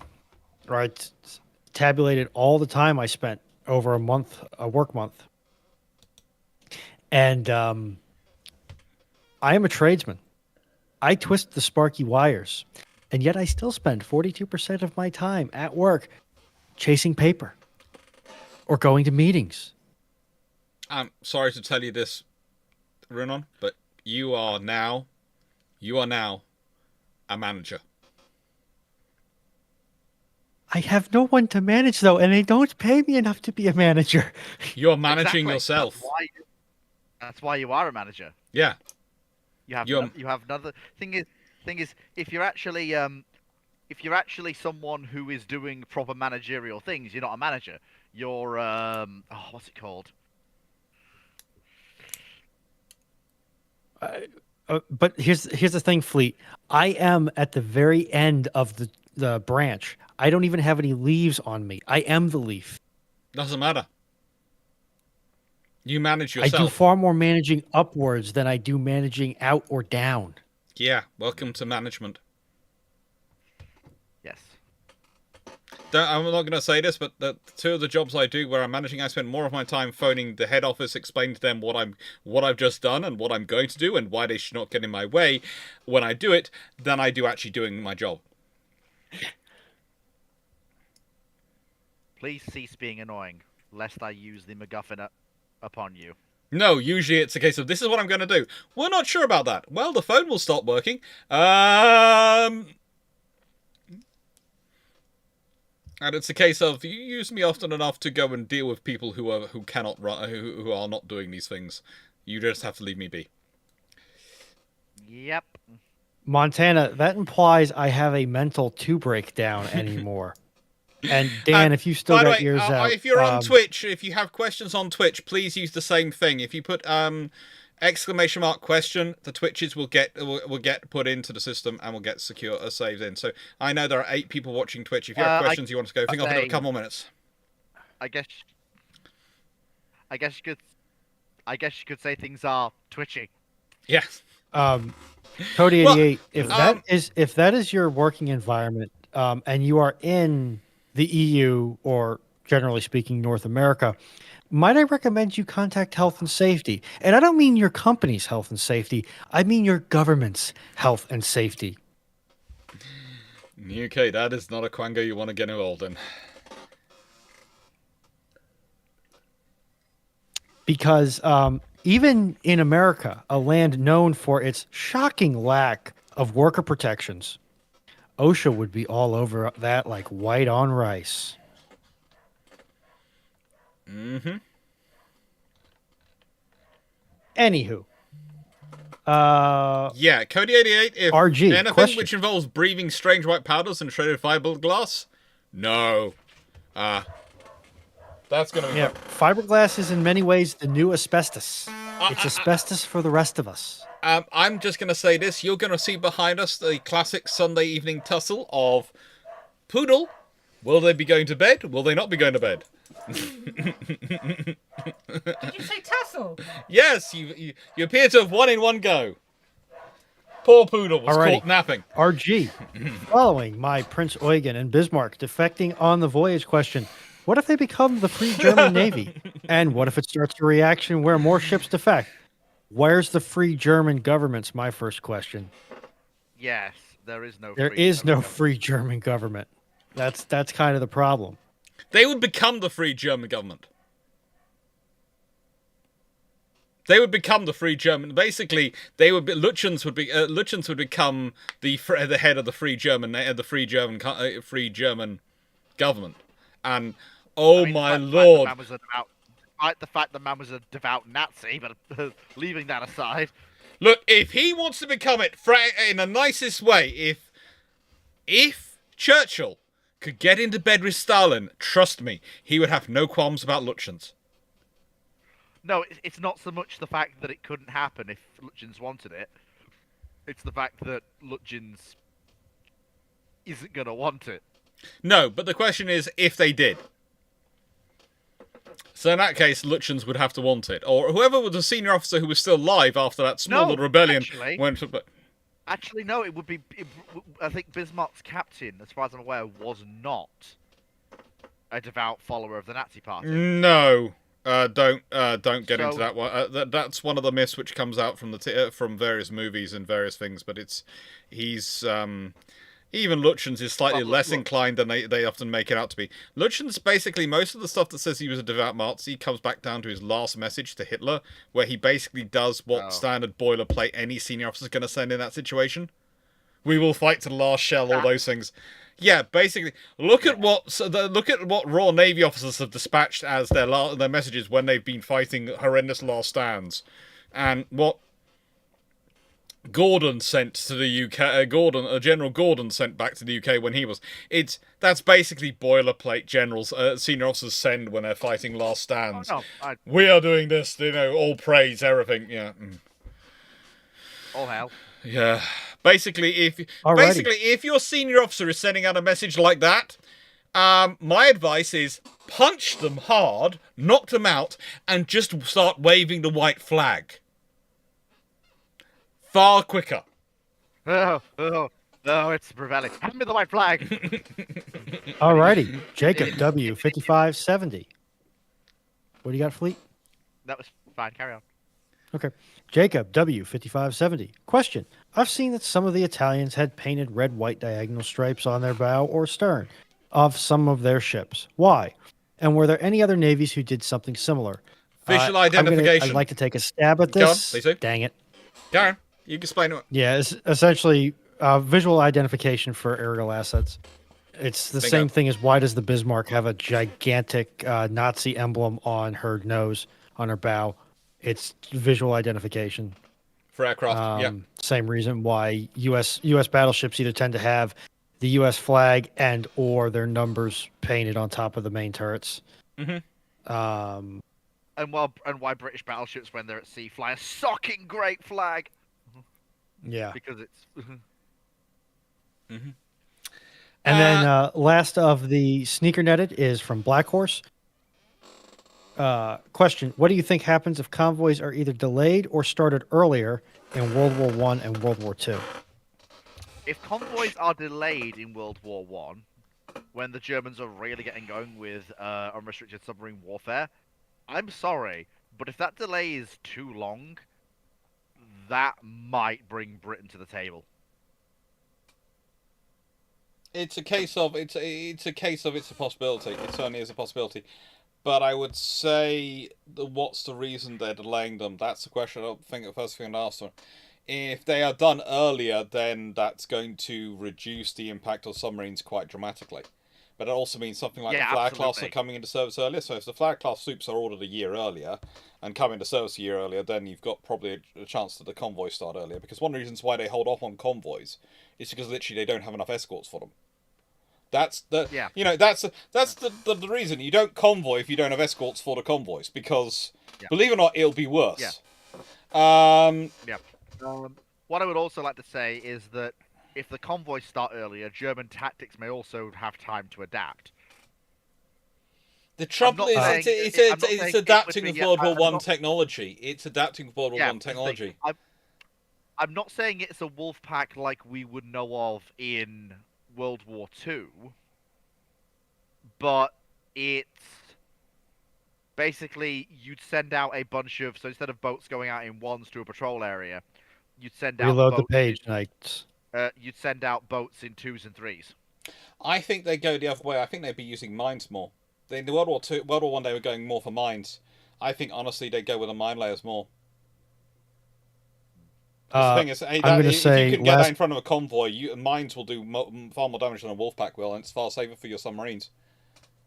I'm going to say last call for questions. You have, I'm going to say 2 minutes, so that's going to be 1834 Eastern. Smucker's 1986 has a question in Twitch, but I don't know. They haven't put I question in front of it, so I'm not sure if it's been put onto the system.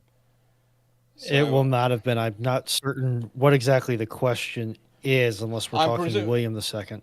I'm presuming it's Wilhelm II of the Kaiser Wilhelm II. When did he die? I'm presuming that is a question, and I will. Not soon enough? Question mark. Well, I think it was after World War II. But no, Kaiser Wilhelm II died in 1941. Yeah, it was after World War II began, wasn't it? Yeah, it was. It was. Well, 1941. 4th of June 1941 in Netherlands. Mildly mysterious circumstances. Was he speaking out against the Nazi regime? No, he kept his trap shut. He kept his trap shut, but he was considered a bit of a threat. Because he's the monarch of Germany, or was. Yes. And currently Hitler is the monarch of Germany. Because I'm sorry, but the Nazi regime is basically a monarchy wearing the cloak of whatever the heck else it is. It's a dictatorship. No. Sorry, yeah. I'm thinking of North Korea. North Korea's the monarchy wearing the cloak of Yeah. feudal monarchy as well. Oh yes. Oh yes. Like the North Koreans have horseshoed so far round, they've come back to feudalism, which is an achievement in political theory in and of itself. I'm not sure I'd call it an achievement, but it's certainly a fact. Yes. Listen, they achieved something horrendous, but they did achieve it. They did. Yes. All right, I'm putting a fork in the queue. All right. Fork. Hello, Princess. Hello, Princess. Enan's and John, I'll grab you. I'll grab your questions because you were sent them Hello, right Yuki. sent. Night Siren, why is it not considered that if Hood hadn't just catastrophically blown up, Bismarck has mission killed Hood with her 381mm shells as it destroyed Hood's number 3 turbine, crippling her? Okay, so if the strike has just damaged her turbine, then that's great, but she's probably still getting shot at by 15-inch guns, and probably, you know, if they do fall back and fall off, then that's a very different scenario. Because I don't see Bismarck chasing. I would also say that it's a tough one to get into. You say your bit, and then I'll finish my thoughts. If Hood is damaged and not destroyed in a catastrophic explosion, then I think it's fairly obvious. I think for me, Hood will withdraw. Yeah. Prince of Wales will lay smoke to cover her while she withdraws, and Norfolk and Suffolk will come in and take Prince Eugen under fire while Prince of Wales keeps banging away at Bismarck. No. Norfolk and Suffolk will put Prince Eugen down. No, there's a very real problem with that. There's a person who's been holding Norfolk and Suffolk off for the whole time. Because Royal Navy doctrine would have had Norfolk and Suffolk attacking from the other side. It's the Admiral. He's held off Norfolk and Suffolk because he's being... There are many arguments. There are arguments that he was worried he was hit them rather than hitting the German ships and all sorts of things, but honestly, it comes down to the fact that he made a judgment call at the time, and it was a wrong judgment call, but he stuck to it. Because if Norfolk and Suffolk had been engaging from the offside at the same time, then you'd never have had Bismarck have the same situation or the same openings. If you have the 2 counties on the other side. The deluge of 8-inch shells on one side would have been, basically they'd have been divided. They'd have had their firepower divided. They wouldn't have been able to concentrate fire or concentrate their thought process as well. That's the main thing. You do that to divide the enemy's thought process. If they've got people attacking on one side and attacking on the other side, then they've got to watch both, and they've got to think about both, and they've got to think, well, if I maneuver to deal with that one, then that one I expose to that one, and this sort of thing. You make everything more complicated. But if you have them hold off, and so you're just attacking them on one, you're basically giving them a one-dimensional threat. Now, you can say it's easier for you to coordinate that, but this is the trouble, is as long as he's alive, there is no scenario. The moment he is gone, actually Norfolk and Suffolk do come in, and that's one of the reasons why Prince of Wales is able to pull away when she's damaged. While she's trying to get her guns working and sorted out, etc. And she does all sorts of damage as it is to Prince Bismarck. But I think if he gets damaged and he can't, as Yuki's just put, or Prince Schneider's just put, you made the wrong call and doubled down. And sometimes you do that. Sometimes that's what happens in combat. Sometimes the best people can still make the wrong call and double down. And calling them out on it, it's not, and there's nothing wrong.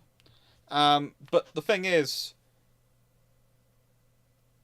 if he's still alive and he's forced to withdraw because he can't keep up, then I think he pulls back Prince of Wales with him, and Norfolk Suffolk stay shadowing. And what you probably have a scenario is King George V and Victorious, which we're putting on Steam to come as quickly as possible, come and join up. One of the issues you do often have up is the treatment of the formidable Victorious's Fulmar pilots and Fulmar crews who hadn't gone through the reserve training, and they were trying to use them to fill in as reconnaissance fighters, which they hadn't really been as trained for, as orientated around that. Their training had been focused around their role as air defense, because that's presumed what they were going to be doing, and now they're trying to use them for as reconnaissance assets, and which was part of their original build and design, but hadn't been emphasized in their training at that point. And they're having issues with that. The Fulmar crews are having issues with that. But yeah, what's interesting is the Bismarck and the engagement comes at the time which you're dealing with what I would call the second generation of the RN's World War II flyers coming in. And you got the first generation of the pre-war flyers, and the ones who were being trained prior to the war, who have been coming in literally as what see them through 1939, 1940. 1941, you've got the wartime recruits starting to come in and starting to come up.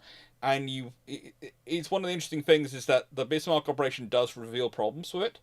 It does reveal problems in the British training that they do use to overcome. They do learn lessons. One of the problems they realise is that, frigate, we've really not given the observers enough night navigation training, enough record. We presume they get this training more in the squadrons, and they start emphasising. It's one of the reasons why the Royal Navy is still, by the end of World War II, the only navy only fleet air arm which can still all do night flying operations, because of what happens with Bismarck and the hunt for her. It's because they're doing the same calculation as the Americans, and they're going, well, hang on, do we need to spend the time training them? Because it takes a lot of time to train them all in night flying operations. It takes effort. It costs pilots. It causes crashes. Night flying at night is dangerous. But it's after Bismarck. They said, oh no, we've got to do this. It's 100%. Everyone has to do it. And so yeah.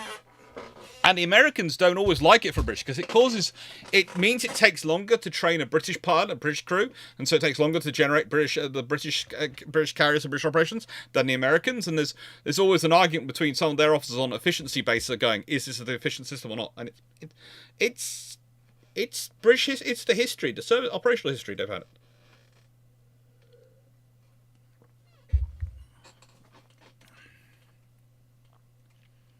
Right, next question, John Hagson. Hey, Ren, I used to work maintenance at a building that had 480 coming in to it. When I walked past that room, all my hair would stand on end. How fast could that room kill you? How long is a piece of string? Don't go in that room. And then into Morrison. Well, generally speaking, you can go into that room. I don't necessarily understand why your hair's standing on end. Sounds like there's a lot of amp draw. It's your biggest problem there is going to be the risk of arc flash. But realistically, if your hair is standing on end, there's probably a lot more than 480 coming into that room. But 480 in and of itself, your risk there is arc flash. So how long is a piece of string? That's going to depend upon what's in the room, how tight is the room, what's the grounding look like, what kind of load is on the system. Ooh, 480 is the top end of what I work on. Yeah.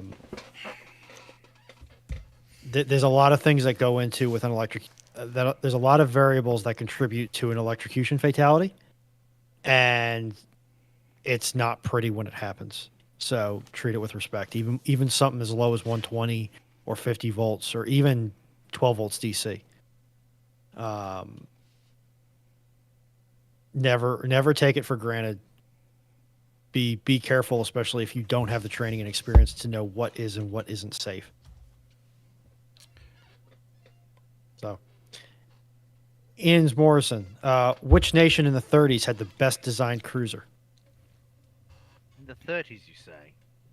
Probably the French. The French 8-inch cruiser of the 1930s is really good. But there again, there is Wichita,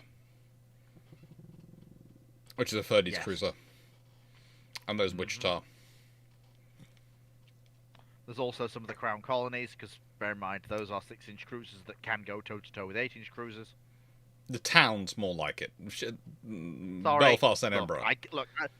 Look, I get my British 6-inch cruisers of the late treaty period mixed up. But you're British. And Drac is writing a book on HMS Belfast. Do you really want to say that to him? I will admit where my strengths and weaknesses are. I'm not hiding. So, am I going to need to start asking not just a Trafalgar question each week on? Yeah, I was about to say. Am I going to have to start asking a 6-inch cruiser question? How many times do I have to say this? I'm a generalist, not a naval historian. Yeah, we'll make you one. And I'm a master electrician, not a site manager. Mm-hmm. Oh, you don't you?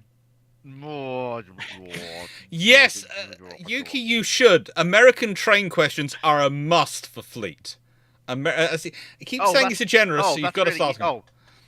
That's really easy. Ask away. I'll happily floor you with actually my detailed knowledge of American railroading. Mm-hmm. Team U, I believe that is a different book. I think.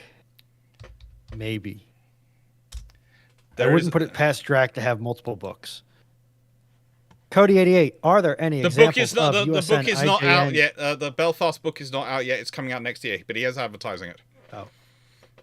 Are there any examples of the USN and IJN getting along before World War II? Oh yeah, they used to get along quite well when they just met up in port and were just hanging out with each other. They do various things together, hold meetings, diplomatic stuff. And I mean, it's what you do as a navy. Look at the visit of the Great White Fleet to Japan. Yeah, that actually went really well. Yeah, they get along. They can be diplomatic and friendly with each other. Yeah, he did. Speaking of books, the one I wanted to really also talk about today was, of course, Nicholas Rogers' book, which is for Christmas, is a really good find. I should warn you, it's 40 quid. So I do think Fleet should be very happy that one is coming to him from me. Yes, I am very happy. You're getting this and you're getting this in naval gun mounting, so I'm sending you something like about 80 quid's worth of books. Yes. Yeah, I know. I'm very grateful. I'm very, very grateful. You don't have to be grateful. You just when you realise that this is 2 books is 80 quid. Don't worry. Phil. Then again, those aren't the most expensive books I own.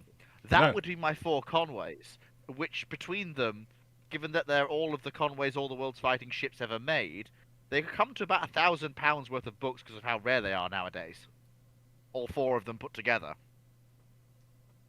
Blackburn, yes. Phil Fleet's chat with U.S. railroading questions. Fleet. Yeah, don't bring such weak sauce up when you're talking about books. Hey, I'm still crying over my code book, and that was only $300 delivered to my door. Yeah. So this is Nicholas Rogers' latest The Price of Victory, which brings the history of the Royal Navy 1815 to 1945.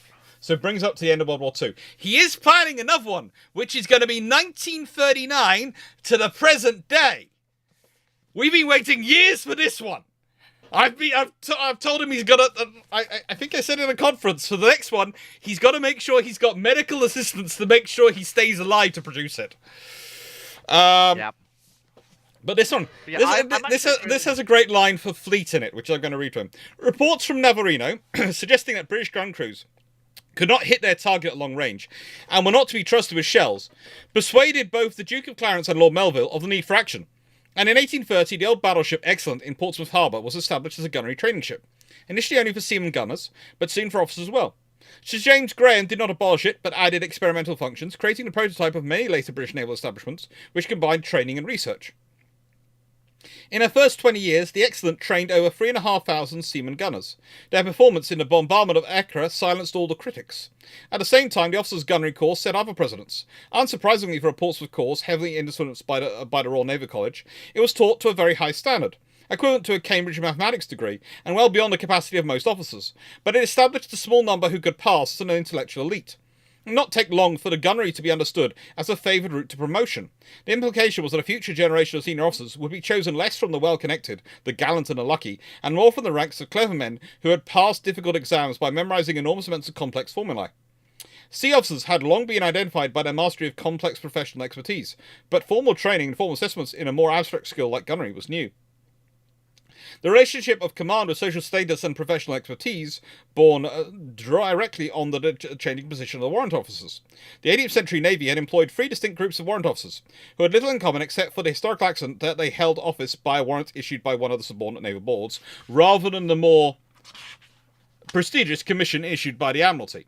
The boatswain, the gunner, and the carpenter were the most ancient of the warrant officers, responsible respectively for rigging and ground tackle, the guns, and the hull of the ship. They had come up from the lower deck and were unequivocally of lower middle-class standing, with no further chance of advancement. The surgeon, purser, and purser had something of the character of a middle-class civilian professional afloat, and from 1807 they were accepted as being of wardroom rank, with a uniform and a sword, which gave them social equality with the commissioned officers. The master, responsible for navigation and pilotage, had always been in a class of his own, as the social and professional equal of the lieutenants. Finally, the chaplains fell into an ill-defined and uneasy space between commissioned and warrant rank. This adds even more complex when you consider that chaplains of floats are often called as bishops, or bish, in the Navy. Yes. Which means that it gets even more confusing, because sometimes when you have an actual bishop come aboard, and they say, "Bish, there's a bishop to meet you." And there's the bishop is going, "You're not a bishop, you're a chaplain." No, but that's what I'm referred to aboard ships. But you're not a bishop. Doesn't matter to them. I'm their bishop. I've told them that. They continue to call me this. If you have a problem, talk with them. But good luck, because I didn't get anywheres. Basically. But it's a really, really good book. The Price of Victory by Nicholas Rogers. Both me and Drac are raving over it. Happy fleet noises. Yes. So, Cody 88. We've answered that one. So, yeah. Next contestant. Matthew Blarins. What do you make of the new Chinese Type 076, i.e. an LHD with catabar to allow for drone operations? I would make that you don't really need catabar for drones, but okay. What did he say? The Type 076, which is the Chinese drone carrier / LHD / all things. Look, to me, it's a classic experimental asset. They are developing systems and they're testing them out. And so they built this ship to test them out. And it does have some operational capabilities, but I think it's more going to be a test bed. It's going to be a development test bed. Which is actually pretty smart and pretty sensible. It's China doing what everyone else does, except because China's doing it, it's apparently a big deal. No, just let the Chinese do what they do. You don't have to hold up every time they do something new as a game changer, or which is a worrying thing that does annoy me. Constantly hold up every time they fail as something drastic. Yeah. James C. Stanley, are you going to do a video about the Rarian expedition to Central Africa? I think when I did the monitors videos, and all the monitor class videos, I seem to remember doing a video about the expedition to Central Africa because it involved monitors. I seem to remember doing it. So in the monitor series, I think there is a video about it. There might be another video at certain points, but I think that's what during World War One. Yeah, I think that I did that in the monitor video. Because they had to take the monitors out there and then they had to bring them back. It was fun times for them. Fun times for the monitors.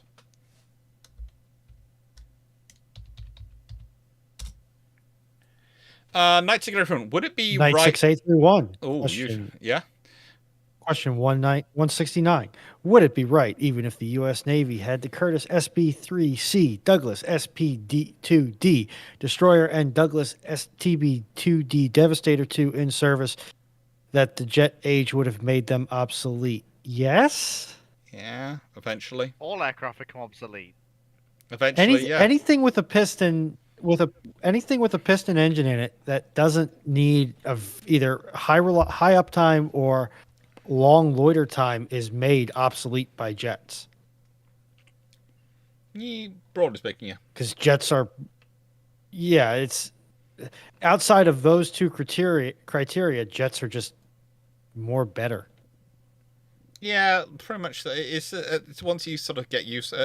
It's one of those things of once the jet engines are reliable enough and they're operating from ship enough and they're not breaking every time that you land on a carrier deck trying to land on them. It's fine. At one point, I will admit, one of the please note, funniest things what are some of the earlier I've ever testings seen did involve the engines the turbines actually breaking when they landed on a carrier deck because it was such a forceful crash. Yeah, one of the funniest things that I've ever seen is basically a vampire landing on the bouncy rubber deck. It was very funny. It's just a very boingy boingy. Yeah, it's like landing a jet aircraft on a giant trampoline. You go, this was a thing. They actually did this. Bud Guy 8829. How good were the U.S. guns and shells during World War One?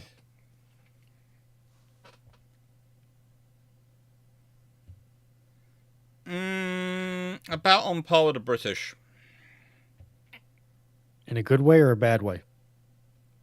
Pre-Green Boy. The one thing that we, yeah, Okay. yeah. Although the US has working fuses basically from the beginning, because they're not having to overcome the hurdle that is, oh, we used to use crop fuses. We've basically got to relearn what they learned. Imulaka. In Azure Lane, HMS Warspite has corgi ears. How does your corgi compare to Azure Lane Warspite?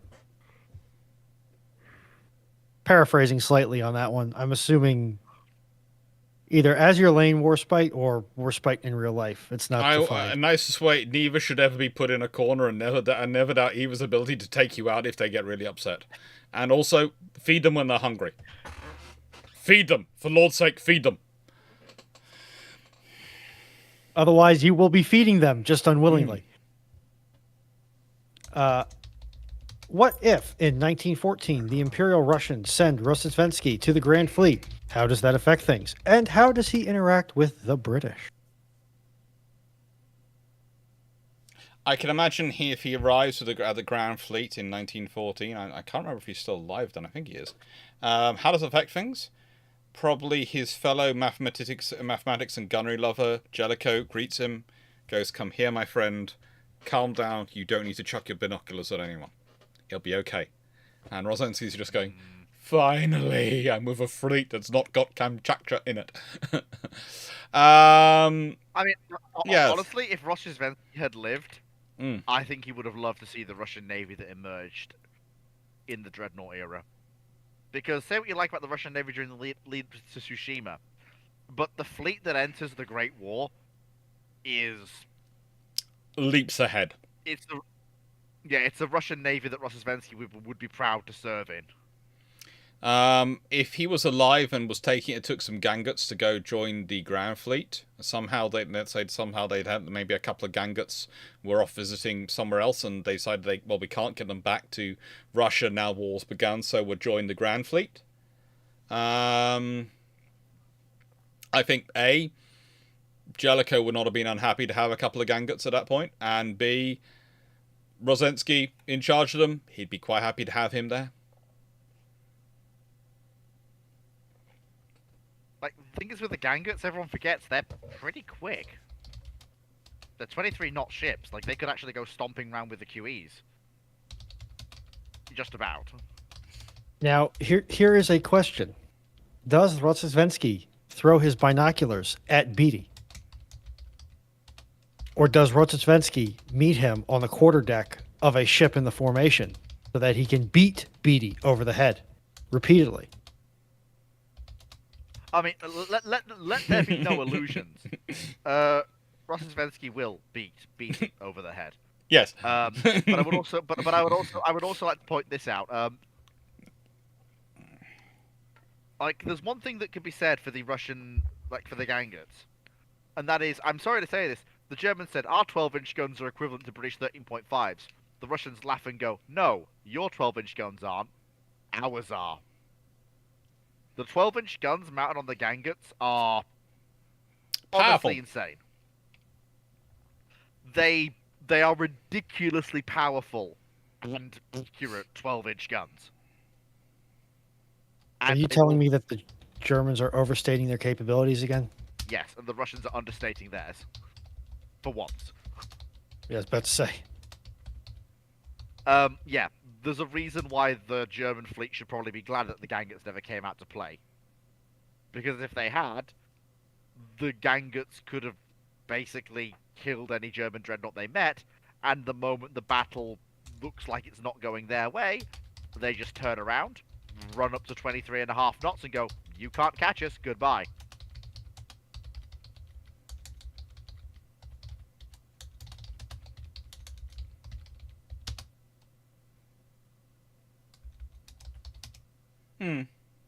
Alrighty. It's fun. Matthew Blarians. What are the naval applications for Bell's HSTOVL program? Okay, so it's the Osprey replacement program. God, what I wouldn't give for a cyclic right now. Unfortunately, you got to settle for the resident transcription. Ask. Look, If you are a... So go on, I'll let Dr. Clarke say what he has to say. Well, it is my channel. I know. And this is one of the areas where I work on today, so I know. I know cyclic's good, but you could let me get the answer first before you start sending people off to other people. Be nice. No, it's just this is a mutiny. No, it's just that. Look, that's my. Look, sorry, that was a force of habit. It's my immediate response whenever I get a question like this on ramblings. So I just defaulted to, like, program ran default option. Now, sounds like a skill issue. It's a fun thing. I would say the high-speed VTOL, etc., and all the other things that they're that the Bell have been working on, and it's being something which Bell have been touting for a while, and they've been talking about demonstrators and capabilities and all sorts of things they want to do with them. So far, what have we actually seen? When they've been talking in 2021, all the images that come out are usually computer generated or testing. It's a potential future. It's a potential operation. In terms of its potential capabilities, it could be interesting. It could provide something. But at the moment, V280 is actually in service, is actually built. Well, when I say in service, it's actually flying. It's not in service, but it's actually in testing and those sort of things. The Osprey is actually in service and has been for a while. The next generation, when it comes in service, it could be useful for naval applications. It could be used for transport. It could even potentially be used for possibly ASW, possibly. But, and I say this is a big but, we all know how long modern aircraft programs take to actually deliver anything. And we all know how many permutations they could go through. So it's very difficult to actually predict until you see a working flying version what it could actually do. Until you see what they can actually build, not what they can talk in their advertising about building. And what they can promise, and what their research and scientists and engineers are going, we think we can do this, and this is what our testing data and simulations are leading us towards. you can't really predict, because until you can actually look at it and go, well, actually no, the downwards thrust, etc., is disrupting the water enough that actually a dipping sonar won't work for it. And yes, we tend to use sonar buoys. We also use dipping sonar for other parts of the anti-submarine warfare hunt. It's going to take up a huge amount of space, so none of the existing hangars can accommodate it. So on the frigates and on the destroyers, etc. So we can't use it for that. Or until we have a working model that we can see how it's going to interact, we can't really say, because at the moment, what I've seen with the HS Vistol, is a lot of promises, and a lot of it's all things to all people at the moment. I'm seeing a lot of people put their own ideas of what it's going to be on it, and that's not how systems work. The F-35 went through a similar period, and nowadays, you've got people going, well, it's not this, and it was promised to be. And you go, well, actually, when you look through the papers, at no point was it promised to be. It was always potentially it could be, and people ran off with that as an idea and said it was going to be. And then it's not. So, yeah, you have to be careful with these things. How's that for an answer, Fleet? That'll do. But no, don't worry. I know you're used to it, but... From Malagar the Caligar, are you planning to do another Historiathon next year? I think we touched on this earlier. Yeah, I'm pretty much am. I'm still deciding between two options of either doing another 36-hour stream or doing 7 12-hour streams. So doing a whole week of 12-hour streams in a row. And doing those 12-hour streams 12 till 12 every day for 7 days. So I could do them. And basically the idea would be I would fundraise for a different charity each day. So I'd be splitting each day with a different charity. That would probably be better, I will just say. That is a temptation. But you see, if I'm going to do that, then I need to make sure Fleet is there for all the 12 hours out of every single day of that one. I can't do that, exactly. Dr. Clarke. I may have other things to deal with. You may have other things? Goodness gracious me. You're thinking I'm letting you do Hey, other things? My channel does not pay for itself yet. Would you like to know the good thing? I might actually have vacation time that time next year.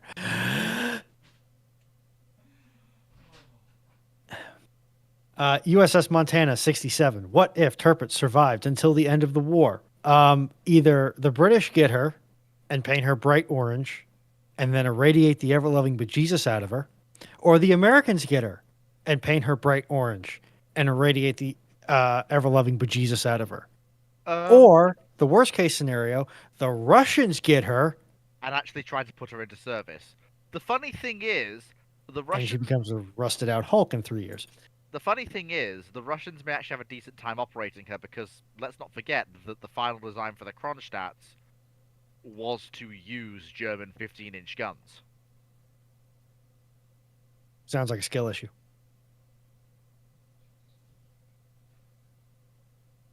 Where were they going to get the 15-inch guns? Well, that's why I'd say the worst scenario isn't actually From that Germany. the German. It isn't actually that the Tirpitz comes into service for the Soviets. I'd say the worst scenario is that they get the 15-inch guns from the Tirpitz and they stick them in a Kronstadt.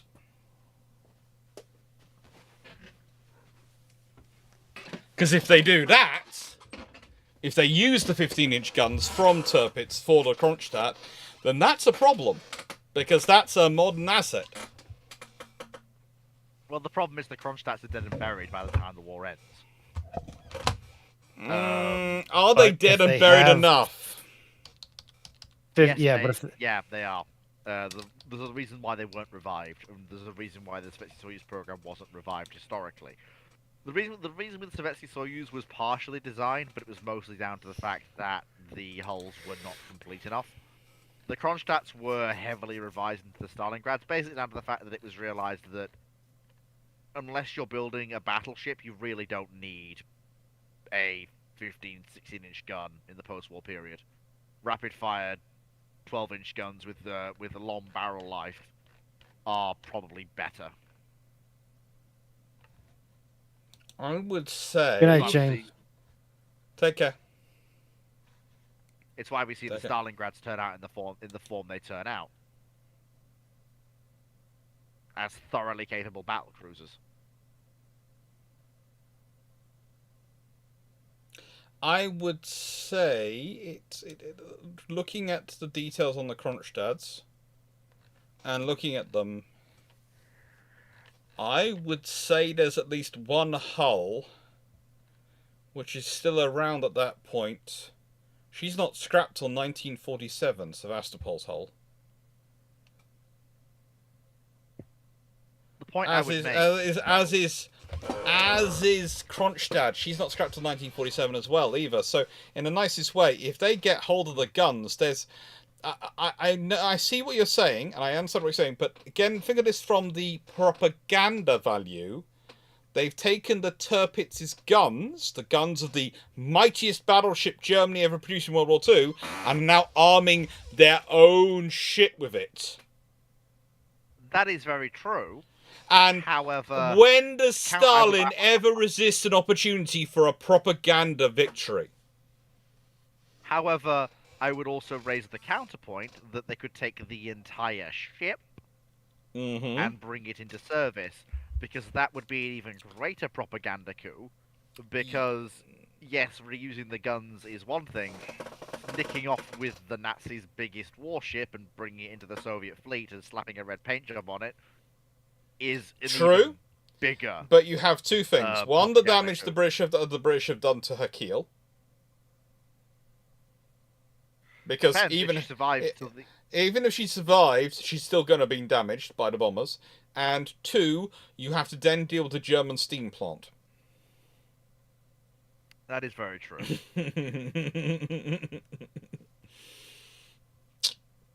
And you've got these Kronstadt hulls, you've got these hulls sitting around, so it's not going to be much effort to get them pushed further on. They're both at about 60 to 70% complete. In terms of the hulls. Yeah, that's very true. Problem is you can only complete one with the 15-inch guns. Yeah, but do you need more than one? The problem, and also you can't really long lead those items because there aren't any spares for the barrels. Again. Well, you'd probably get, if you got the ship as reparations, you'd probably get any spare barrels. And nice way, if you got the ship, the only way the Soviets were getting the ship as reparations is if their troops overran the port it was in. Which is good luck. Otherwise, the British would have a nasty accident with it. Yeah, there's a reason why the British let the Americans and the Germans race for let the Americans and the Soviets race for Berlin, and the British race up the German coast. There is a reason why the British are going for the German ports. It's not because they don't care about the. Are you insinuating that the British wanted to destroy German naval infrastructure again? Yes, quite happily. The British have a consistent modus operandi. A very consistent one. Oh.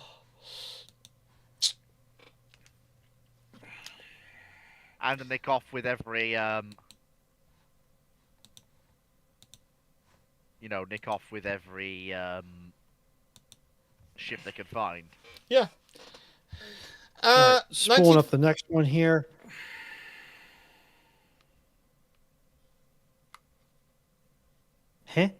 Okay, question 168. So, in 1939, Lord Ver declared Hood was not battle-worthy and was absolutely inadequate for the task that she was given.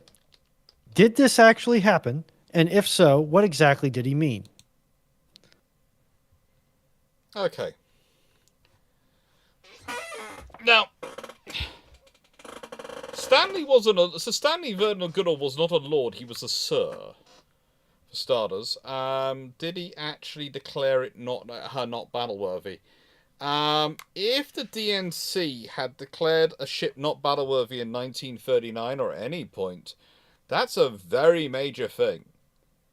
If a DNC declares, if Director of Naval Construction declares something as not battle-worthy, and you have to remember, he was Director of Naval Construction from 1936 to 1944, there's two problems with that. One, that means that ship needs to go for automatic repair and maintenance, and two, he's been failing in his job. Now, the thing is, declaring her not battle, I don't. There are statements about her material condition, and she needs upgrade. And you have to remember, she is scheduled for an upgrade in 1939. So one of the things you find is if you look around in the Royal Navy's papers from 1939, you find for several documents where the Royal Navy's written down justifications for why these ships need to be upgraded and modernized, and in what order. Okay? And they make the case that then goes to the Treasury and goes to Parliament for why these ships need to be upgraded. And you need to make a case for it. You can't just say, we want to upgrade it. You have to explain what the problems are, what you have to rectify. Now, I would point out that recently there was another example of this, which was in 2010. In 2009, the Royal Navy had been asked to give a list of improvements which they would like to put into next generation Harriers to make them more viable for what the Harriers needed, the Royal Navy needed out of Harriers until the F-35s came into service. That same list of recommendations for improvements was then turned around in 2010 and used as the justification for faults in the Harriers, which meant you should cut the Harriers from service. Now, it could be used as such because it was structured in such a way to make the case for funding. This is a problem, so we need to fix this. Because you can't ask for funding to say, this is something I'd like to have. You have to have some funding for, this is a problem, I need to fix it by application of this much money to provide this solution. That's how you ask for funding for government. So what they tend to be working from that is they tend to work through what Stanley Goodall and others wrote on these ships as justifications of this is X problem. We need to spend this much money to fix this. And they go, this shows it wasn't battle worthy. And that's not what the document is about. But it's what you can use the document to say, and what you can draw from the document to say if you're not going to put it through that perspective. And you can honestly say, he's saying it's not battle worthy. And you can go from, well, it's got all these problems, so obviously it's not battle worthy. And that is a legitimate argument you can make. I would not say it's quite that true. I would not personally view it as an argument I would make. I would say this is a ship which has these issues. It is this many years old. It's going to have issues. These are the issues they wish to fix. Did it mean she was not battle worthy?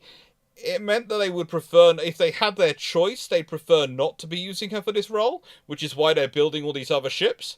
But if they have to, they're not unhappy about using her in the role because they're still prepared to use her. Because if a ship is truly not battle-worthy, and if someone's writing up, then she would not be at sea. If you want to, look at that. Look at some of the ships in World War II which don't get used for those operations. At no point did anyone turn around and go, you know what, Iron Duke, she's a really good old battleship. Why don't we arm her up again as a proper battleship? At no point did the Royal Navy turn around and think, that'd be a good idea. Because they'd done the studies, they knew what she was like, and they knew what they could get out of her.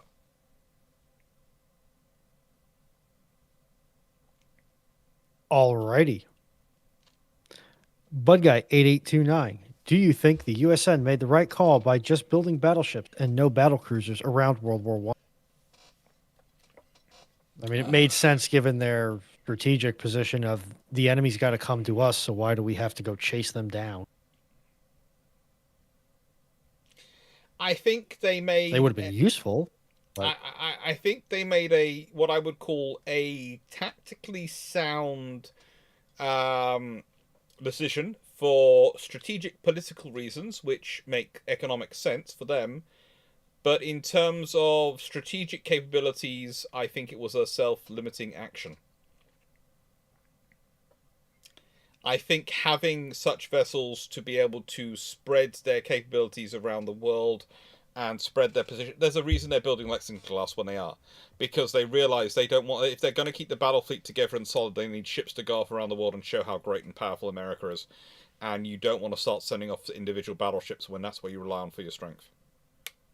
So you have battlecruisers to go sailing around the world and go, look how big and powerful and sexy I am. And the Lexington class would have been absolutely brilliant for that. They would have been absolute status pieces par excellence.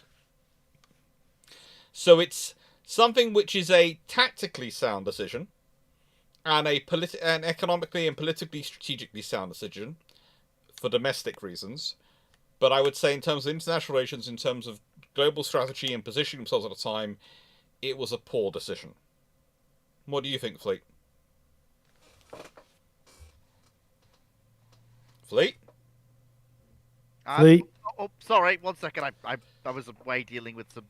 I'm sorry, I missed about a good 10 minutes. What did I was away. The question is, do you think the USN made the right call by just building battleships and no battle cruisers around World War? I have the position of it made sense for their strategic outlook in terms of warfighting. Dr. Clarke makes the point that it's limiting and it also prevents them from showing off on the world stage. They didn't have a choice.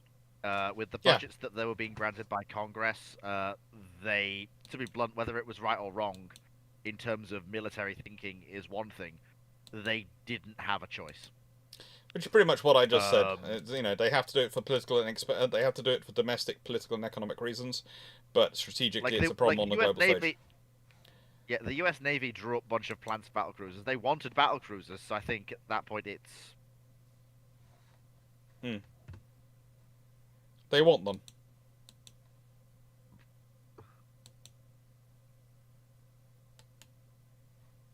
Alrighty.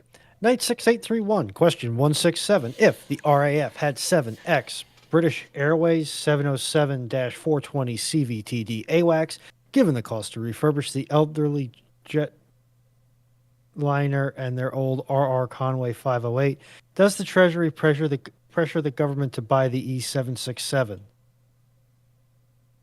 No?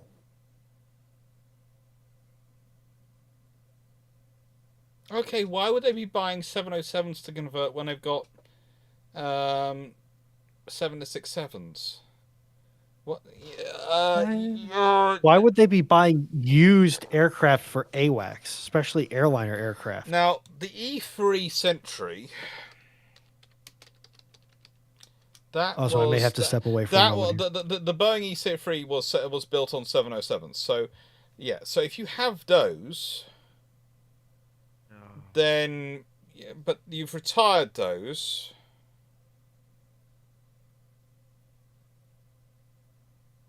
If the RAF had 7 of them, which they can turn into Sentries, okay.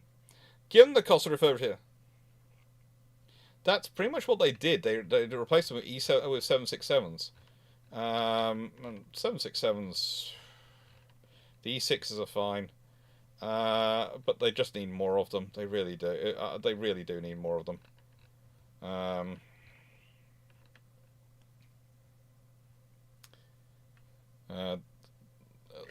What they needed was more money. Yes. They sadly didn't get it. It's the whole thing of, again, it's as I was talking about earlier. It's the whole cost of the peace dividend.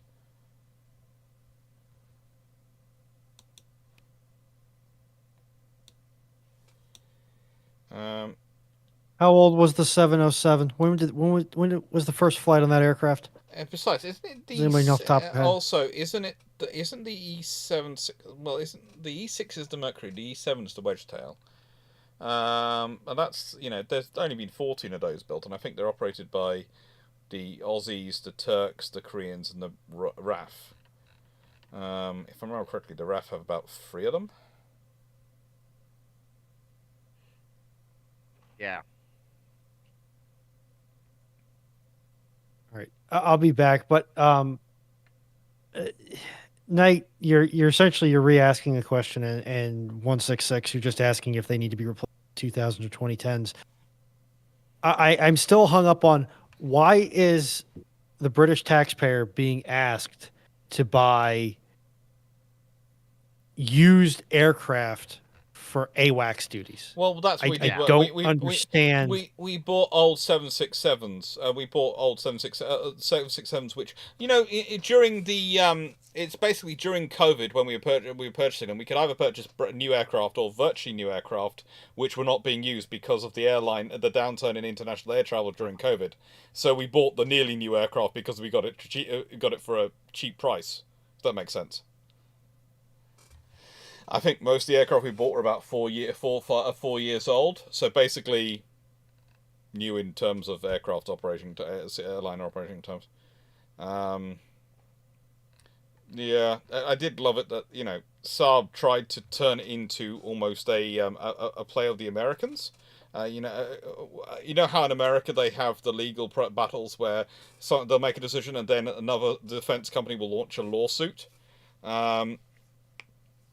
Saab considered doing the same in the UK, and they got firmly told by the British government that no, that's not how our procurement's decided. If you take this to court, that's fine, but it'll be vetoed out of court for these reasons, because it's not a criminal case, it's a government procurement case. Unless you can show that there was backhanders and things taken, no.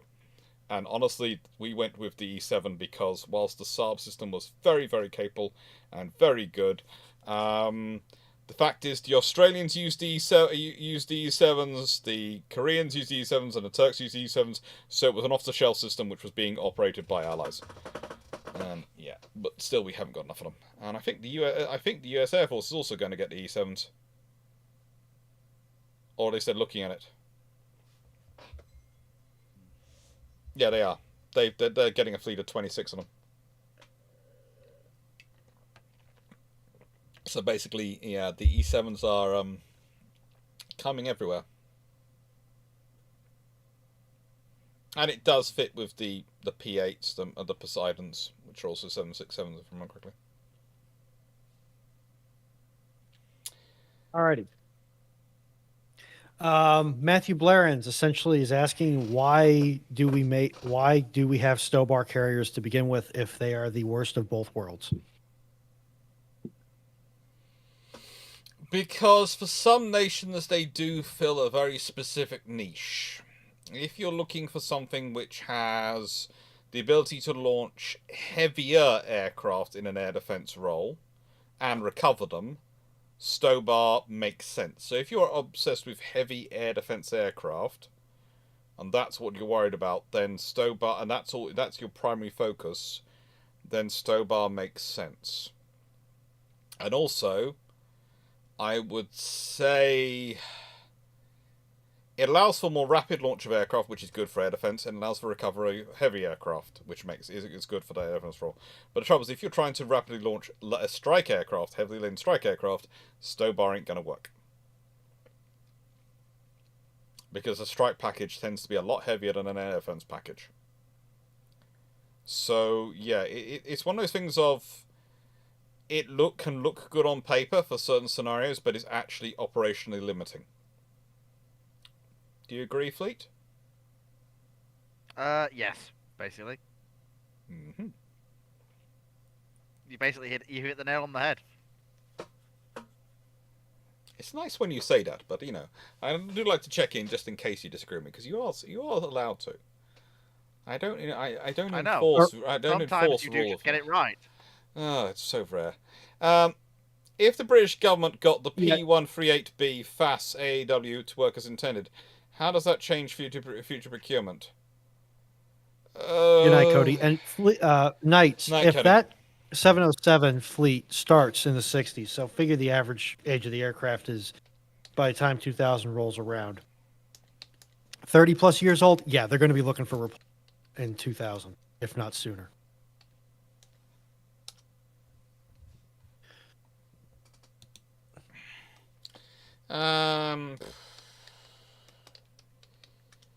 I'll be back in just a tick. That's one of the British Airborne early warning projects. It's certainly one of the funner ones.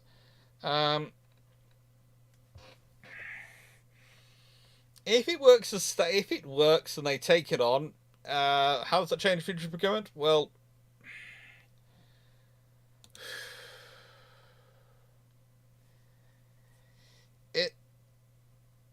it's honestly not really viable to say that much. I'm sort of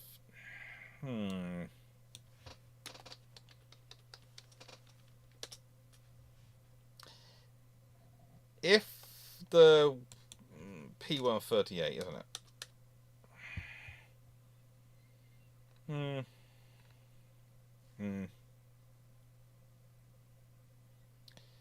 If it worked, and I'm remembering from memory going through the AOX book here. If it had worked, it would have been a very useful aircraft, but it's only going to work if you have a carrier system. If it does work, and if I remember correctly, it's the one which looks sort of vaguely like an intruder.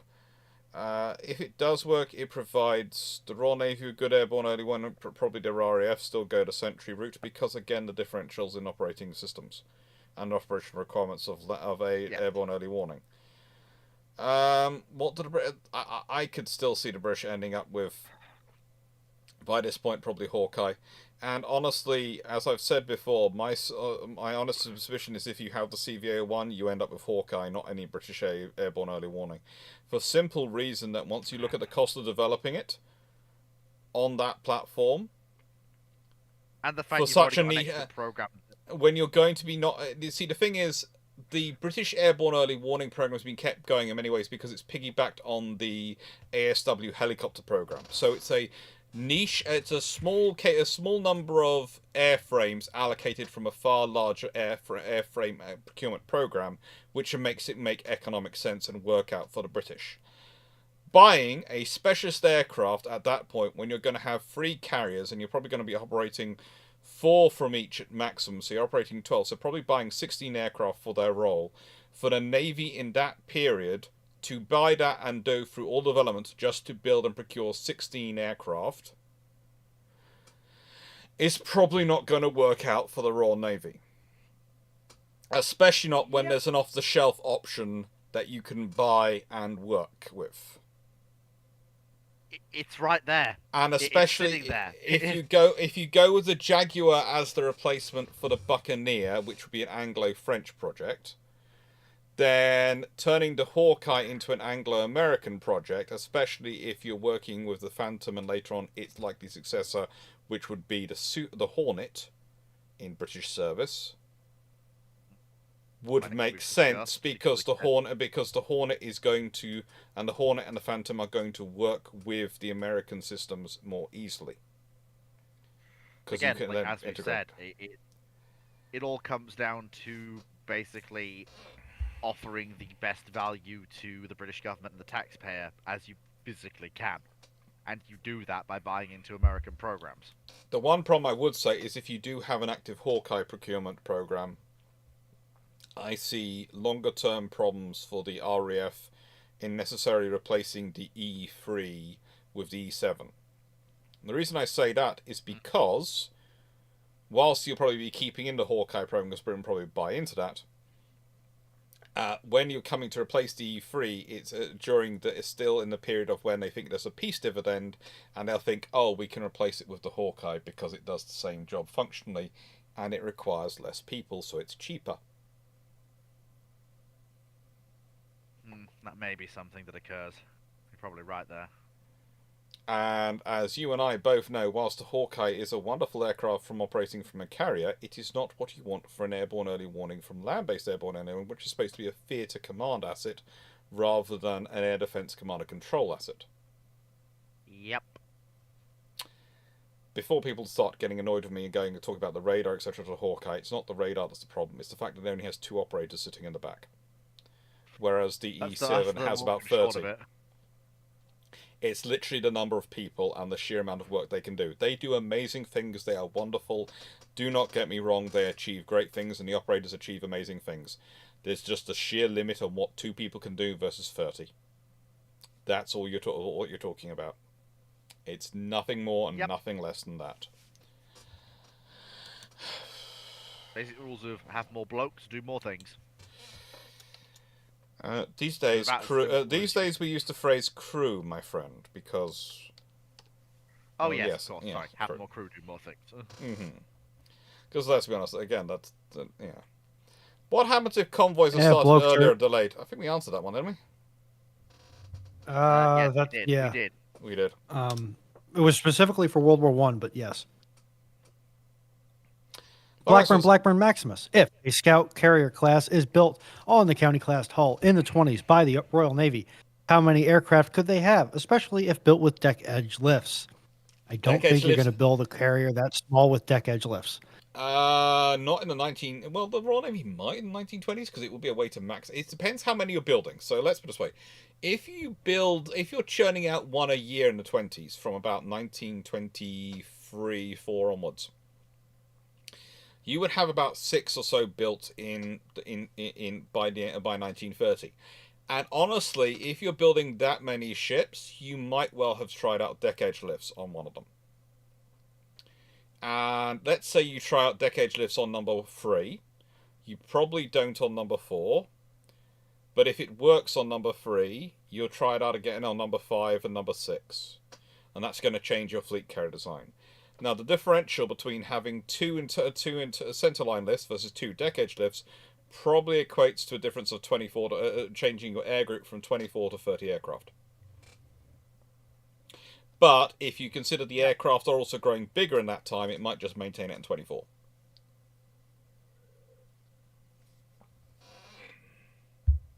Okay? Yep. Hope that answered your question, Black Masters. Right, gentlemen. We've gone past midnight. It's 12:30. I really do have to. Go on. You go to bed. I'll finish off the questions. Good night, folks. Don't worry. We'll start the training for the 36-hour Historiathon very soon. Oh no, you won't. Good night, everyone. You could do it, my friend. You could do it. Matthew Blarian, why did the various Matthew Blarian. Please ask a question. Why did the various navies build helicopter cruisers rather than helicopter carriers? Surely the same logic as to why hybrid carriers don't work would also apply to helicopter cruisers. I want to say not necessarily, because you use the helos for different roles than you would use the aircraft on a hybrid carrier. Bingo. Basically, a helicopter cruiser is an anti-submarine warfare asset which is multiplying its helicopters for ASW warfare forward and aft, and its forwards to space is being used for other things.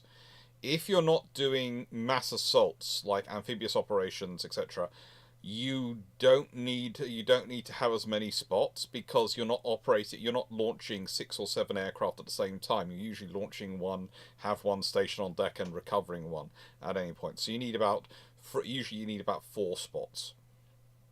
Whereas if you're doing a helicopter assault, you're needing about 6 to 8 spots for launching the helicopters, because you need to launch enough aircraft with enough lift capacity to get enough troops ashore in one go, and you don't want to have them waiting around burning fuel, because that reduces range in the air. So you want to be able to launch them all in and go. So pretty much, yeah. As anti-submarine warfare assets, they were very, very capable. But there is a reason why those designs evolve, because as you have them, then you have more ideas of what you would like to do with them, and that's why you end up with the Invincible class and the Kievs, because you want to do more with them, basically. Okay. So what's the next question? The next question is from Blackburn Maximus. In the scenario where the Russian Empire survived World War I as a result of the Gallipoli campaign succeeding, given that Alexei is likely to die from hemophilia at a young age, would succession laws be changed in order for one of the older sisters to become the heir, or would it be a male relative? Male relative, this is Russia. As stupid as that would be, it'll be a male relative. It depends also how young Alexei dies. If Alexei manages to live long enough that he manages to have a child, and I wouldn't be surprised they marry him quite young to try and do that, then that might be their succession crisis dealt with. Find a suitable lady, marry him off, and hope he produces a son. Could well be the policy to do. It's going to depend on what timeline he dies in. If he dies before he reaches an age they can viably marry him at, then it's going to be a suitable male relative.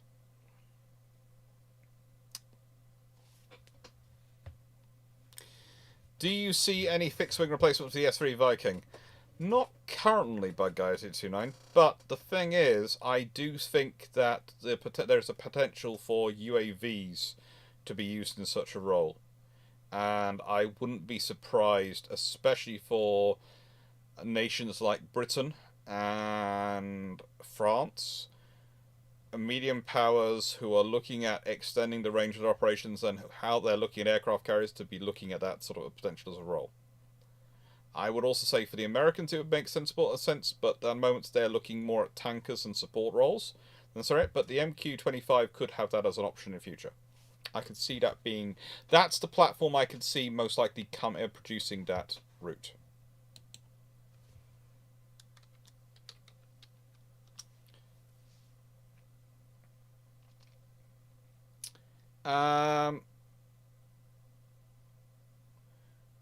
Stafford, is that last question?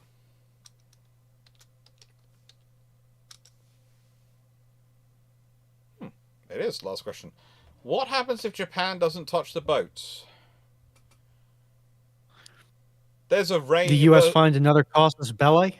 Yeah, potentially, but also there's a range of options here. This was one of the interesting things which came up when I was talking about the whole scenario of the fleet being found, because the linchpin of the Japanese attack and the Japanese operations in terms of their amphibious and naval operations was the naval attack on Pearl Harbor. Now, the naval assets are likely turned around, but people talking about, well, what about the army in Indochina and these formations? Could they have been turned around? Would they have necessarily attacked the same way? And that's a sort of interesting thing, because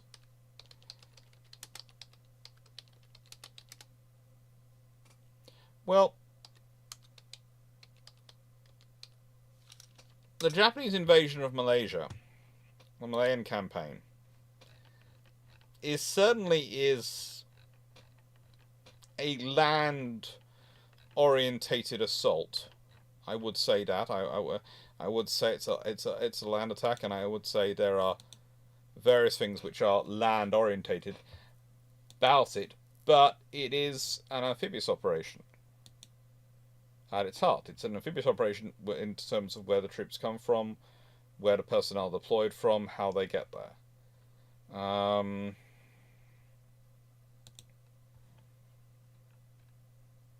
So I'm honestly not sure. I think Indochina still. I think their operations in Indochina probably still take place, but and full occupation of Indochina. But I would say the Malayan campaign could well have been paused, because again, the thing is, the Japanese are relying on surprise for achieving a lot of their things. Fleet discovered, large warning issued on 4th of December or similar, is going to send everyone up into very high alert, and it's going to cause all sorts of issues. And it's going to cause all sorts of things. So, yeah, the 25th Army doesn't arrive till the 8th of December 1941 for their amphibious operation. And I myself don't see if the Japanese aren't doing that, I don't see the viability for them to do the other things, because a key part of their operations, to make their operations sustainable and viable, was to limit the operations of the US Navy, and the Army understands this. The Army there is a big difference between saying the Army and the IJN and the IJA do not get on, and the IJA do not understand the value of the US Navy and the problems that will cause for their logistics.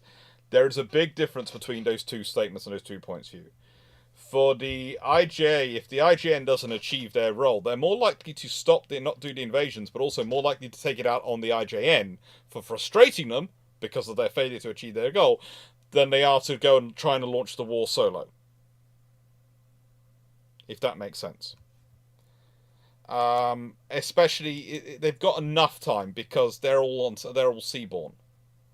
Their major attacks, Philippines, Malaya, etc., they're all seaborne attacks. So that's the thing. So if they don't touch the boats, if Japan wasn't attacking Pearl Harbor as part of their war plan, then they're attacking somewhere else. They're going somewhere else with their full force. So that's whether that's the Philippines, where the Americans expected them to arrive, or whether that's Malaya, they're going somewhere else at their full force. And honestly, if they do go their full force against Malaya and they steamroll I don't know, Force Z with their full carry, then you're going to get a very different memory, remember, of Repulse and Prince of Wales, because people are going to go, well, of course they died. The Japanese turned up with six full fleet carriers, 4 Congos, this, that, and the other. Of course those ships went down. That's a full fleet versus them. Which kind of idiot deploys just those 2 ships to that area on their own to try and deter the whole Japanese fleet from there? Yeah. Which is kind of a thing which I say anyway, because deploying 2 capital ships and thinking that's going to act as a deterrent alone to the Japanese forces when they've got a fully worked up fleet and they are by far the most powerful of the Axis navies if they join the Axis war effort is kind of a joke when you consider the sheer amount of forces which the British have deployed to fighting the Italians, who are the most powerful fleet at that point in terms of balanced fleet of the Axis forces. The Germans are, by that point, are getting to be pretty one-dimensional in their threat. Even by 1941, they're becoming very much a submarine navy. Yes, they had Bismarck came out and did its rise, but it's now sunk.